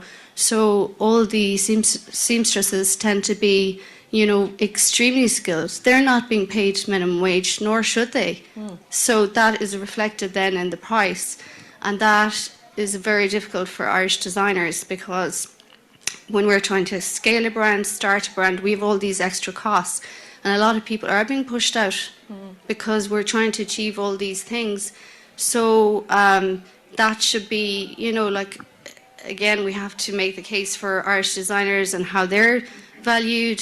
So this is the point of view from the local farmer up to the Irish designer, and how they're valued as well, and how they're being helped, you know, to get that message out there in fashion, you know. Yeah, absolutely, absolutely. But a big shout out for the manufacturers who've survived that, you know, that big push to send them away. And I know I've worked with, you know, obviously, you know, Donegal Yarns and Malloy's, McGee's. You know, a big shout out, because that's not been easy to stay the length. Inishman Knitting Company, you've got Fishermen out of Ireland. We've got some wonderful companies that are operational. And Joan, we're going to turn to you just to really look at craft and retail, and the, you know, some of the wonderful things that are happening in that sector. And from your perspective, what motivates customers to choose wool over acrylic or synthetic yarns, also a byproduct of the petrochemical industry? I was kind of hoping that the war would stop a little bit of that going on. And how do we prioritise those people to, you know, go to the Irish grown wool? What is the attraction, do you think, in your opinion? Well, I think Irish people are knitting a lot, and they have been for the last maybe 10, 15 years. It's been growing and growing. And when I decided to produce our own Irish organic wool, I mean, I'd say because I was very naive and didn't know much about the business, that's why I started. And I know now, if I know then what I know now, I probably wouldn't have. But I actually have a different attitude. I think this wool, what I call it, is rustic, right? And our customers accept it as rustic. When we say it's rustic, we tell them it's special. And first of all, it has a very long life. You could get maybe 15 years out of a jumper. It won't go baggy. It will hold its shape. It's very good for cabling and very good for colour work. And in a way, we're sending that message out.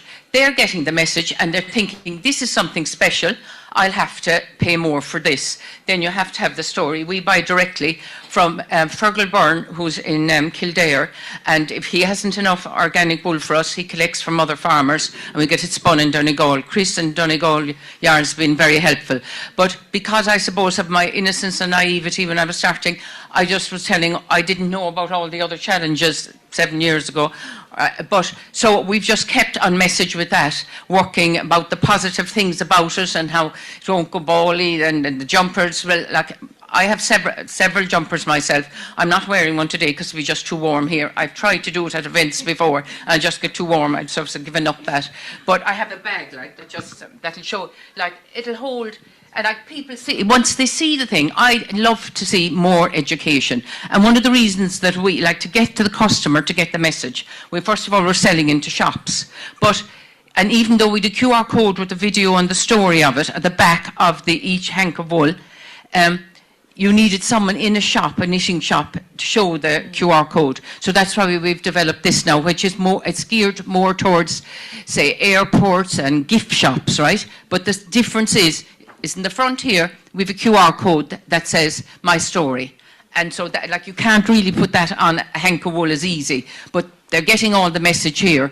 And then if they go to this and just say, they'll see the story of where the sheep were reared and the whole thing, and then they see the value. And then at the same time, we're telling them that, you know, it's not a scratchy wool, this is a rustic wool. And look at all the good things you're going to have, and you're going to have it for years. And believe you me, I can wear the jumpers, no problem. I will wear a t-shirt underneath it, but there's no problem with hats, bags. And I think a lot to do with education. I mean, just to say, originally I planned just to sell online. And I set up the website, and I thought I'd sell into America. But nobody was Googling Irish wool. And I couldn't afford the hundreds and hundreds of thousands that you needed to break into the market. So that's the other thing. People weren't Googling Irish wool. So we just couldn't stay in that area. We had to develop our own. So I think marketing is probably huge. But like small people like me, just setting out won't have the budget for that. That has to be a sort of general thing. But the real positive message, I mean, as I say, I love the rustic wool with all the benefits it has. Fantastic. And just ignore the others. Do you know, ignore the other sort of comments and that's. Yeah, we need an influencer, I think. I don't really do TikTok or anything, but Hope Macaulay, has anybody heard of Hope Macaulay? Yeah, and she's now using Irish grown wool, and, you know, for a young person starting up and just has a global reach, and that's fantastic. And you know, I think once the thing is, if people start using it, and then they see it's holding its shape better, not going bally, we're getting years and years out of it. And the idea of this is somebody brings a gift from Ireland, and they'll get 10 years out of it. Like, we have a lot of sort of information on the back as well. And like, it's just all, I think about the information, you're adding value, because it's not cheap. Like, we can't sell it cheap. You know, it is an expensive product. Absolutely. Yeah. And I think that's, you know, there's a lot of nudging. I'm hearing this word nudging towards. Things aren't changing overnight, but we're nudging towards some change. So we're just going to kind of come to the close and then have some Q&As at the end. But in a price-sensitive market, we've all been hearing that, is wool truly future-ready? So this is like, we're thinking about the future. And if you could implement one change tomorrow, what would that be? We'll start with you, Denny. Get it recategorised. Definitely. There's so many uses. It's like those logs for the dune protection of the bogs. It has to be washed before I can give it to somebody. That's crazy. That's absolutely crazy. Somebody will give me some few pounds so that if I can sell it directly. You know, so that, and look, we've all these homes to build. Insulation has to be. It has to be. We have the product. It's an absolutely fabulous product. Wash it through anaerobic digestion. You can put it into an anaerobic digester, but the anaerobic digester can take care of the wastewater, or do it with the supercritical CO2 that these guys have invented. It's only in a trial in the lab, but you could roll that out something bigger. It's like the mini mills, make it a little bit bigger. One step at a time. Absolutely. We shouldn't be sending our wool all over the world. No. Absolutely. Well done, Kevin, for keeping that jumper on. Yeah, congratulations. Well, everybody knows that wool is temperature regulating, like, so it's, I think I'm the only one that's not sweating here. Me too, I've got a wool dress on. And I'm honest, like, I'm not actually sweating, I'm cool. Fantastic. So, in terms of future, what would be the one thing that you would be I have two answers to that. First of all, right, the competition is synthetic, as I said earlier on, and I've always said it, that wool will never be synthetically replicated. You know what I mean? I consider synthetic like processed food, and I consider wool as naturally grown food. Yeah. And we know what processed food is doing to people. Now we know what synthetic is doing to people. The other thing I would do, and I would call on anyone that has any influence on government, I would say that any Irish grown wool or wool products, the VAT on our product, and probably on Jones as well, is 23%. That's a quarter of the price of the product. So if we want to become sustainable and help, you know what I mean, like, there shouldn't be a price to become sustainable. So if somebody goes in to buy a roll of wool insulation or a pillow, we should be on an even price point with our competitors, which is synthetic. You can see the lunatics that's controlling the world now because of the synthetic and what it's grown from. you know what I mean, the farmers are way better than the leaders of these countries, like, you know what I mean, and they need to be rewarded. Absolutely, absolutely, well said. Hopefully with the end producer responsibility and the EPR and the problem of getting rid of that plastic, wouldn't it be nice if they took the 23% off wool and put it onto polyesters? Wouldn't that be good? Definitely, like if you were importing container loads of synthetic and the tax was put on them and taken from the natural Irish wool products, or wool products as a rule, wouldn't it make it, like, it would increase the purchase of these, and you know what I mean, it then does become a supply and demand issue, and statistically wool prices is on supply and demand, and that's the bottom line. Absolutely. And Christine, what's your one future proof or one thing you'd like to see change? Just also on the point about giving some incentives and breaks to wool users and people who use wool in the chain. So the future digital product passports that are coming in. So wool should score big there because of its longevity, because this is going to have to be written into the passport, and people be transparent and give the traceability of the wool product. Also, its recyclability, its biodegradability, and it's highly mendable. So wool should score hugely on that basis. So, you know, whilst it might be heavy on the carbon emissions at the beginning of its cycle, certainly I think everybody in this room appreciates how long it actually lasts and the shape it retains. So, you know, why not give incentives, because there's going to be that expense at the hands of designers and manufacturers, and give it back by, you know, reducing the VAT rate to wool. And then secondly, it has to be, I have a legal background, so this has helped considerably with the sustainability issues. Ethical and ethics is a huge part, and so nobody can no longer afford to ignore the farmer, and fair price for the farmer. How we start the question about it's now valueless, how we start the question about the value of wool, I'm not sure, but you know, it needs to be used. You know, we have an amazing product. A lot of farmers engage in regenerative farming, which means through carbon sequestration that a lot of wool could actually be neutral. You know, and there's a lot of research being done on that. So we need to get that into the story as well, and definitely change the label on that wool is waste. Absolutely, well done. And Joan? Well, if I could have two wishes, I'd agree with Kevin 100%. If you take the VAT off, it gives a great opportunity for people to produce the wool, and they're better able to compete, and we can pay the farmer better. And I just like a more positive message all the time, because there is so many positive things you can say about Irish wool, and just if we can get that out there and build our brand of this positive, amazing wool, that you'll have your product, you put your effort into knitting it, but boy, will you get 15 years out of it, or whatever. It's so much, you know. And absolutely. Yeah, so I have two wishes. Yeah, fantastic. And I do think our next session is going to be looking at, you know, the health and well-being side of wool, and we know that there is a power in making, isn't there, that we've lost. We've lost this from our schools. You know, I'm obviously in a privileged position where I teach young people, and it's wonderful to that impartation. But we need to get it back into our primary schools. We absolutely do, because we've lost that. You know, they need that power of making. And we know it's good for our mental health. We've heard from Professor Costa about the importance of that, you know, in hospitals, but in our homes as well. So I think we've got a few minutes, have we? 2 minutes for some quick questions. Well, that went really quickly, didn't it? Alison? Yes?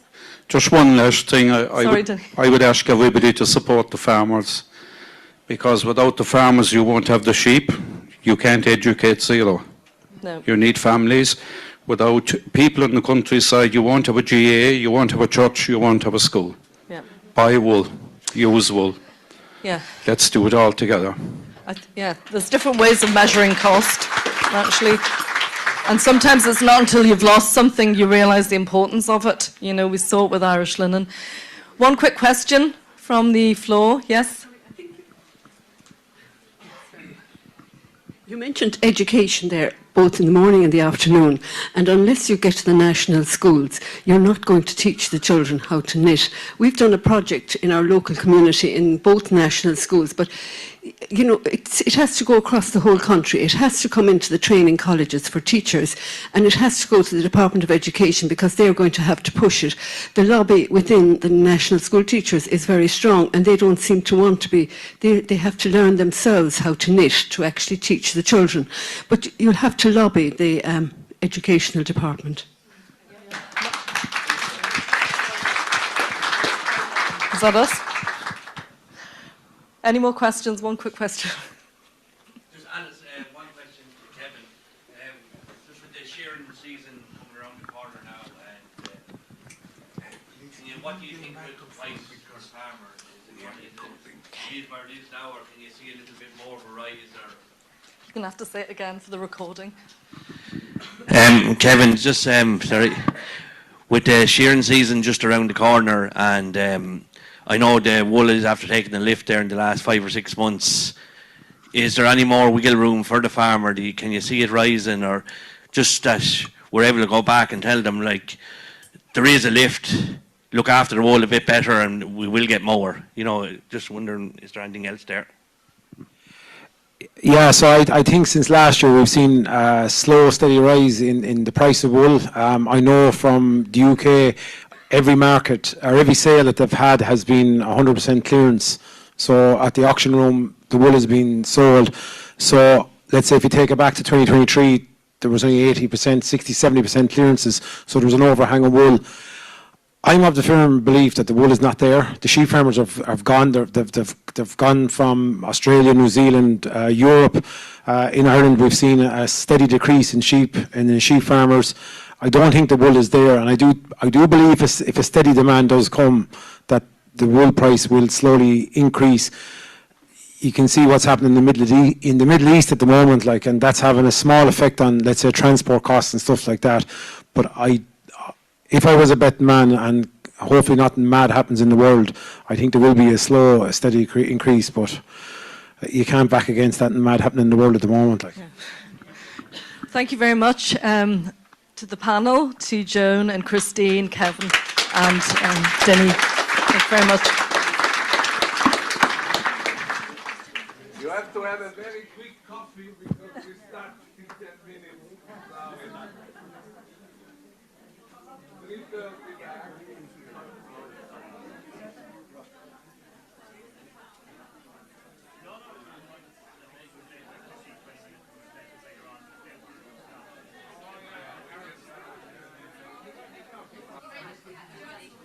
Okay. Can you tell people outside that we need to start again? I'm sorry. I know it was a very quick coffee. It's an espresso coffee. We can start with Farm to Yarn, right?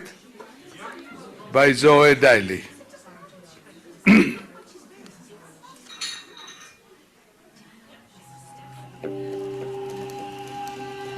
It's about the things that are important to me, to us all. It's about nature, it's about family, but it's also about my grandmother Kitsy, who, once upon a time, knitted a beautiful baby blanket for my daughter, who, as luck would have it, was born on Kitsy's birthday. It began with that little blanket, a beloved blanket, a source of warmth, of security, of home. I have it still. And that little blanket gave me a thought. It was made of wool, of course, 100% merino wool, soft, silky, all the way from some far-flung place. Surely, I thought, there must be Irish wool to make a blanket, here in the home of the legendary Aaron Sweater. But they said Irish wool was too coarse. It wasn't suitable, really. And anyway, it was mostly exported across the globe for use in carpets and other things. That seemed such a waste. And so began a journey from farm to yarn. And on that journey, I found a new community.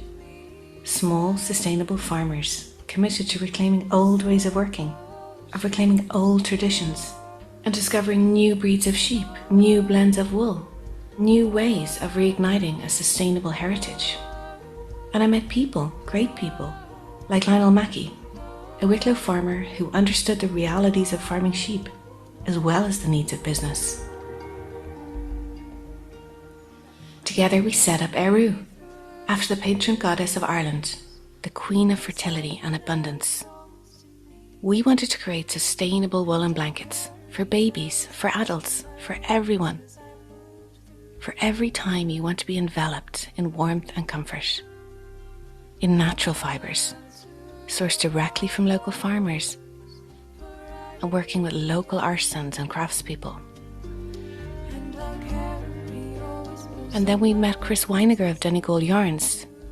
He got it and he got us, enabling us to blend and spin our unique and special yarns from our own sheep, soft, silky, here in this magical woolen mill.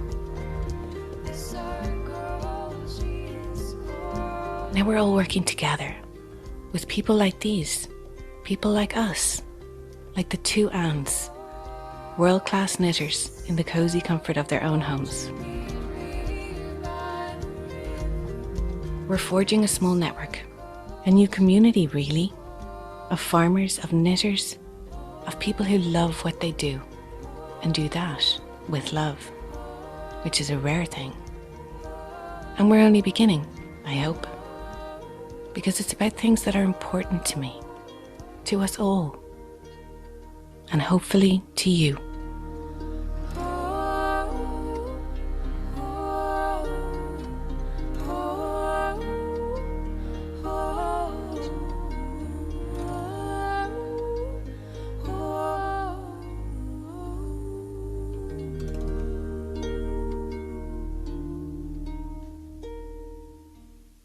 So I wanted to give a little update on where we are now. Lionel can't join me because it's busy lambing season, and we're also so sorry not to be at the actual event we were hoping to, but we're launching our hand knitting yarn in Cologne in Germany, and we will have just come back from that, and we're balancing kids, sheep, lambing, being away from the farm, all those things. So it's a very busy time of year for us, but a very exciting time of year for us. And so we're honoured to be part of it with this pre-record and to share a little bit about our news of where we are now. And I know I gave lovely Dora the video of kind of how we all started, the inspiration from my grandmother, the knitting me the baby blanket, and now we're actually entering our 5th year of business, and we're hitting some huge kind of expansion plans to establish this year what really has been a key dream for us, which is to set up a woolen mill, which was kind of one of the first things we started with, because we reclaimed this old woolen mill as we started up the business, and then that was in the farm for ages while we worked on our blend, our Eru yarn, our farm to yarn networks, and growing the supply, because ultimately everything at Eru comes down to the farmer. We farm to yarn, and the problem with Irish wool has, in a nutshell, been the devaluation that has happened to the Irish sheep farmer, the devaluation of the wool, which ultimately, you know, you have the farmers facing this crisis for decades now, where they are at a loss just having a sheep because they have to shear it, and they are not covering their costs by shearing from the price they're getting from the wool. So our ethos was always to value the farmer. From the beginning, that's how we started. We started by paying the farmers over 10 times industry price. We continue to do that and grow that and increase that payment as much as we can, whilst we grow our supply. We have wonderful farmers in our network, farmers joining all the time. Our beautiful Blueface Leicester farmers, which are all run small family-run farms. Well, all of our farmers are small enough family-run farms with really high ethics. And they're usually in smaller flocks. And then we have our Emerald Romney group. We have 2 videos on those sheep actually, and they are headed up by 2 head farmers, Dave Herty and Roy Collier, who are kind of like us, more based in the sheep. So their vision is to really scale up the the sheep, to make this dual purpose sheep a really viable sheep to work with for the Irish farmer, which has also been the problem. So they're working with the genetics. They put in so much investment, so much time, so much knowledge to really honing and making the Romney a really good dual purpose sheep for the farmers to then take on, so we can increase our networks. And this is a fantastic sheep for Irish farmers, suitable for all land, birthing outdoors, loving as least interference as possible, and really robust sheep with a beautiful fleece. So that's what they are working on. We're working in partnership with them, and this year we are setting up our woolen mill, which is the big dream that we've been after. And we are envisioning to scale up this woolen mill, the production, as we scale up our supply and our partnership with the farmers to increase the amount of wool available and to make that available to everyone, because that's our dream, to produce the wool and give it out to designers, knitters. It's usually always been the crafters and the knitters who've really got us from the beginning, because they're very interested in the origin, the quality, the story behind fibres, and they're working so closely with it. We've always found such immediate and great feedback and support from the crafts community with our wool. So we have some exciting things coming for all of our crafters. We have released this year our fibre in its raw form, dyed and undyed, which is amazing for felting and for all sorts of projects. Then we have also spinning that into different weights. That's what we're working on. These are rovings. We're working with finer weights. In this coming next few months, we're releasing. So we're currently working with a DK range called Aero Elements, and then we are releasing an Aran range, which is going to be called Aran Traditions, and the first palette is going to be called Turning the Turf. So it's all based on Irish traditions, the palettes, and this is the first tradition that we're working with, and we have these beautiful earthy tones of the soil. These are new Aran colours, just showing you. They're all the colours kind of the earth. Turning the turf, turning the sods of turf. And they're all kind of interesting melange where the colours are interwoven with each other. So that's our new Aran collection, and we're collaborating with amazing designer Ryan Koning, who has designed these gorgeous patterns for us, which we'll be releasing our own Eru sweater. And he is an amazing designer. He's designed these, and there's a sweater to come. We've also woven our wool this year and made gorgeous fabric. This has just been released. We're going to make tweed, 100% Irish tweed, available soon, a tweed range of fabrics to work with. And this is a fine luxury blue-faced Leicester, suitable for clothing, fabric that we've launched. So there's a lot of big stuff coming. The setting up of the mill, the new knitting collections. We're currently, when you see this, have just launched that into the European market. We launched in America last year, and our knitters in America are loving our yarn, loving the story, loving supporting the Irish story of our reclamation. And interesting to see, actually, we met so many people, and hopefully we will in Europe, where these other countries are also having a reclamation of their natural fibre industry, setting up mills, reclaiming those industries that used to work so well. So that's kind of our up-to-date news with Eru. We're so thrilled that you've included us. We're so sorry we're not there in person, but we have some amazing representatives down there who've been using and working with our yarn.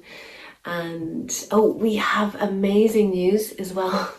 Since yesterday, we were just launched by there's a very famous fashion designer, I'm sure everybody knows, I'm allowed to say the name now, J.W. Anderson, chose our yarn, this colour, in our beautiful worsted spun next skin luxury soft wool. He chose that for his new collection, for his kind of signature sweater in his new collection for a collaboration with Guinness, and it's just been released, it's just in the news, you can see it now, you can Google it and see it.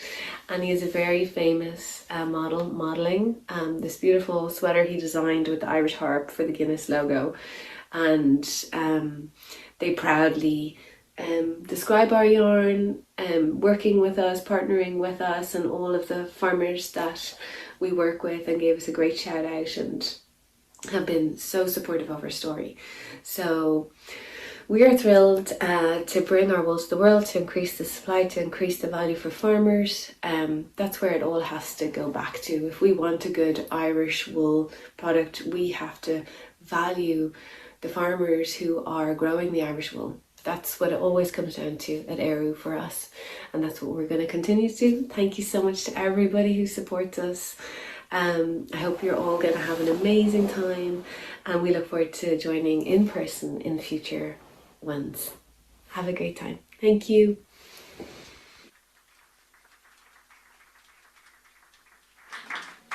It really looks like she was here. It was. Oh, here is Sharon. Sorry. That's you. You chair this session. I'm next. And the next is you are next. No, I'm not going to talk any extra. Nobody wants to hear from me again.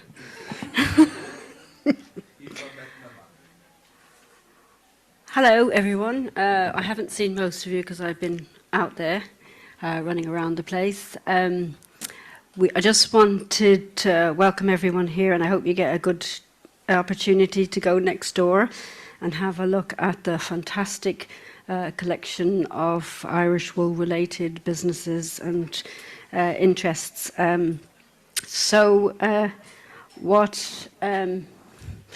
can put the slide up. So, a notable absence from a wool event in Kerry is Kerry Woolen Mills. I have a small history with them. Some of the first wool I ever used was from Kerry Woolen Mills, and that was 20 years ago, so I've been coming backwards and forwards from Wicklow to Kerry, and every time I go past Kerry I get 3 bags of wool literally from them. So I'd just like to note the passing of Andrew Eady in the last couple of weeks of Kerry Woolen Mills, a man that was very loved by his community, and they employ about 35 people in the mill, and very short illness. So we just like to remember Andrew Eady here and wish Kerry Woolen Mills all the best in their future, because it's going to be tough without him. He's taken a lot of, obviously, to his family. He's taken a lot of wool information with him without the time to pass it on. So we'd just like to mention that they should be here. Of all the people that should be here, they should be here. So I just wanted to mention that to everyone. So I'd just like to introduce Aoife McNamara as our next speaker, and we're delighted to welcome her. Her work as beautifully bridges heritage, sustainability, and contemporary Irish design. So here's Aoife now, and I hope you join me in welcoming her for her presentation.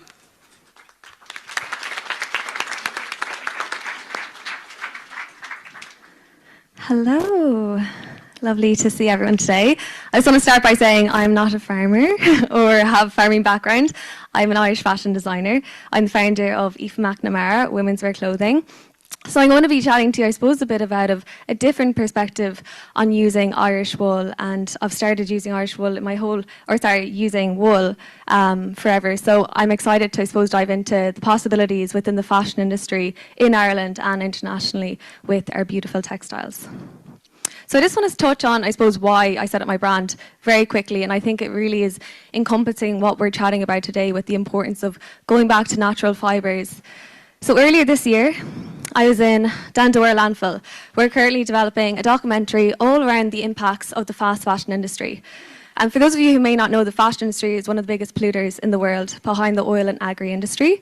But for me, it was so important to, I suppose, bring it back to education, which we are chatting about so much today. And how can I educate more as a designer? So we're doing this documentary to really educate more.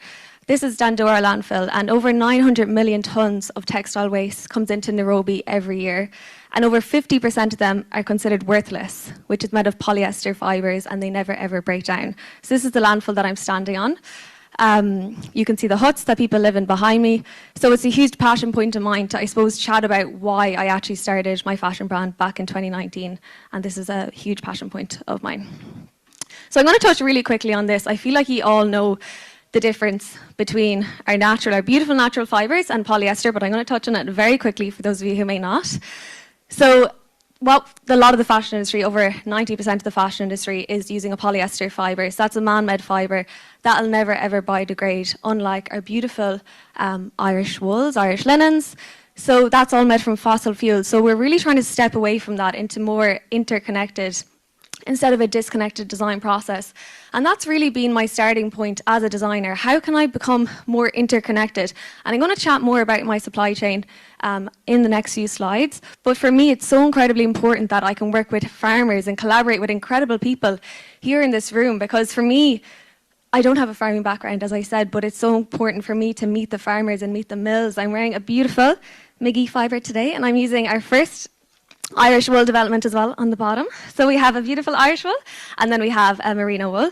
But both are so beautiful, and for me it's so incredibly important that I'm working with the expertise that I can. McGee's, John Hanley, Donegal Yarns, Kieran from Malloy & Son, and produce my pieces. So here are some of my pieces. I recently showed in New York Fashion Week, Copenhagen Fashion Week.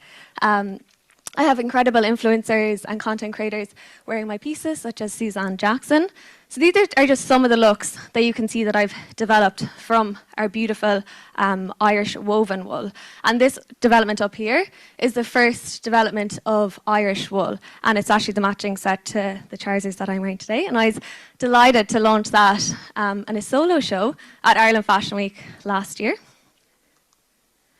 So a bit more, very quickly, I suppose, on my interconnected design process. And this is really back to, I suppose, we chatted so much about education through all the talks today, and that's really, I feel like, such an important role in why I do what I do. You saw, I suppose, the documentary that I'm currently bringing to life, and I went over to Dandora and I'm talking about these issues. But for me, I'm really trying to figure out, okay, how can I also do that to my consumers? We have our beautiful store in Adair Village in County Limerick, so that's a huge part of our educational series. So I'm going to start with my inspiration. It starts from nature. Everything that I design has a story behind it, all inspired by our beautiful Ireland. I'm then working with our incredible mills that I've been chatting about to help develop the fibres, mainly using all our Irish textiles, as many as I can. We developed our first ever collaboration with Adair Manor. You can see the woolen throw. That was a development with John Hanley Woolen Mill, which I was delighted to bring to life. It was a homewear collaboration that's currently in Adair Manor. And then it's looking at certification. So for me, we're Ireland's first B Corp certified fashion house, and for me, having these certifications to not only prove to my customers, but also prove to myself in-house, really looking at the supply chain, how can we develop it further and further and push our sustainability story. Then on to education. So we have our flagship store in the fabulous Adair Village in County Limerick. It's an incredible thatched cottage. If anyone is passing on the way home, be sure to pop in. We're open 7 days a week. We do pop-ups in Kildare Village. We have our own standalone store there. We also do pop-ups in Brown Thomas and internationally as well. And as I mentioned before, we're at New York Fashion Week. Last year we had a pop-up. We just came back from Copenhagen Fashion Week. So for me, it's about bringing these incredible textiles with me on my journey and being able to showcase them to, I suppose, the world, and showcase what Ireland can do so incredibly and share the message. That's so important to me. Another part of our educational message is our rewilding retreats. We recently collaborated with Ballymaloe House in Cork, which is an incredible space. If anyone is looking for a night away, it's a fab spot. And for us, it was really about bringing people back into nature, but we also incorporated our lovely Irish wool storytelling into that. And we all did a mending class. So even what I found is sometimes when a button falls off a garment, they may not even know how to sew it on. So it was really looking at the small details within sustainable fashion and how do we educate. And the last thing I want to leave you with today is our recent campaign video that got us a solo show for Ireland Fashion Week. So that was our first ever Ireland Fashion Week last year. and we showed our solo show, and then we got selected for New York Fashion Week after it. So this is just a bit about, I suppose, me working with the incredible Donegal Yarns, Kieran from Malloy & Son, and I suppose the passion and the importance of that. My name is Aoife McNamara. I'm the founder of Aoife McNamara Women's Wear Clothing. And when I set up my business back in 2019, I really set it up with a mission to want to make change within the industry. I saw a huge gap in the Irish market for using our beautiful Irish materials and creating garments in a fun, contemporary manner out of them. You know, I've been in the industry for 6 years now, and I feel like you can get caught up in this fast pace and this fast cycle. And for me, this collection was all about slowing down and really reconnecting with why I set up the brand back in 2019, which is really to showcase Ireland, to showcase our roots, to showcase our heritage, and also our incredible creators that are on this island. I'm working with over 20 creators in this collection, and that just means so much to be able to work with woolen mills, to work with writers, with poets, with musicians. That's what this collection is about. It's representing Ireland and the beauty that we have here. You know, it's so important that we're, I suppose, reconnecting with what we used to have before, you know, coming back to this idea of using natural fibres again, of the importance of why you should use natural fibres and how beautiful a story it is, the importance of the materials we have here on our island and using them and showcasing them to the world.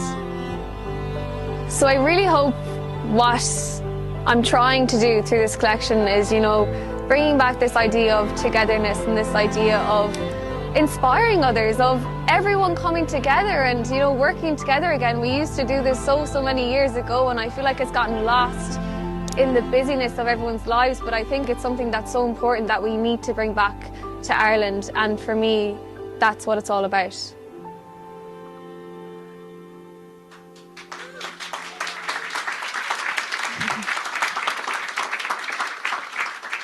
Thank you so much. So that probably did it better than what I was trying to say the whole time. For me, that's what it's all about. So if there's anyone in this room that I can collaborate with, that I can learn more about, that's really what I want to do today, and that's really why I'm here. I suppose I'm giving a different perspective as a designer and wanting to work with people like E.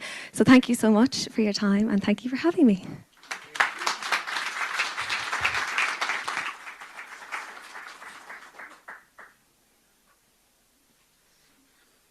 Thank you, Aoife. That was really lovely. Our next presentation is all the way from Greece, and we have Lena here talking about, I can't pronounce it properly, Epirus wool, and you can explain it better than me. So off you go. From where I change the slide? The green, okay. Hello, everybody. I'm Lena Gerotanasi, and I'm a member of the Pokari project. Pokari means the fleece. It's the amount of wool that is shorn from a sheep. So we begin from the basics. After shearing, we sort the wool and we start the procedure. The Pokari project is a social cooperative enterprise that brings together farmers, crafters, and scientists around the belief that all wool is valuable. There is, for us, no good and bad wool, but we have to use it wisely. So what we are doing is using the wool of the rare breeds of the mountains. So this is strong wool, so it's very nice for carpets and tapestry and kilims that we usually do in Greece. Generally, we work together with a lot of other initiatives. We strongly believe in collaborations because alone you cannot get very far. So here, this whole week we have been in Ireland with 10 other women. Thank you, Eco Museum Zagori. Thank you, Egnatia Foundation that brought us here. So together with them, we also organized the 4th European Wool Day in Metsovo, and we had a fantastic time because all these wool gatherings are about networking. So we met so many nice people, and we still have connections to them.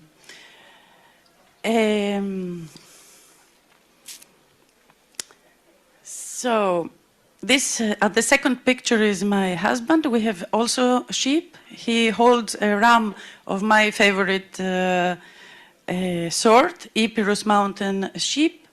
They are only 3,000 of these animals left. With our initiative, we try to give the farmers a fair price for their wool, at least for the costs of the shearing, because it's all expensive. So by creating woolen carpets, there is enough profit to give them back, because without farmers, we have no wool. So this is the 3-plied wool that we do, that we create. Now we are in the middle of setting up our new base. We have bought machines from the 70s. We would like your machines, but still we cannot. We'll get there slowly, slowly. So we were very lucky. I always dreamed of having machines for processing our wool, because if you send it to another country, let's say Bulgaria, that still has a scouring plant, you lose it. Maybe you lose it. You never know if your wool is coming back. So a traceability is for us very important, because then you tell the real story. Otherwise, you are lying to yourself, to your clients. So we thought of having the vertical production, so not to lose at all the traceability. And but we had also a scouring plant in Greece that didn't open last year. He said, I'm not closed, but he said, I'm not opening. So this is hope. Maybe he opens again, because of fear of not losing traceability. This year we have to wash all by hand. So all the fibers will go through and through our hands. So we want to build up this small-scale productive line, and generally to create a wool hub where all the production line will be in, the educational programs for schools, which are the last years very interested in all this, again in natural fibers and in handcraft.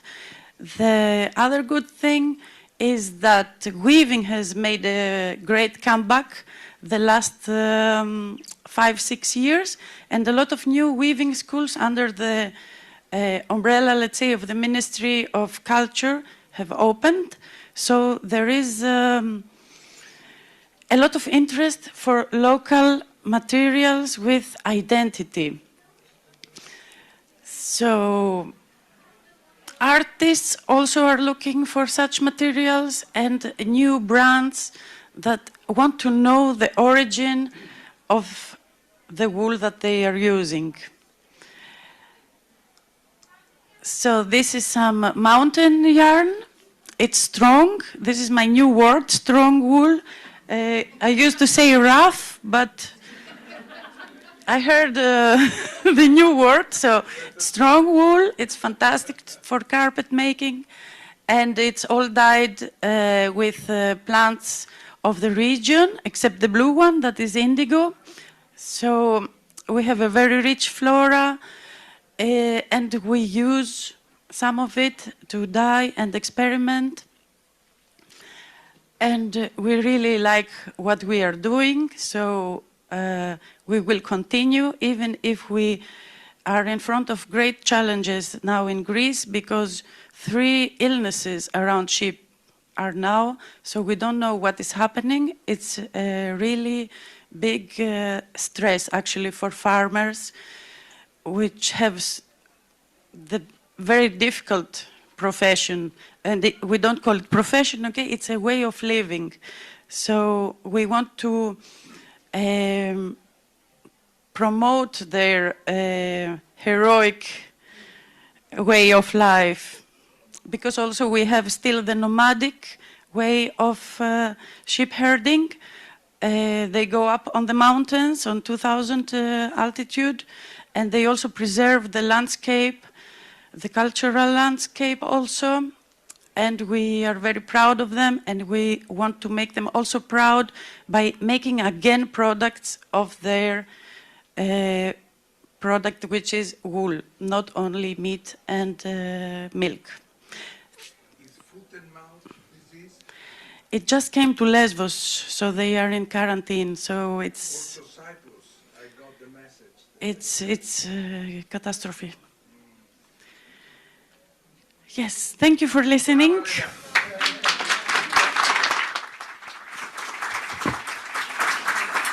Thank you. Thank you very much for that, Lena. So we have Mallow up next from Fibre Shed, which from personal experience are a amazing and supportive community, and she can tell you all about it herself.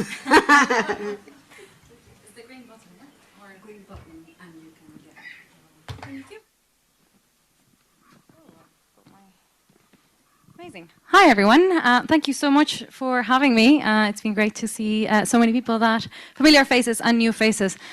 So yeah, I'm Luca Lorin. I'm a natural dyer, an educator, and a community organizer. And as Sharon mentioned, I'm the co-founder of Fibre Shed Ireland. So today I am talking about textiles for liberation. So we're going to start with the big picture. And this is a very busy diagram. If I had the whole day. We could talk about it for the whole day, but we're gonna. This is where we are in the textile industry. So it's not just a degenerative textile system. That's not. It doesn't exist on its own. It doesn't exist in a void. It is fed up by all these different systems. And I could talk about each of them and how they affect it, but I won't. I'm going to focus on 3 of them only. But first of all, I want to acknowledge that this diagram is based by Rupa Maria, who is a brilliant doctor and working on food, which has a lot of links with the textile industry as well. So anyway, I'm going to focus on capitalism, which I don't need to explain what it is, colonialism, and supremacism, because I think those are the 3 big things that come into play when we talk about degenerative systems in general. But they all have a root cause, and that is dualism, the idea that we exist separate from nature, that our head is separate from the rest of the body, that we humans are a separate animal to the rest of the animals, are a separate thing to the rest of the plants, which is a total lie. So how do we address that?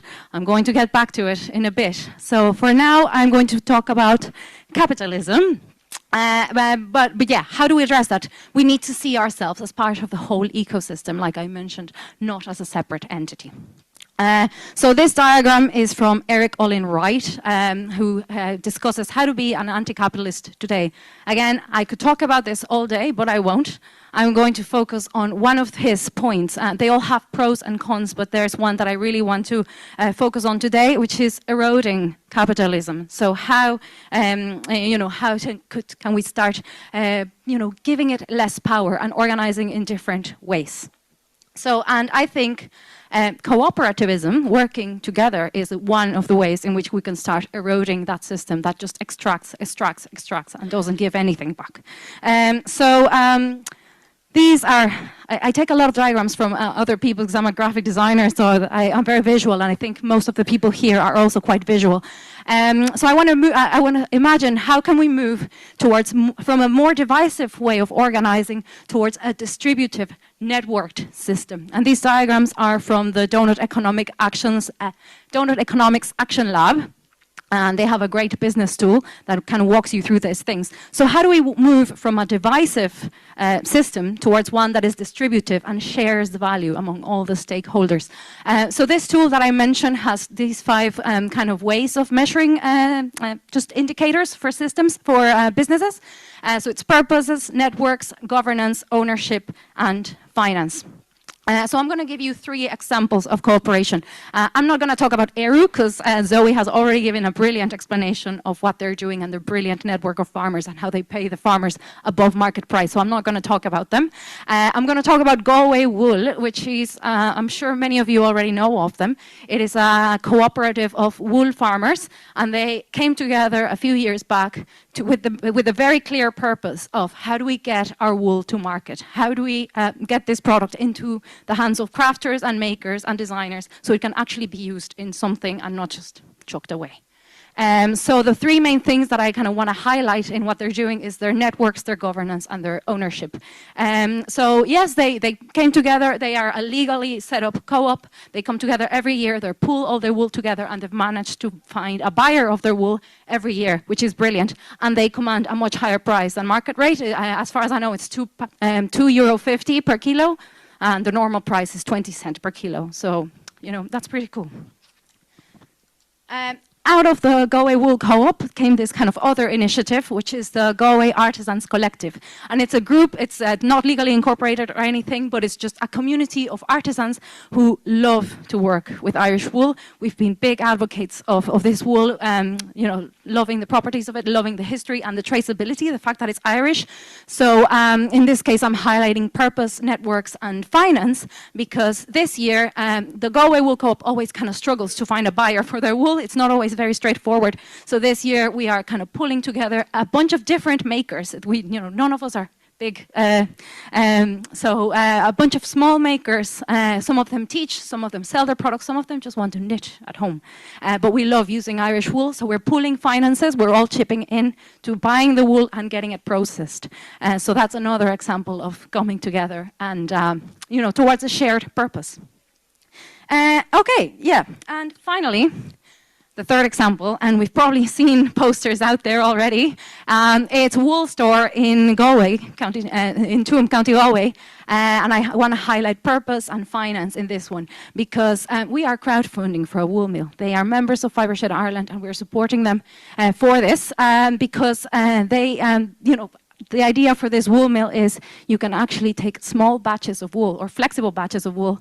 You bring your own wool, or, you know, as a crafter, you find your local wool and you get it back, you know, so it's not being mixed with anything else. You don't need 90 kilos or a big amount, you know, a small, from 5 kilos, you can bring your wool, get it processed. So they're already doing this at a very, very small scale. They're washing and taking it to the carded stage, but we are crowdfunding to increase the capability of the washing and the carding, and eventually, hopefully, getting it spun all in Ireland in flexible batches. So this is a great example of community coming together. We're already, you know, raising the money, and it's great because from very small donations from people all over the world actually really in love with this project, we are building a woolen mill, which is like, has been talked about for years. And this year we're getting 2 because ERU is building their own. So like, it's amazing. So kind of things that we can learn from these 3 examples. Yeah, so when like-minded small to medium individuals, because let's be real, the majority of the wool players are small to medium, like we are all small makers, crafters, brands, designers, farmers. So when we come together and choose collaboration over competition, we can achieve a shared goal and we can become more than the sum of our parts. We become many strands twisting together into a stronger yarn. So that's a really, really big learning that I want to highlight. Another thing is the problem of wool, or the so-called problem of wool, is very vast and multifaceted. So no single player can solve it alone. It's not going to happen. We need a diversity of approaches, which is why it's so brilliant to see what all the different people in this room and beyond are doing, because I think every single one of them is needed. So we don't need competition. We can actually collaborate together to get this sorted, because it's a big problem, but there's a lot of us. So yeah, that's great. And yeah, so we stop thinking in terms of single organisms, and we can start thinking in terms of ecosystems, which brings me full circle back to how do we stop thinking about how we are separate from nature. You know, this is it. If we work together, we realize we're an ecosystem, we're not a single entity, and therefore, you know, collaboration is the key. So if you want to learn more and contribute to this crowdfunder, we still have 2 weeks left to raise the funds. They're going to be matched by leader, but we do need to raise the match funding. So you know, every little helps. Please scan the QR code or go to idonate.ie/crowdfunder/wool store. There's posters everywhere. Talk to us. We are in one of the exhibition rooms, either Fibre Shed Ireland or Wool Store. And we can tell you more about it. We'll take cash as well. We've got a card reader. Yeah, thank you so much.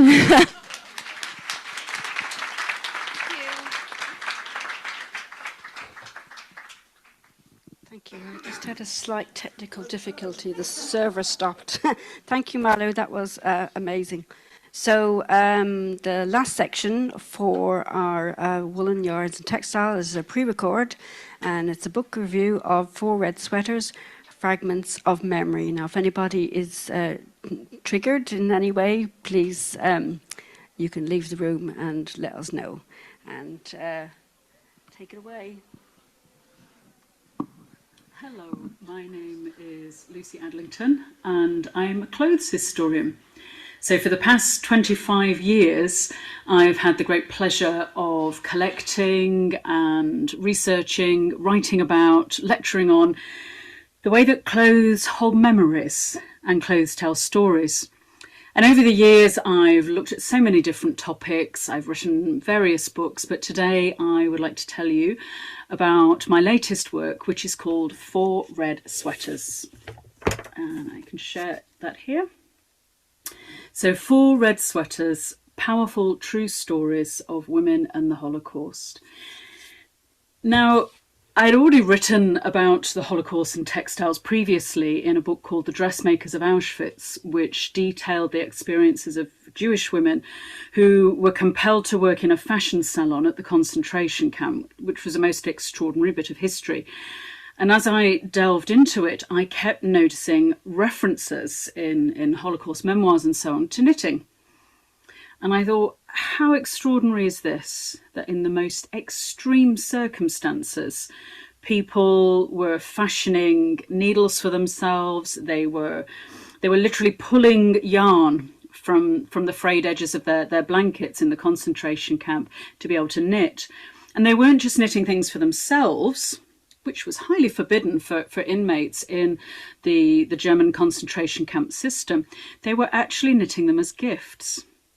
So people were crafting woolens with love. So that was very much on my mind as I began to research 4 Red Sweaters.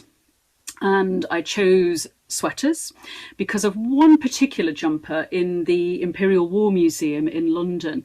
And this jumper, it came with a name and a very little information, just a bit of biography, and I made it my quest, if you will, to find out who was the owner of this jumper and how did it end up in the Imperial War Museum.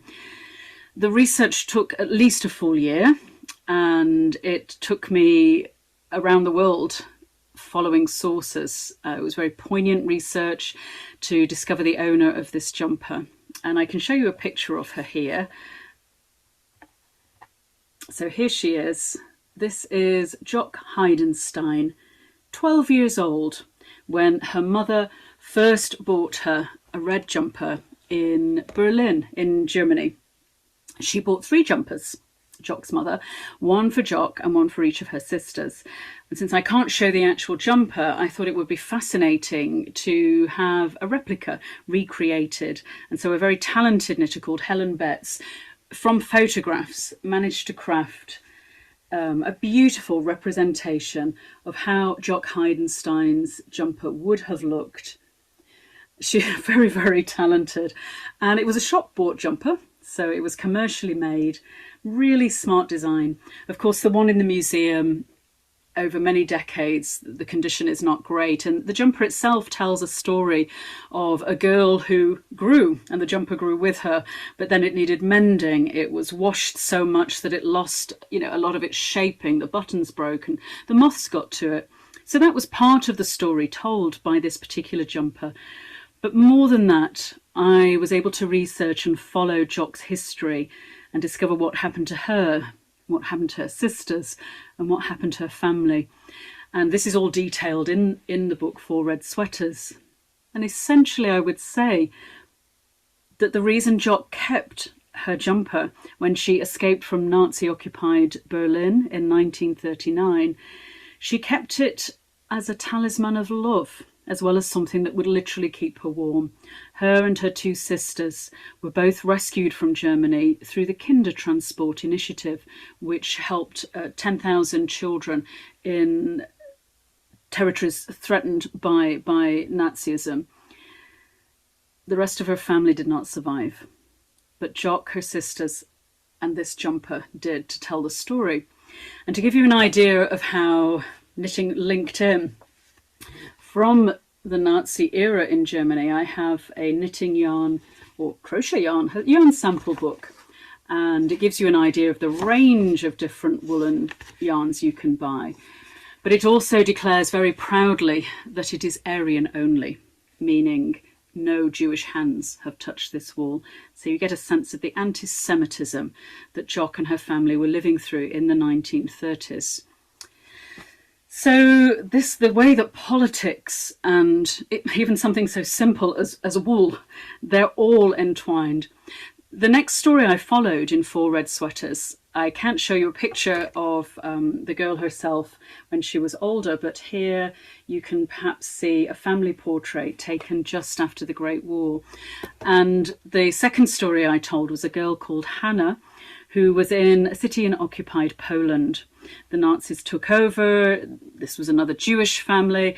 Hannah and her family suffered a great deal, and her brother Joseph decided to escape.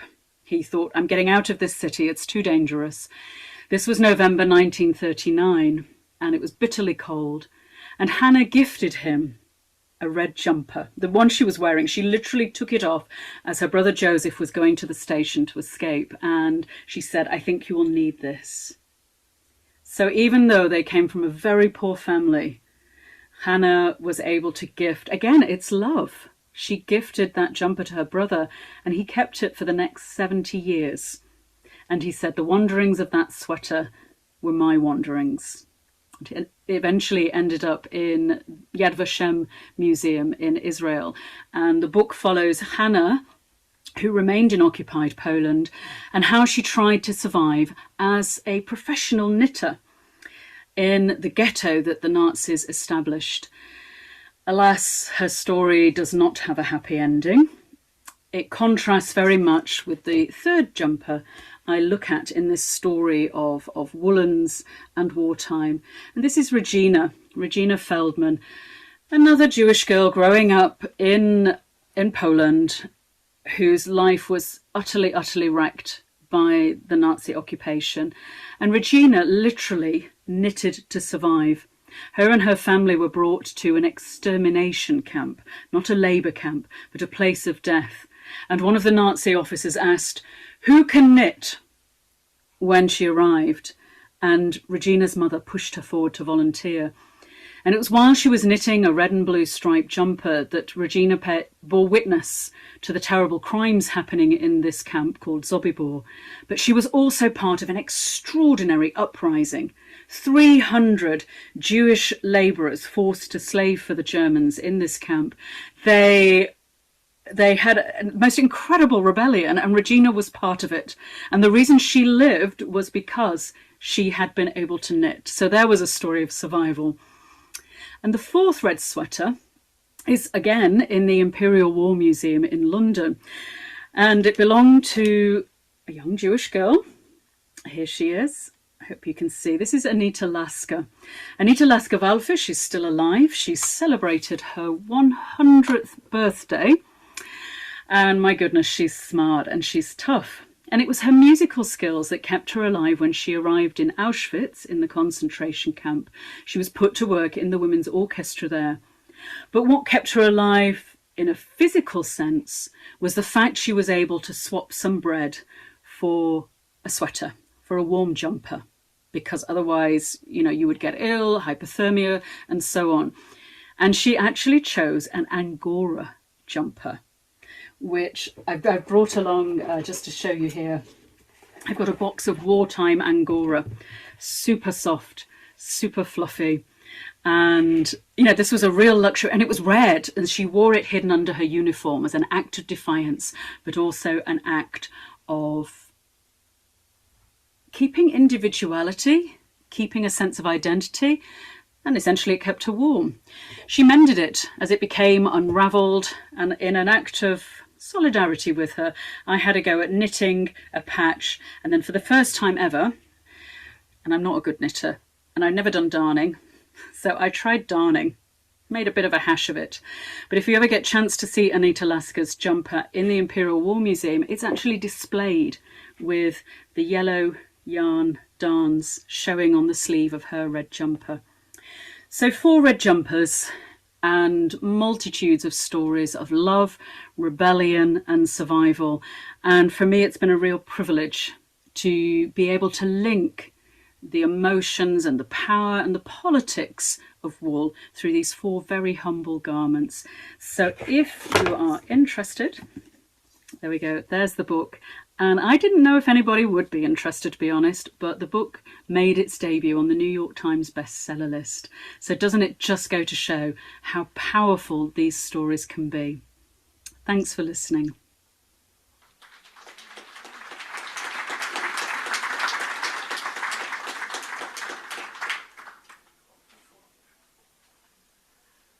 It's quite an emotional thing, I'd say.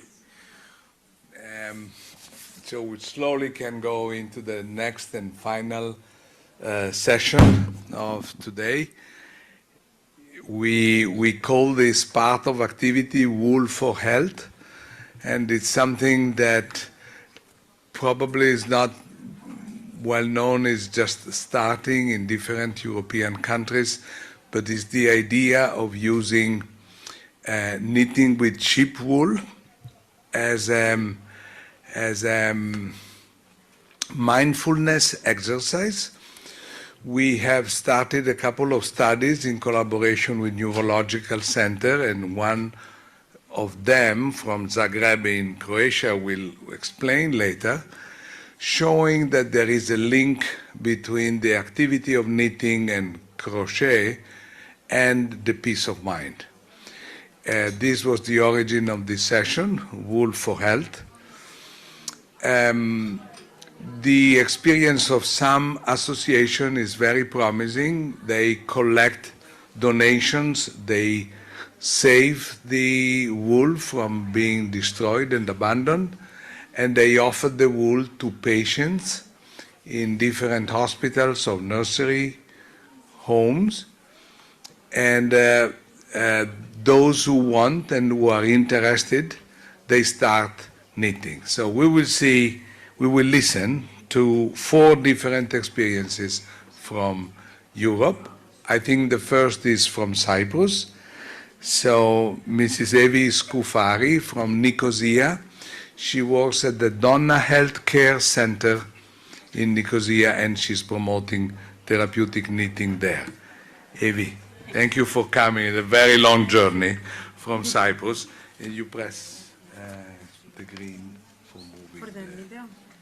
Oh, you have a video or slide? Yes, put the video. Just a video. Perfect. Okay, go. Good afternoon. Thank you very much for the opportunity to be here today.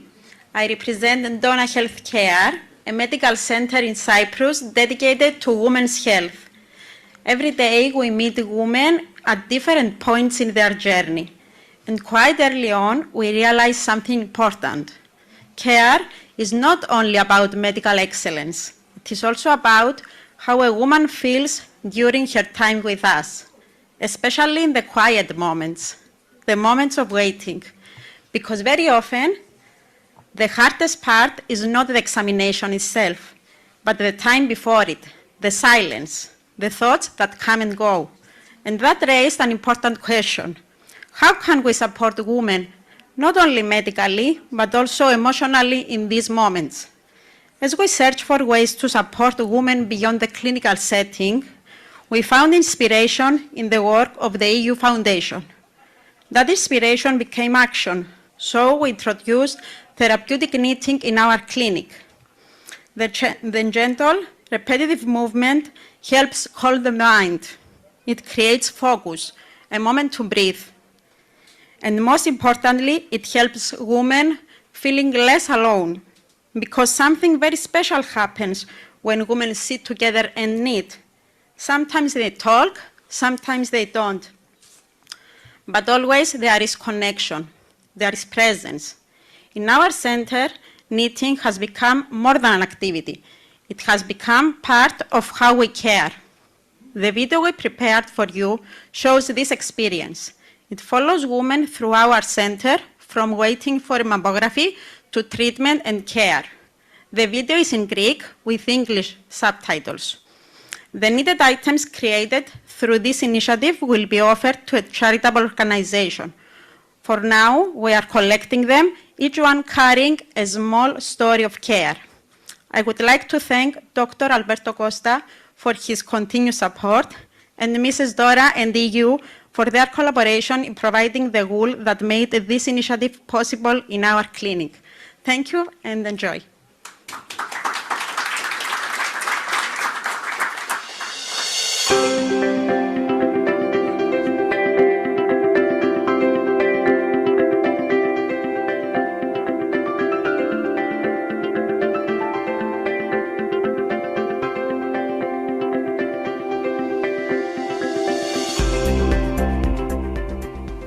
Στο ιατρικό μας κέντρο έρχονται καθημερινά πολλές γυναίκες για τις ιατρικές τους εξετάσεις. Τις περισσότερες φορές το πιο δύσκολο δεν είναι η εξέταση, αλλά η αναμονή πριν από αυτήν. Κάθε γυναίκα που έρχεται κοντά μας φέρνει τη δική της ιστορία. Γι' αυτό πιστεύουμε ότι η φροντίδα δεν αφορά μόνο την ιατρική πράξη.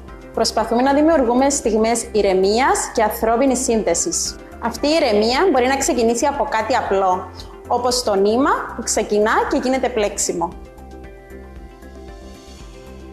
Με την ευκαιρία που μας δίνει τον Donna Health Care, με το πλέξιμο, οι εξετάσεις και οι εγχειρήσεις μας γίνονται πιο εύκολα και δεν νιώθεις ασθενής, αλλά νιώθεις μια οικογένεια.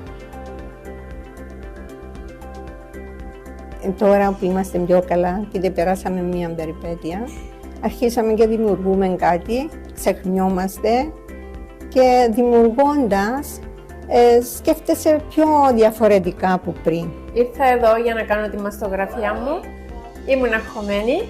Εδώ μου πρότεινε να χρησιμοποιήσω τις μήλες και το μαλλί μέχρι να περάσει λίγος χρόνος. Άρχισα, έχω ηρεμήσει, έχω χαλαρώσει και τώρα είμαι έτοιμη. Το πλέξιμο βοηθάει πάρα πολύ στη ψυχολογία του ανθρώπου.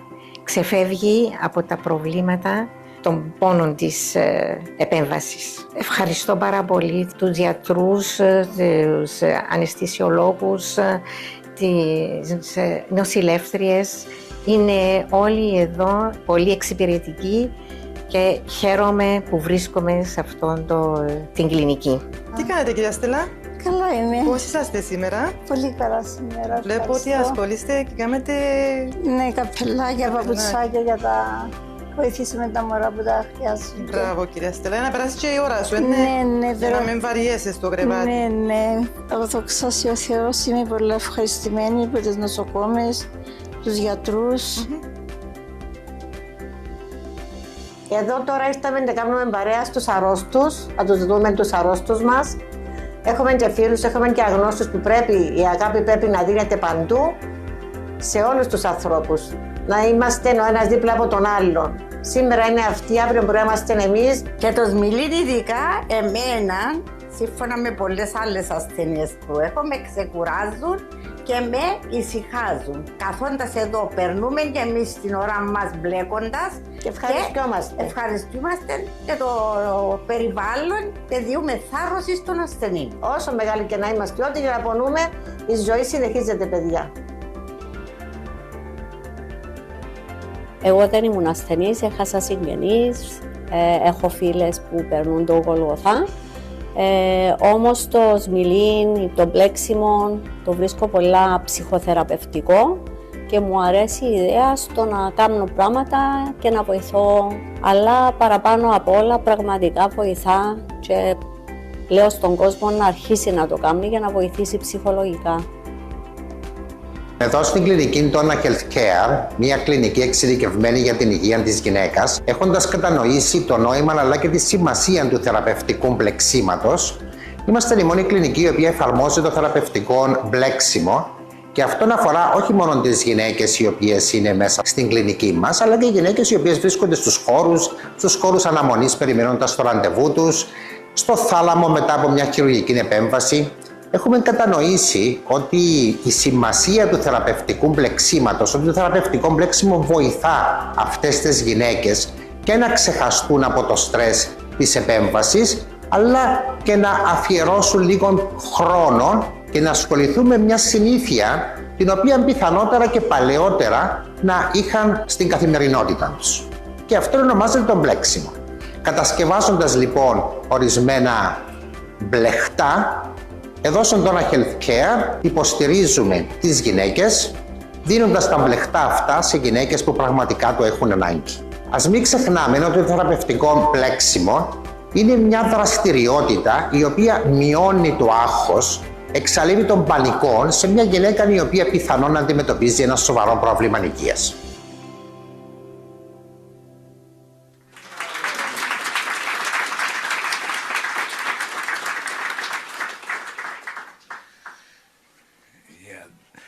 Dora told me that I didn't explain enough at the beginning, so if you are interested, I can tell you a bit more about this idea. The idea is that, well, it started, it's a private story. I was a surgeon for 40 years, a breast cancer surgeon, and now retired, but I always noticed the difference between the patients who were knitters and the others. The knitters, particularly the day after surgery, were very clearly calmer, more calm, and most importantly, more lucid, more capable to take decisions. You know, in cases like breast cancer, you have to take decisions because even the doctor doesn't know the truth. There are a lot of gray zones in decision where you have to balance pros and cons. They are equally good, treatments were equally good, for example, but they can be better for one person and different for another person. So the capability, it always impressed me how patients who were knitting or doing crocheting, is crocheting? Okay.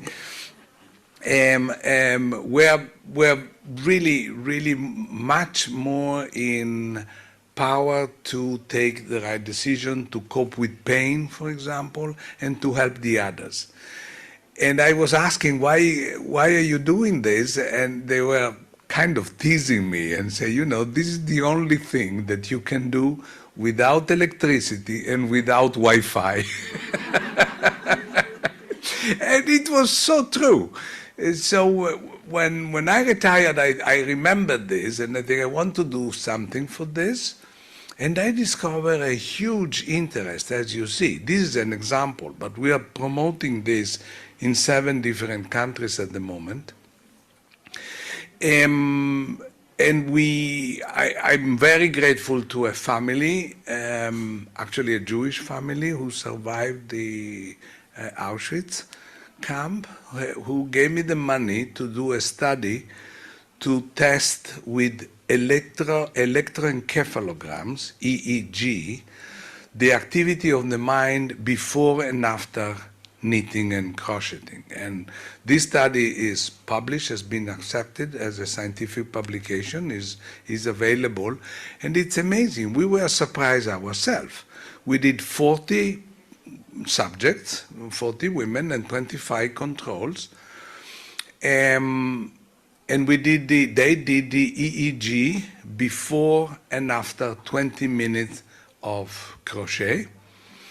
And the result was really the same as yoga and transcendental meditation. So the impact on the mind, the mindfulness produced by that was superimposable, with the great difference that after yoga you don't have a scarf, and after and after transcendental meditation you don't have a glove or a hat. So we are really promoting as being the best system.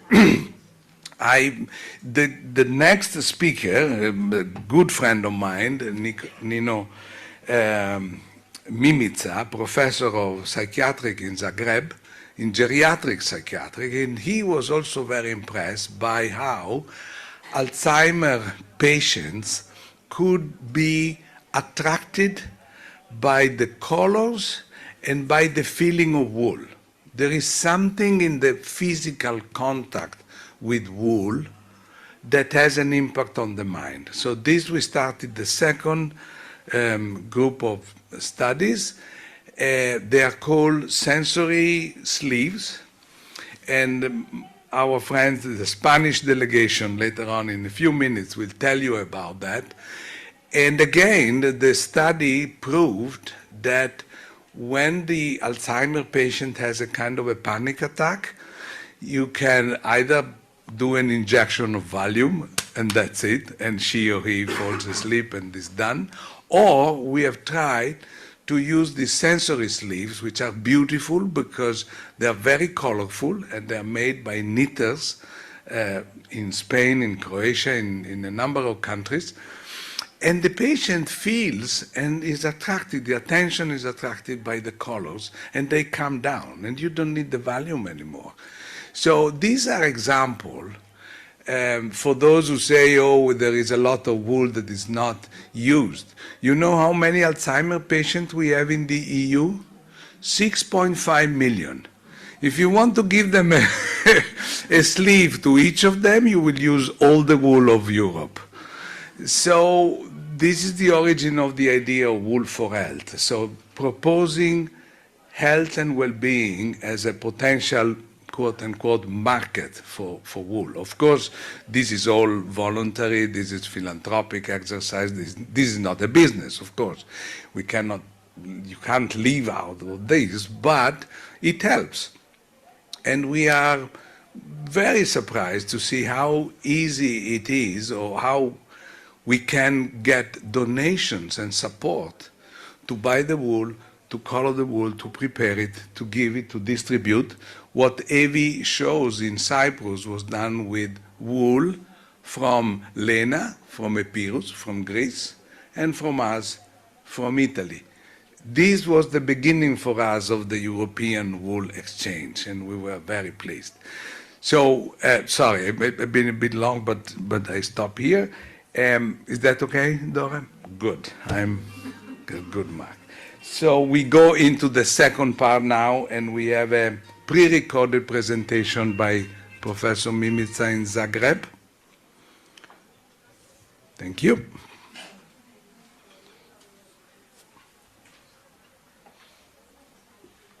Hello, I'm Professor Ninoslav Mimica from the University Psychiatric Hospital Vrapče in Zagreb, Croatia. I work at the Department for Biological Psychiatry and Psychogeriatrics, where we focused on the care of people with dementia and other cognitive disorders. In our ward, we include textile-based activities as part of a broader non-pharmacological approach to supporting patients. In this presentation, I will briefly introduce our knitting, crochet and sensory textile activities and reflect on how these practices have developed. I will also touch on the possible role of wool as an additional material that might enrich some of these activities.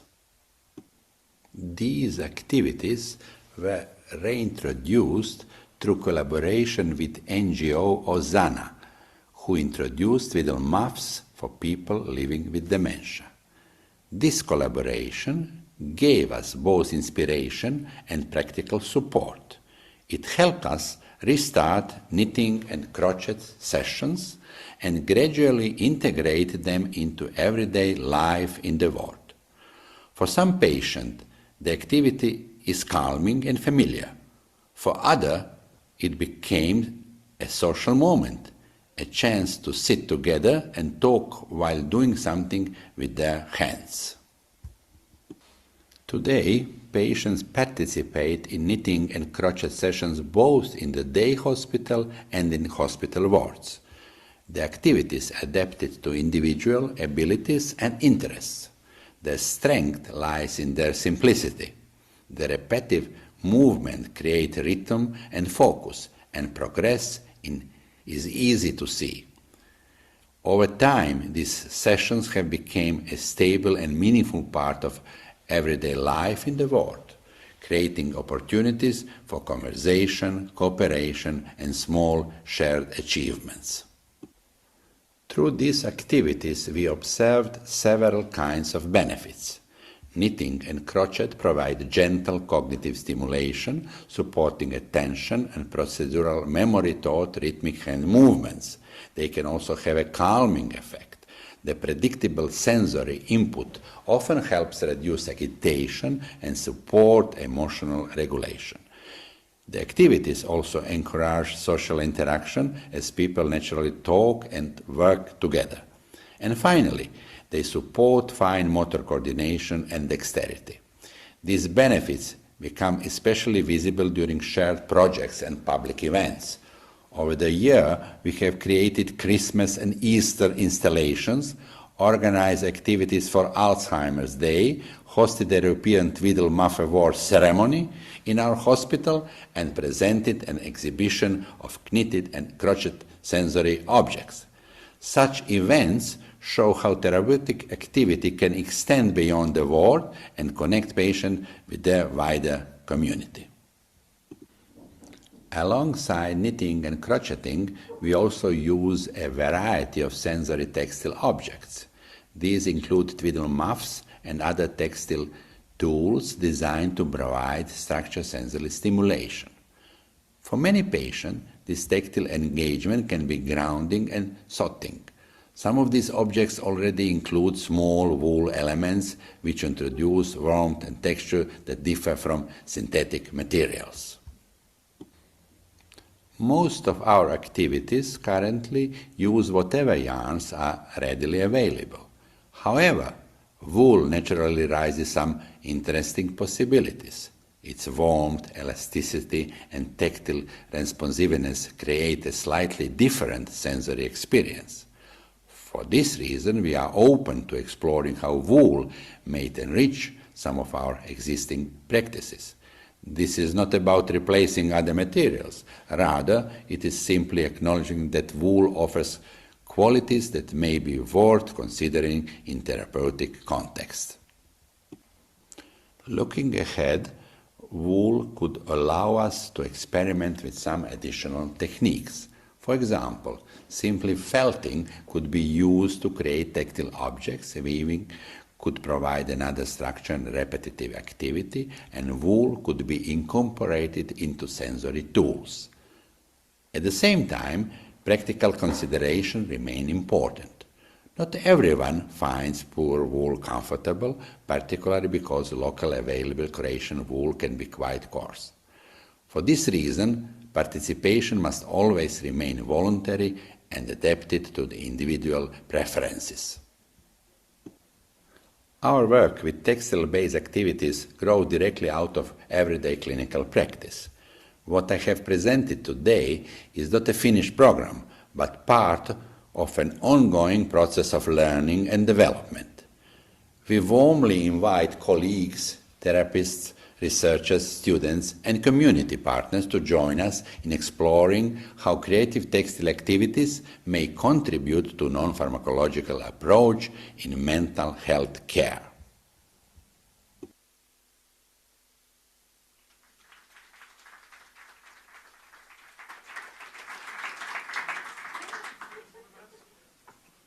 Isn't it interesting, the way that the impact that wool can have? The original, the first association who did use this concept of therapeutic knitting, the word therapeutic knitting comes from a British friend, Betsan Corkill. You can Google her. She did an amazing work to promote this knowledge. You see some of our roll-ups explain her concept, and she needs to be credited as the first in Europe who started to address this issue. As I said, the largest association in this field, it's called Gomitolo Rosa, so pink wool ball, Gomitolo Rosa, pink. And the leader is Ivana Apolloni, who has a beautiful wool jumper on, made by them. And Gomitolo is present in more than 40 hospitals in Italy, around the country. And Ivana will tell us more also about the project of using for artistic work.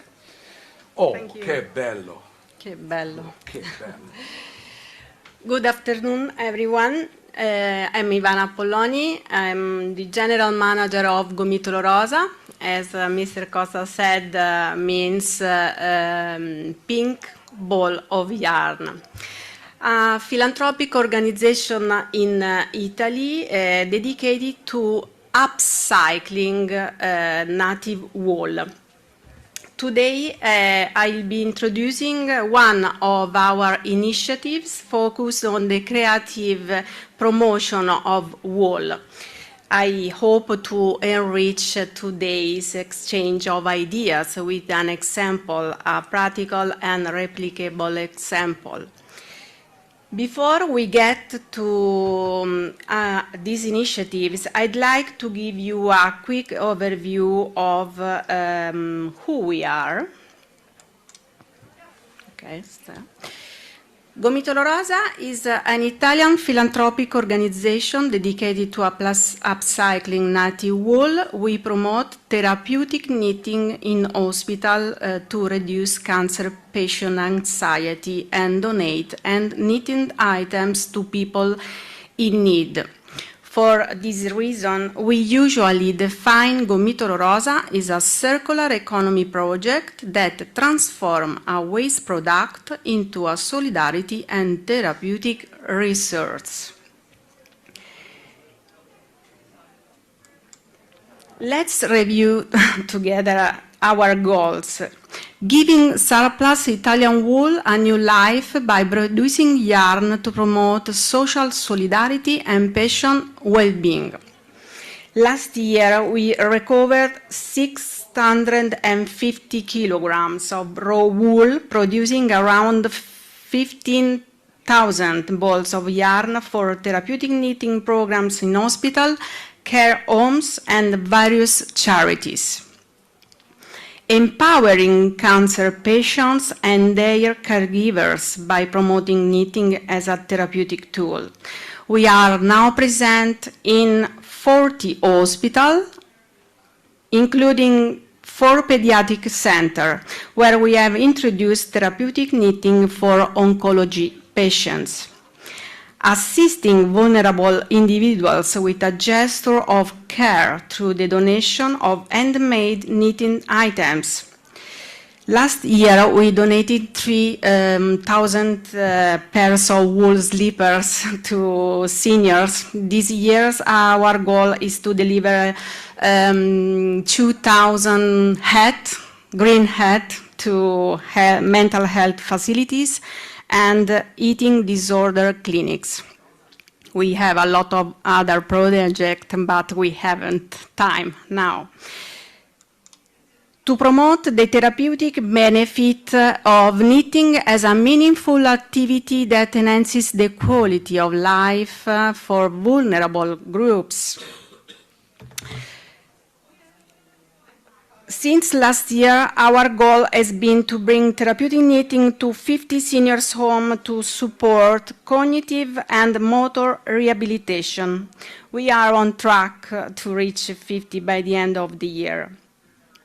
To build a network of solidarity and creativity, turning it into a collective movement for inclusion among volunteers.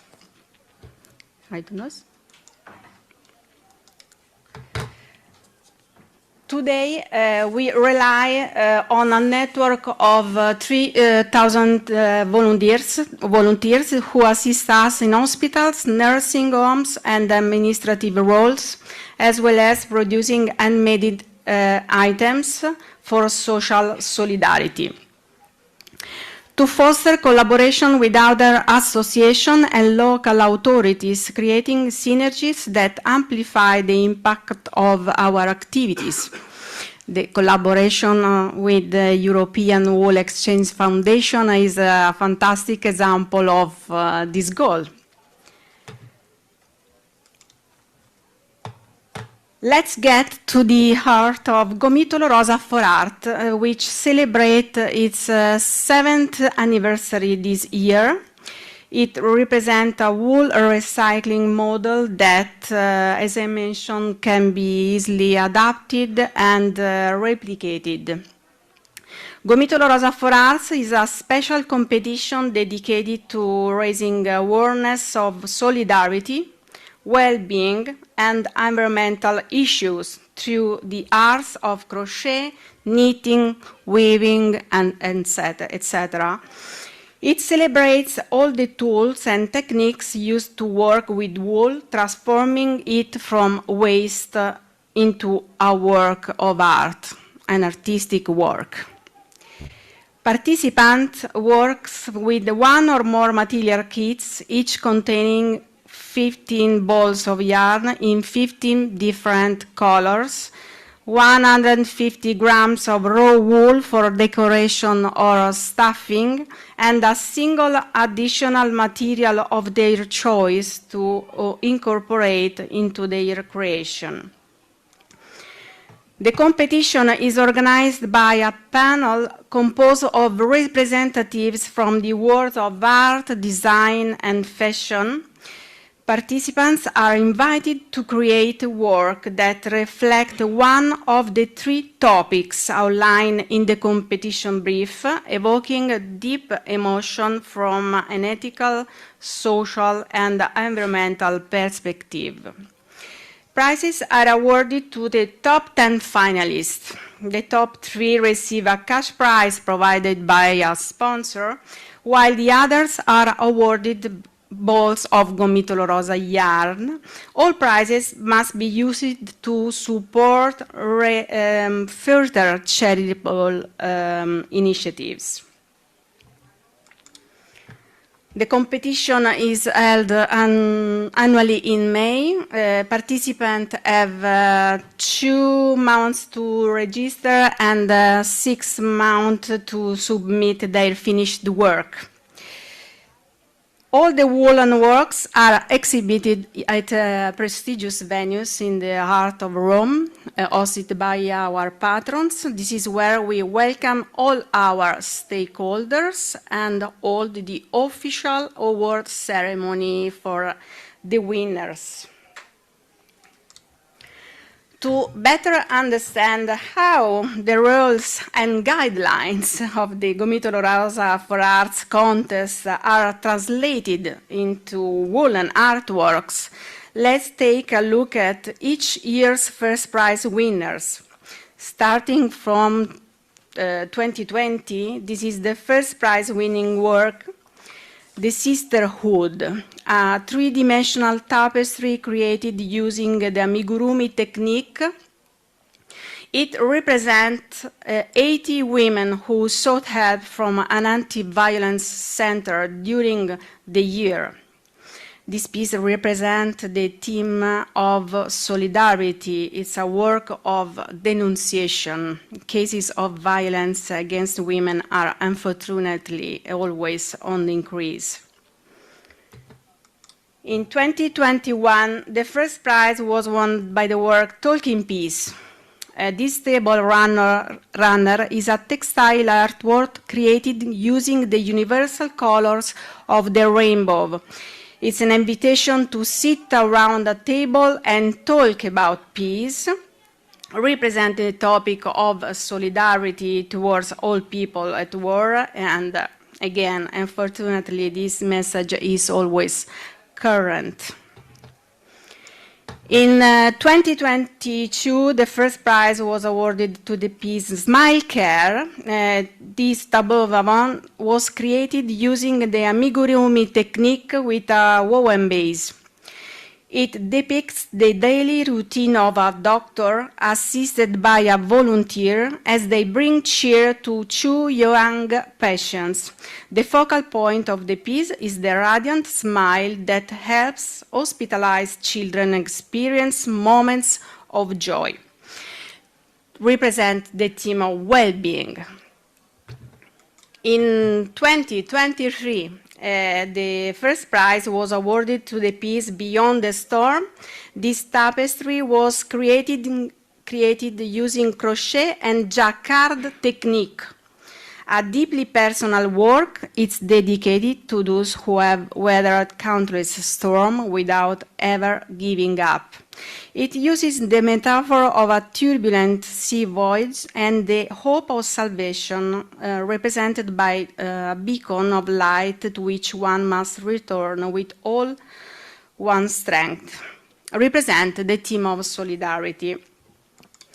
In 2024, the first prize was awarded to the piece United in Diversity. This tapestry was created using embroidery techniques.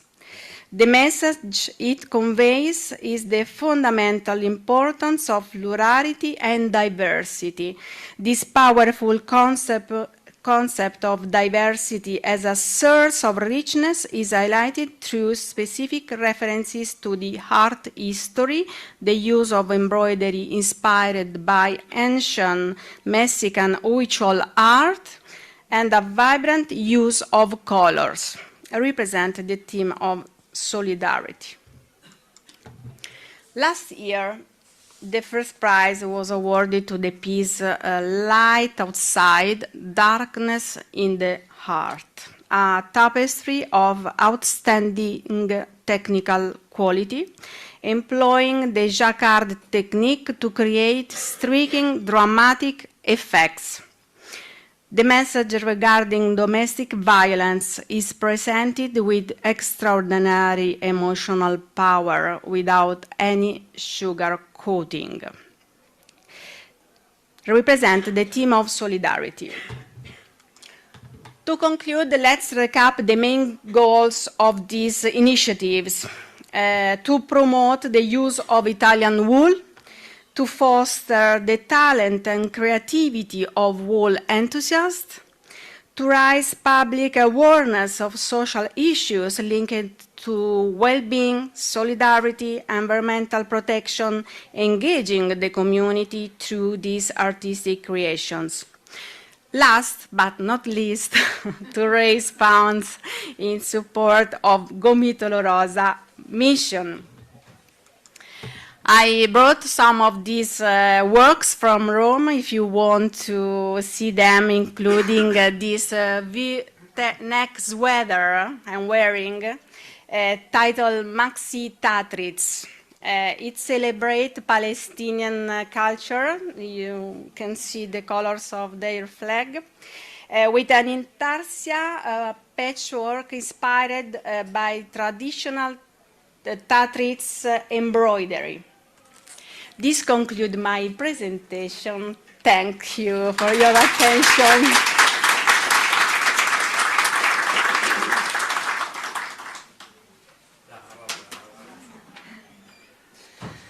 It's not easy for us to speak English, you know. It's easy for you, but we have to make an effort. And you see, brava Ivana, very good. Last, we go to Spain, Concha, and Portugal. Concha and Marisa, you come together? Yes. So we have the last presentation of the session. We're doing well. We will have the closing in 10 minutes.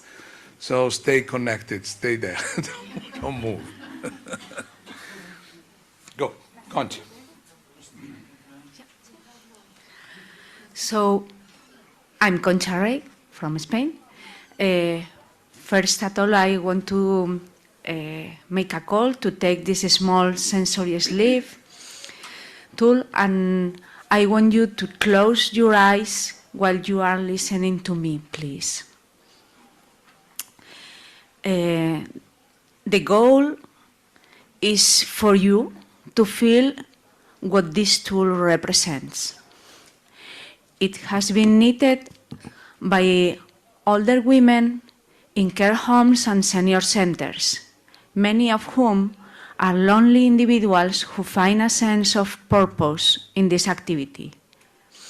These tools has been designed for people with Alzheimer's and children with autism, to provide them with a resource that calms them when they feel nervous.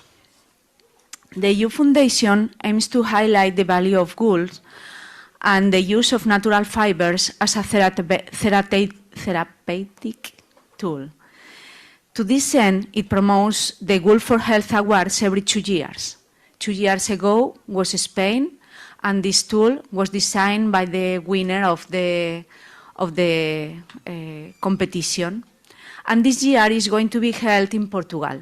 So Marisa is now going to present the competition for you.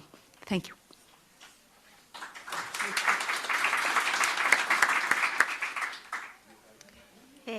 So good afternoon. I think to try the tool, you must pull from the sides, and it's like an infinitive. This is how we call the hand comforter, in order to try some kind of comfort, but I will explain a little bit about this. So the aim of these awards is to create useful items for those in need. All the things that will be sent to Portugal, and we will give to people who need them. We also want to show the therapeutic benefits of fiber crafts and promote environmental sustainability by using wool. We accept only wool as material, no polyester. Why we need a sensory hand comforter? Because the tactile and visual stimulation regulate emotions. The repetitive motions calm the brain and reduces anxiety and support focus and emotional balance. These are some examples, but you can free your imagination, and we are very open to new ideas and designs, and you can crochet or knit or whatever you have in mind. This is very simple thing that can also be made in old people's houses or people in isolation or kids, because it's a tube, and we saw just making the shapes. And these items were sent with, the first ones were sent by a Canadian woman, designed that, and when there was a war and the medical was sent, the medicines, instead of using this white thing, in order to everything in the boxes, they used to put these toys. When the boxes arrive to the places with war, they have the medicines and the toys for the kids. This is very nice. Also for ambulance, they work really well. So who benefits about this? It's people with dementia or Alzheimer, patients in hospitals or care facilities, children with some sensory processing disorders or autism, individuals with anxiety or stress, or elderly people. And this initiative joins environmental sustainability, social impact, and responsible governance. So I think it's 3 in 1. And the inspiration for you, it's explore about texture, structure, and color. As it was mentioned in the previous presentation, people are very grateful about all these textures and colors and the sensory feel of that. So this is very powerful because they create complex textile surfaces. They stimulate the finger movement, and they provide repetitive shooting interaction. And how to participate? So you have to pick some 100% wool. It has to be a safe design. You can free your mind, but we don't need buttons or things that can fall apart and somebody can get damaged about that. And so best items must be sent to Portugal by the 25th of September 2026. I think you have plenty of time. So let's improve well-being across Europe with wool. And we celebrate the healing, calming, and cognitive effect of tactile fiber crafts. Yes, and you have in your companion, you have all the information about the awards with the prices or where to send it, and you have to label it because it could be very interesting for people who receives to have some information about who made it. It's very interesting. If it is not chosen as a prize, it will be used. So this is very nice. It's a good contribution. Thanks for your participation. Thanks to the EU for allowing me and trusting me. And yeah, okay.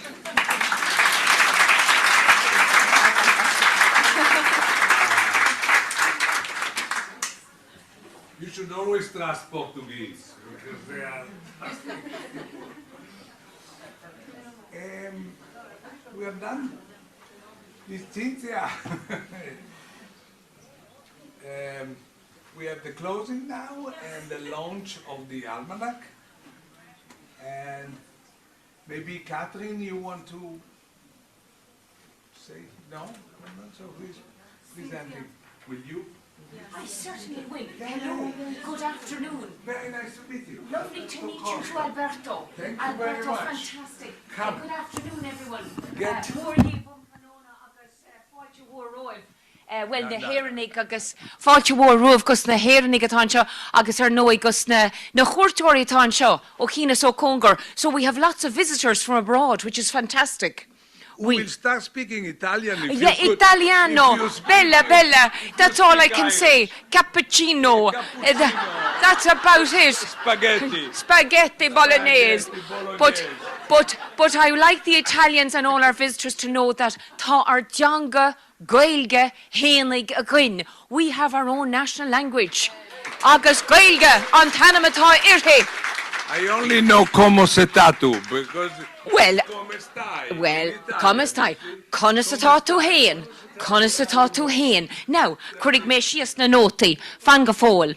Well, now, tosóig ménis agus tá mé díreach mar deir siad as Gaeilge, tá mé díreach landálta. I've just landed. Not on an airplane, I stress. I think the rest of my note is there. Yes, it is. Oh, God, hint of her fad. Right. Well, what a fantastic event. I'm going to spend some time afterwards just having a little peek at the beautiful craft. Beautiful, stunning, and some of you might know or may not know that I am working on craft in the European Parliament. By the way, I happen to be a member of the European Parliament and I happen to be on a couple of committees that are relevant to you. One in particular is Internal Market Consumer Protection, and underneath that we look at lots of different laws. Hope I'm not standing in front of somebody. No, I'm not.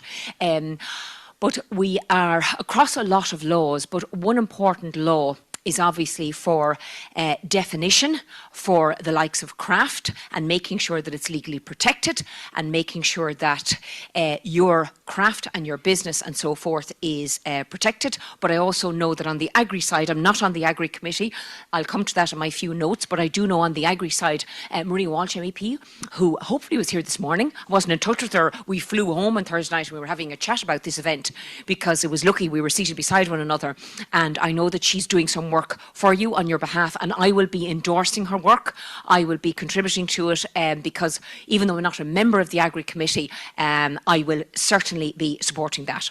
So, okay, tosomi digart. Right, I'll look at my notes now and get myself together. Well, it's more an pleasure rumsa evehan shoham ranona. It's a huge pleasure to be here with you this afternoon. And of course, we're here as part of the European Wool Day, an initiative that has grown steadily over the past 6 years, moving from country to country and connecting people. I love people, and connecting ideas. I also love ideas, and practices. I also love practices and exchanging artistic expression. So important, artistic expression across borders. And this event and the previous events and hopefully all the future events, they really are a testament to the vision and the commitment of the European Wool Exchange Foundation, and in particular Dora, whom I've just met, and I told her I was going to butcher her surname. It's Dora Yamnitsky Kazask. And Alberto Costa, I've just met you, and I didn't do too bad on yours. I'm so sorry, but I want to thank you for continuing to build this community year on year. Give them a round of applause.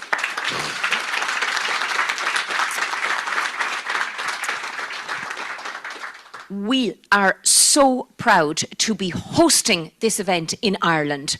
We are always delighted when anybody comes to our shores, anybody comes to our doors, because sometimes in the past we used to think we weren't worthy at all and we didn't have enough to offer. But now we know we do, but we're not getting big-headed about it. We're still very humble, but seriously, we are delighted, and particularly in the run-up to the Irish presidency of the European Council. Now, Shannuckle, I want to tell you about a little Shannuckle. A Shannuckle is basically a proverb or a wise saying in Oscailga, in Irish. And I had to look long and hard to find one about a sheep, a quaira, but I found it anyway. I have to confess now, as somebody who's spoken Irish all my life, I'm not familiar with this one, but I like it. I'm going to use it. So, this is what we say Oscailga. Ní trimme don quaira ullen, agus ní trimme don chullen kiel. And what that means is, the sheep is no heavier for its wool, and the body is no heavier for having sense. Okay, we were always we were very keel, we're very sensible in Ireland. And I have to say, it just does make sense to host the European Wool Day here in Tielidy, in the kingdom. This is a place where I visited all my lifetime. And it's a place where landscape and livelihood and imagination and heritage and Oscar winners are all hosted, and they're all living here, and they're deeply intertwined. And it is full of artistic excellence and artistic talent, as well as farming, it has to be said. It's a fitting setting because Ireland, as I said, prepares to take on the presidency of the European Council in July, just a couple of months' time. It'll only last for 6 months, but I hope that those of you who are citizens of Ireland here, I hope you feel part of it. And I hope through your MEP and, of course, your local reps, whether they're senators or TDs or councillors, that you feel part of it. Now, today's gathering, it reminds me of what might seem local, but it is in fact deeply European. And today it's my wonderful privilege to be invited here, and thank you so much to Catherine Phibbs for inviting me to launch the Irish Grown Wool Almanac. Now I just want to hold it up so you see what I'm speaking about. And since I don't have 3 hands, I'm going to put it down again, okay? And we'll come to that just presently. So the publication is more than a book. It beautifully describes itself inside there as a directory, this is a quote, directory of the people, places and practices shaping Irish grown wool. And in a very short space of time, just a matter of weeks, it brought together an extraordinary network of farmers and makers and designers, researchers, innovators, and of course, how are they all connected? Imagination and innovation and ingenuity. And that's why I love being in a room full of people like that. And this almanac, it will give visibility to work that's often unseen, sometimes unsung, we don't want that, and it's going to strengthen connections which in today's modern world has become so vital and sometimes so tenuous. So we have to mind them and we have to nurture those connections. And that's why it's wonderful that we have a cross-European platform here.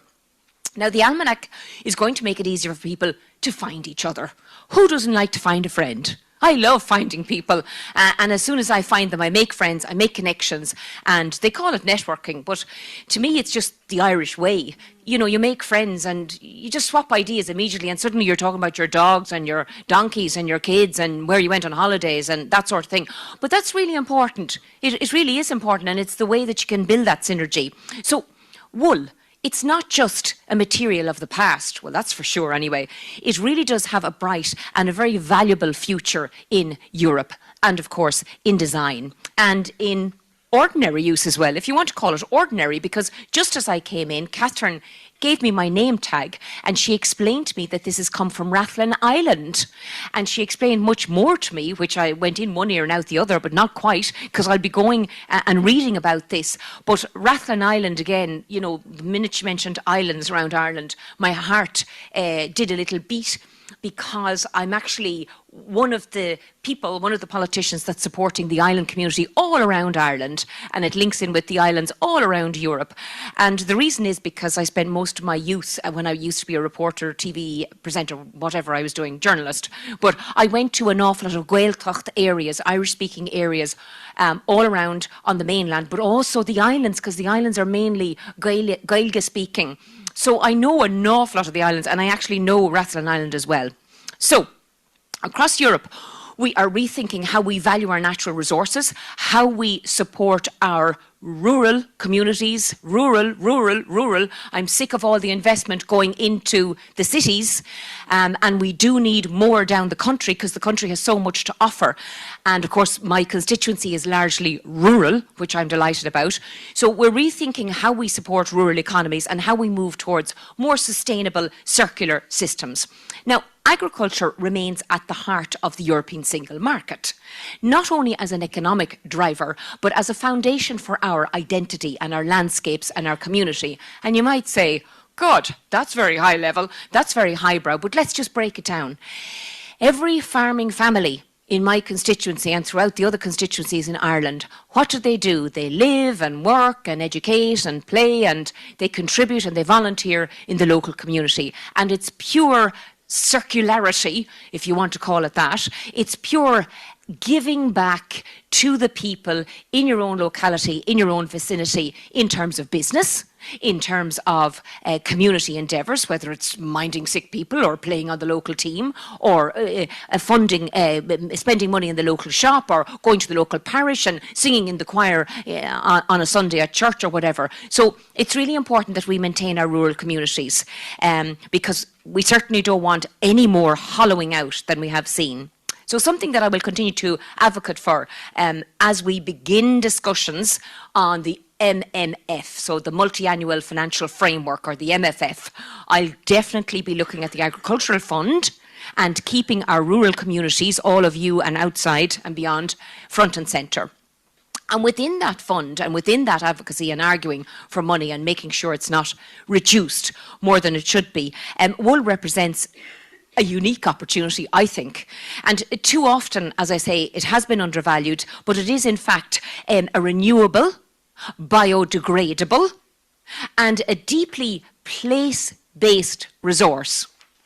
Rathlin Island, I could go on. You all know your own local communities where the wool is produced, Wicklow, all the other counties.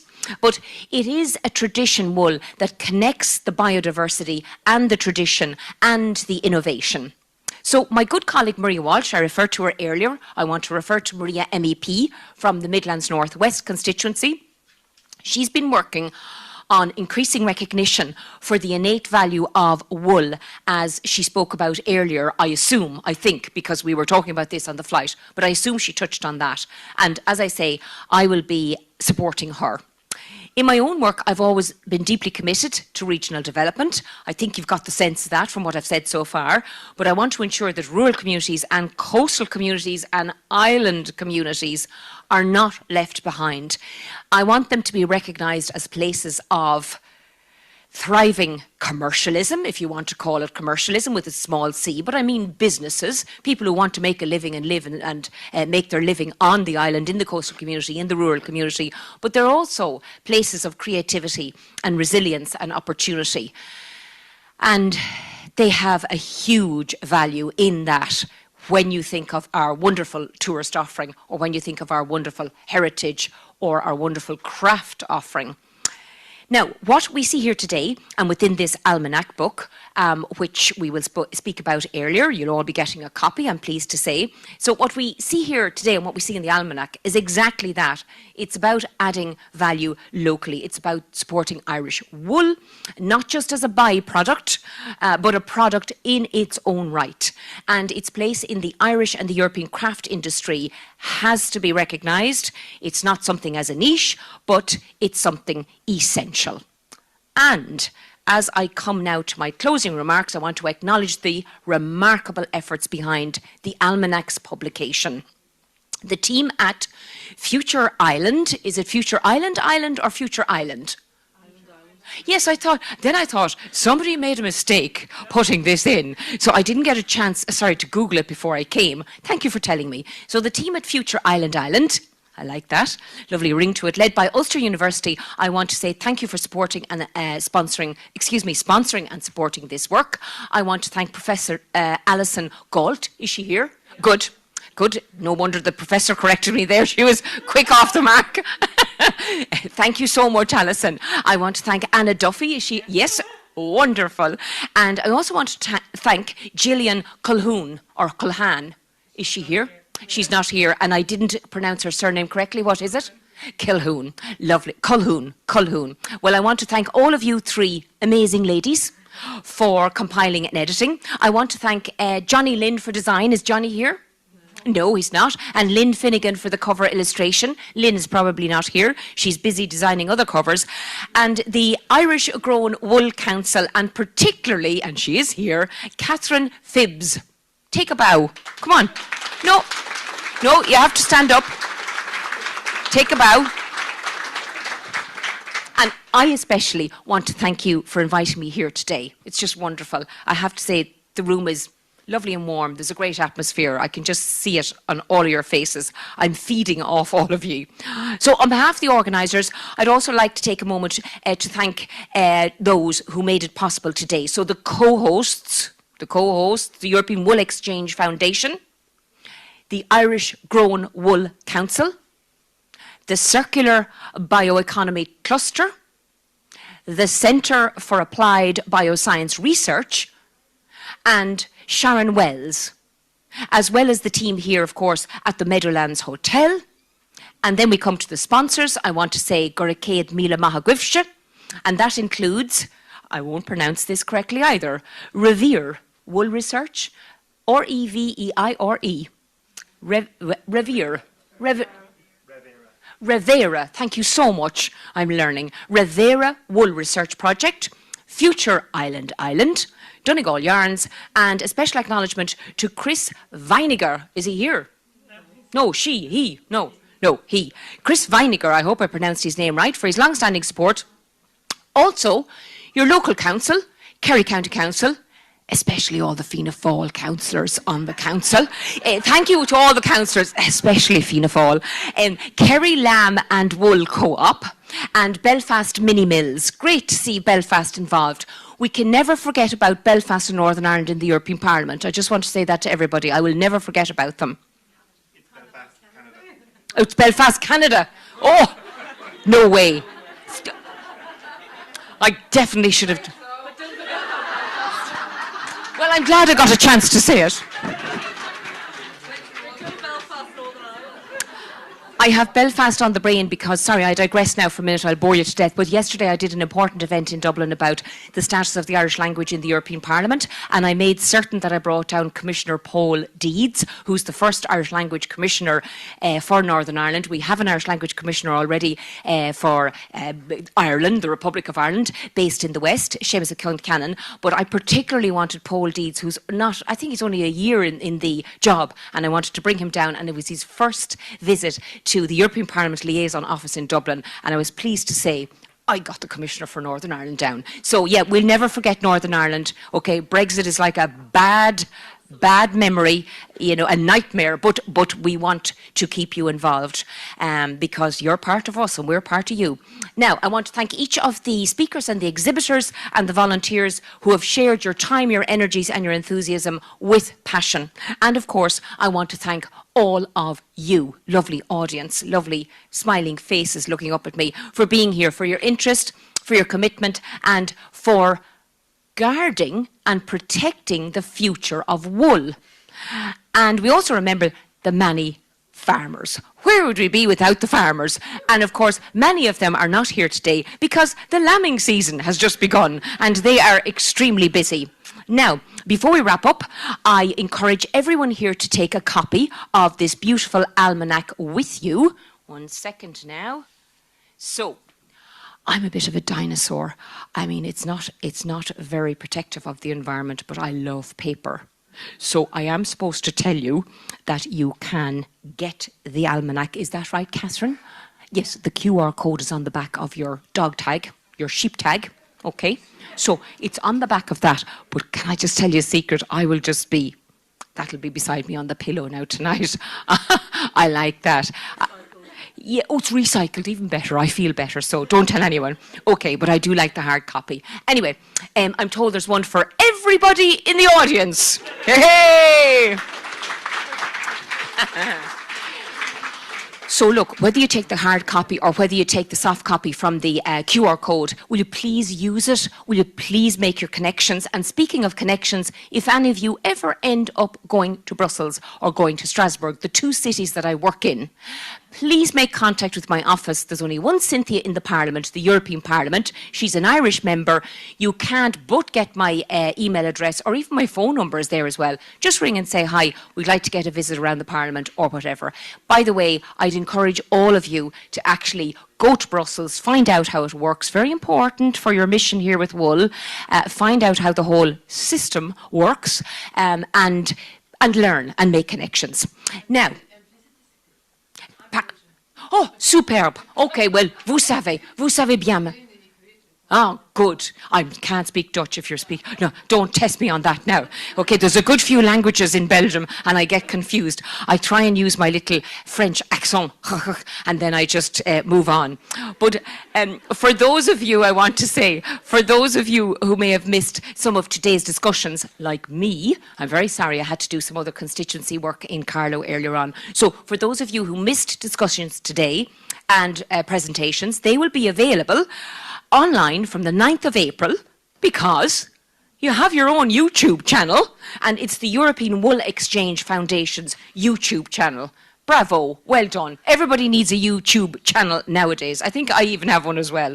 But it is now my deep pleasure is mór an anordom agus is mór an cúis áthas atá orm agus is mór an pléisiúr to formally, now I don't have a bottle of champagne to break over the book or anything, but to formally launch the wonderful, wonderful Irish-grown wool almanac. And I think we should give the almanac the biggest bullabus, the biggest round of applause we can give.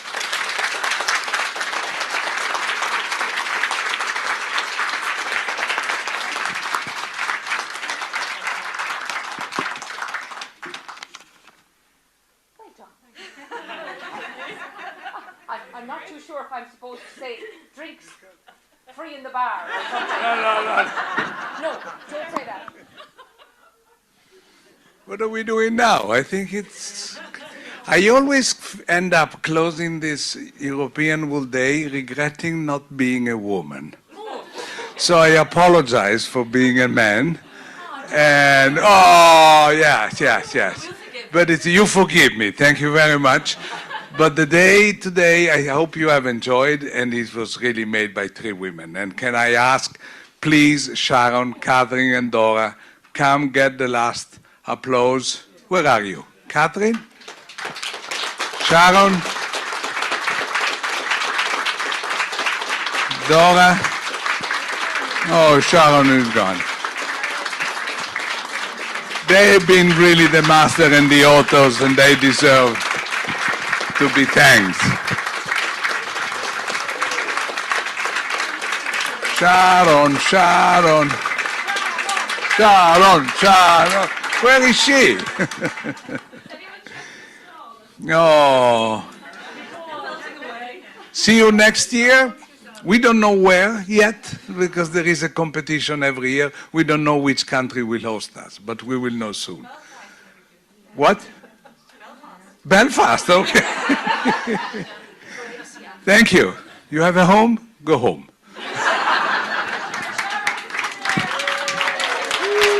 Oh, Sharon is here. She's shy. Shy and Sharon. Thank you so much. It was a great day.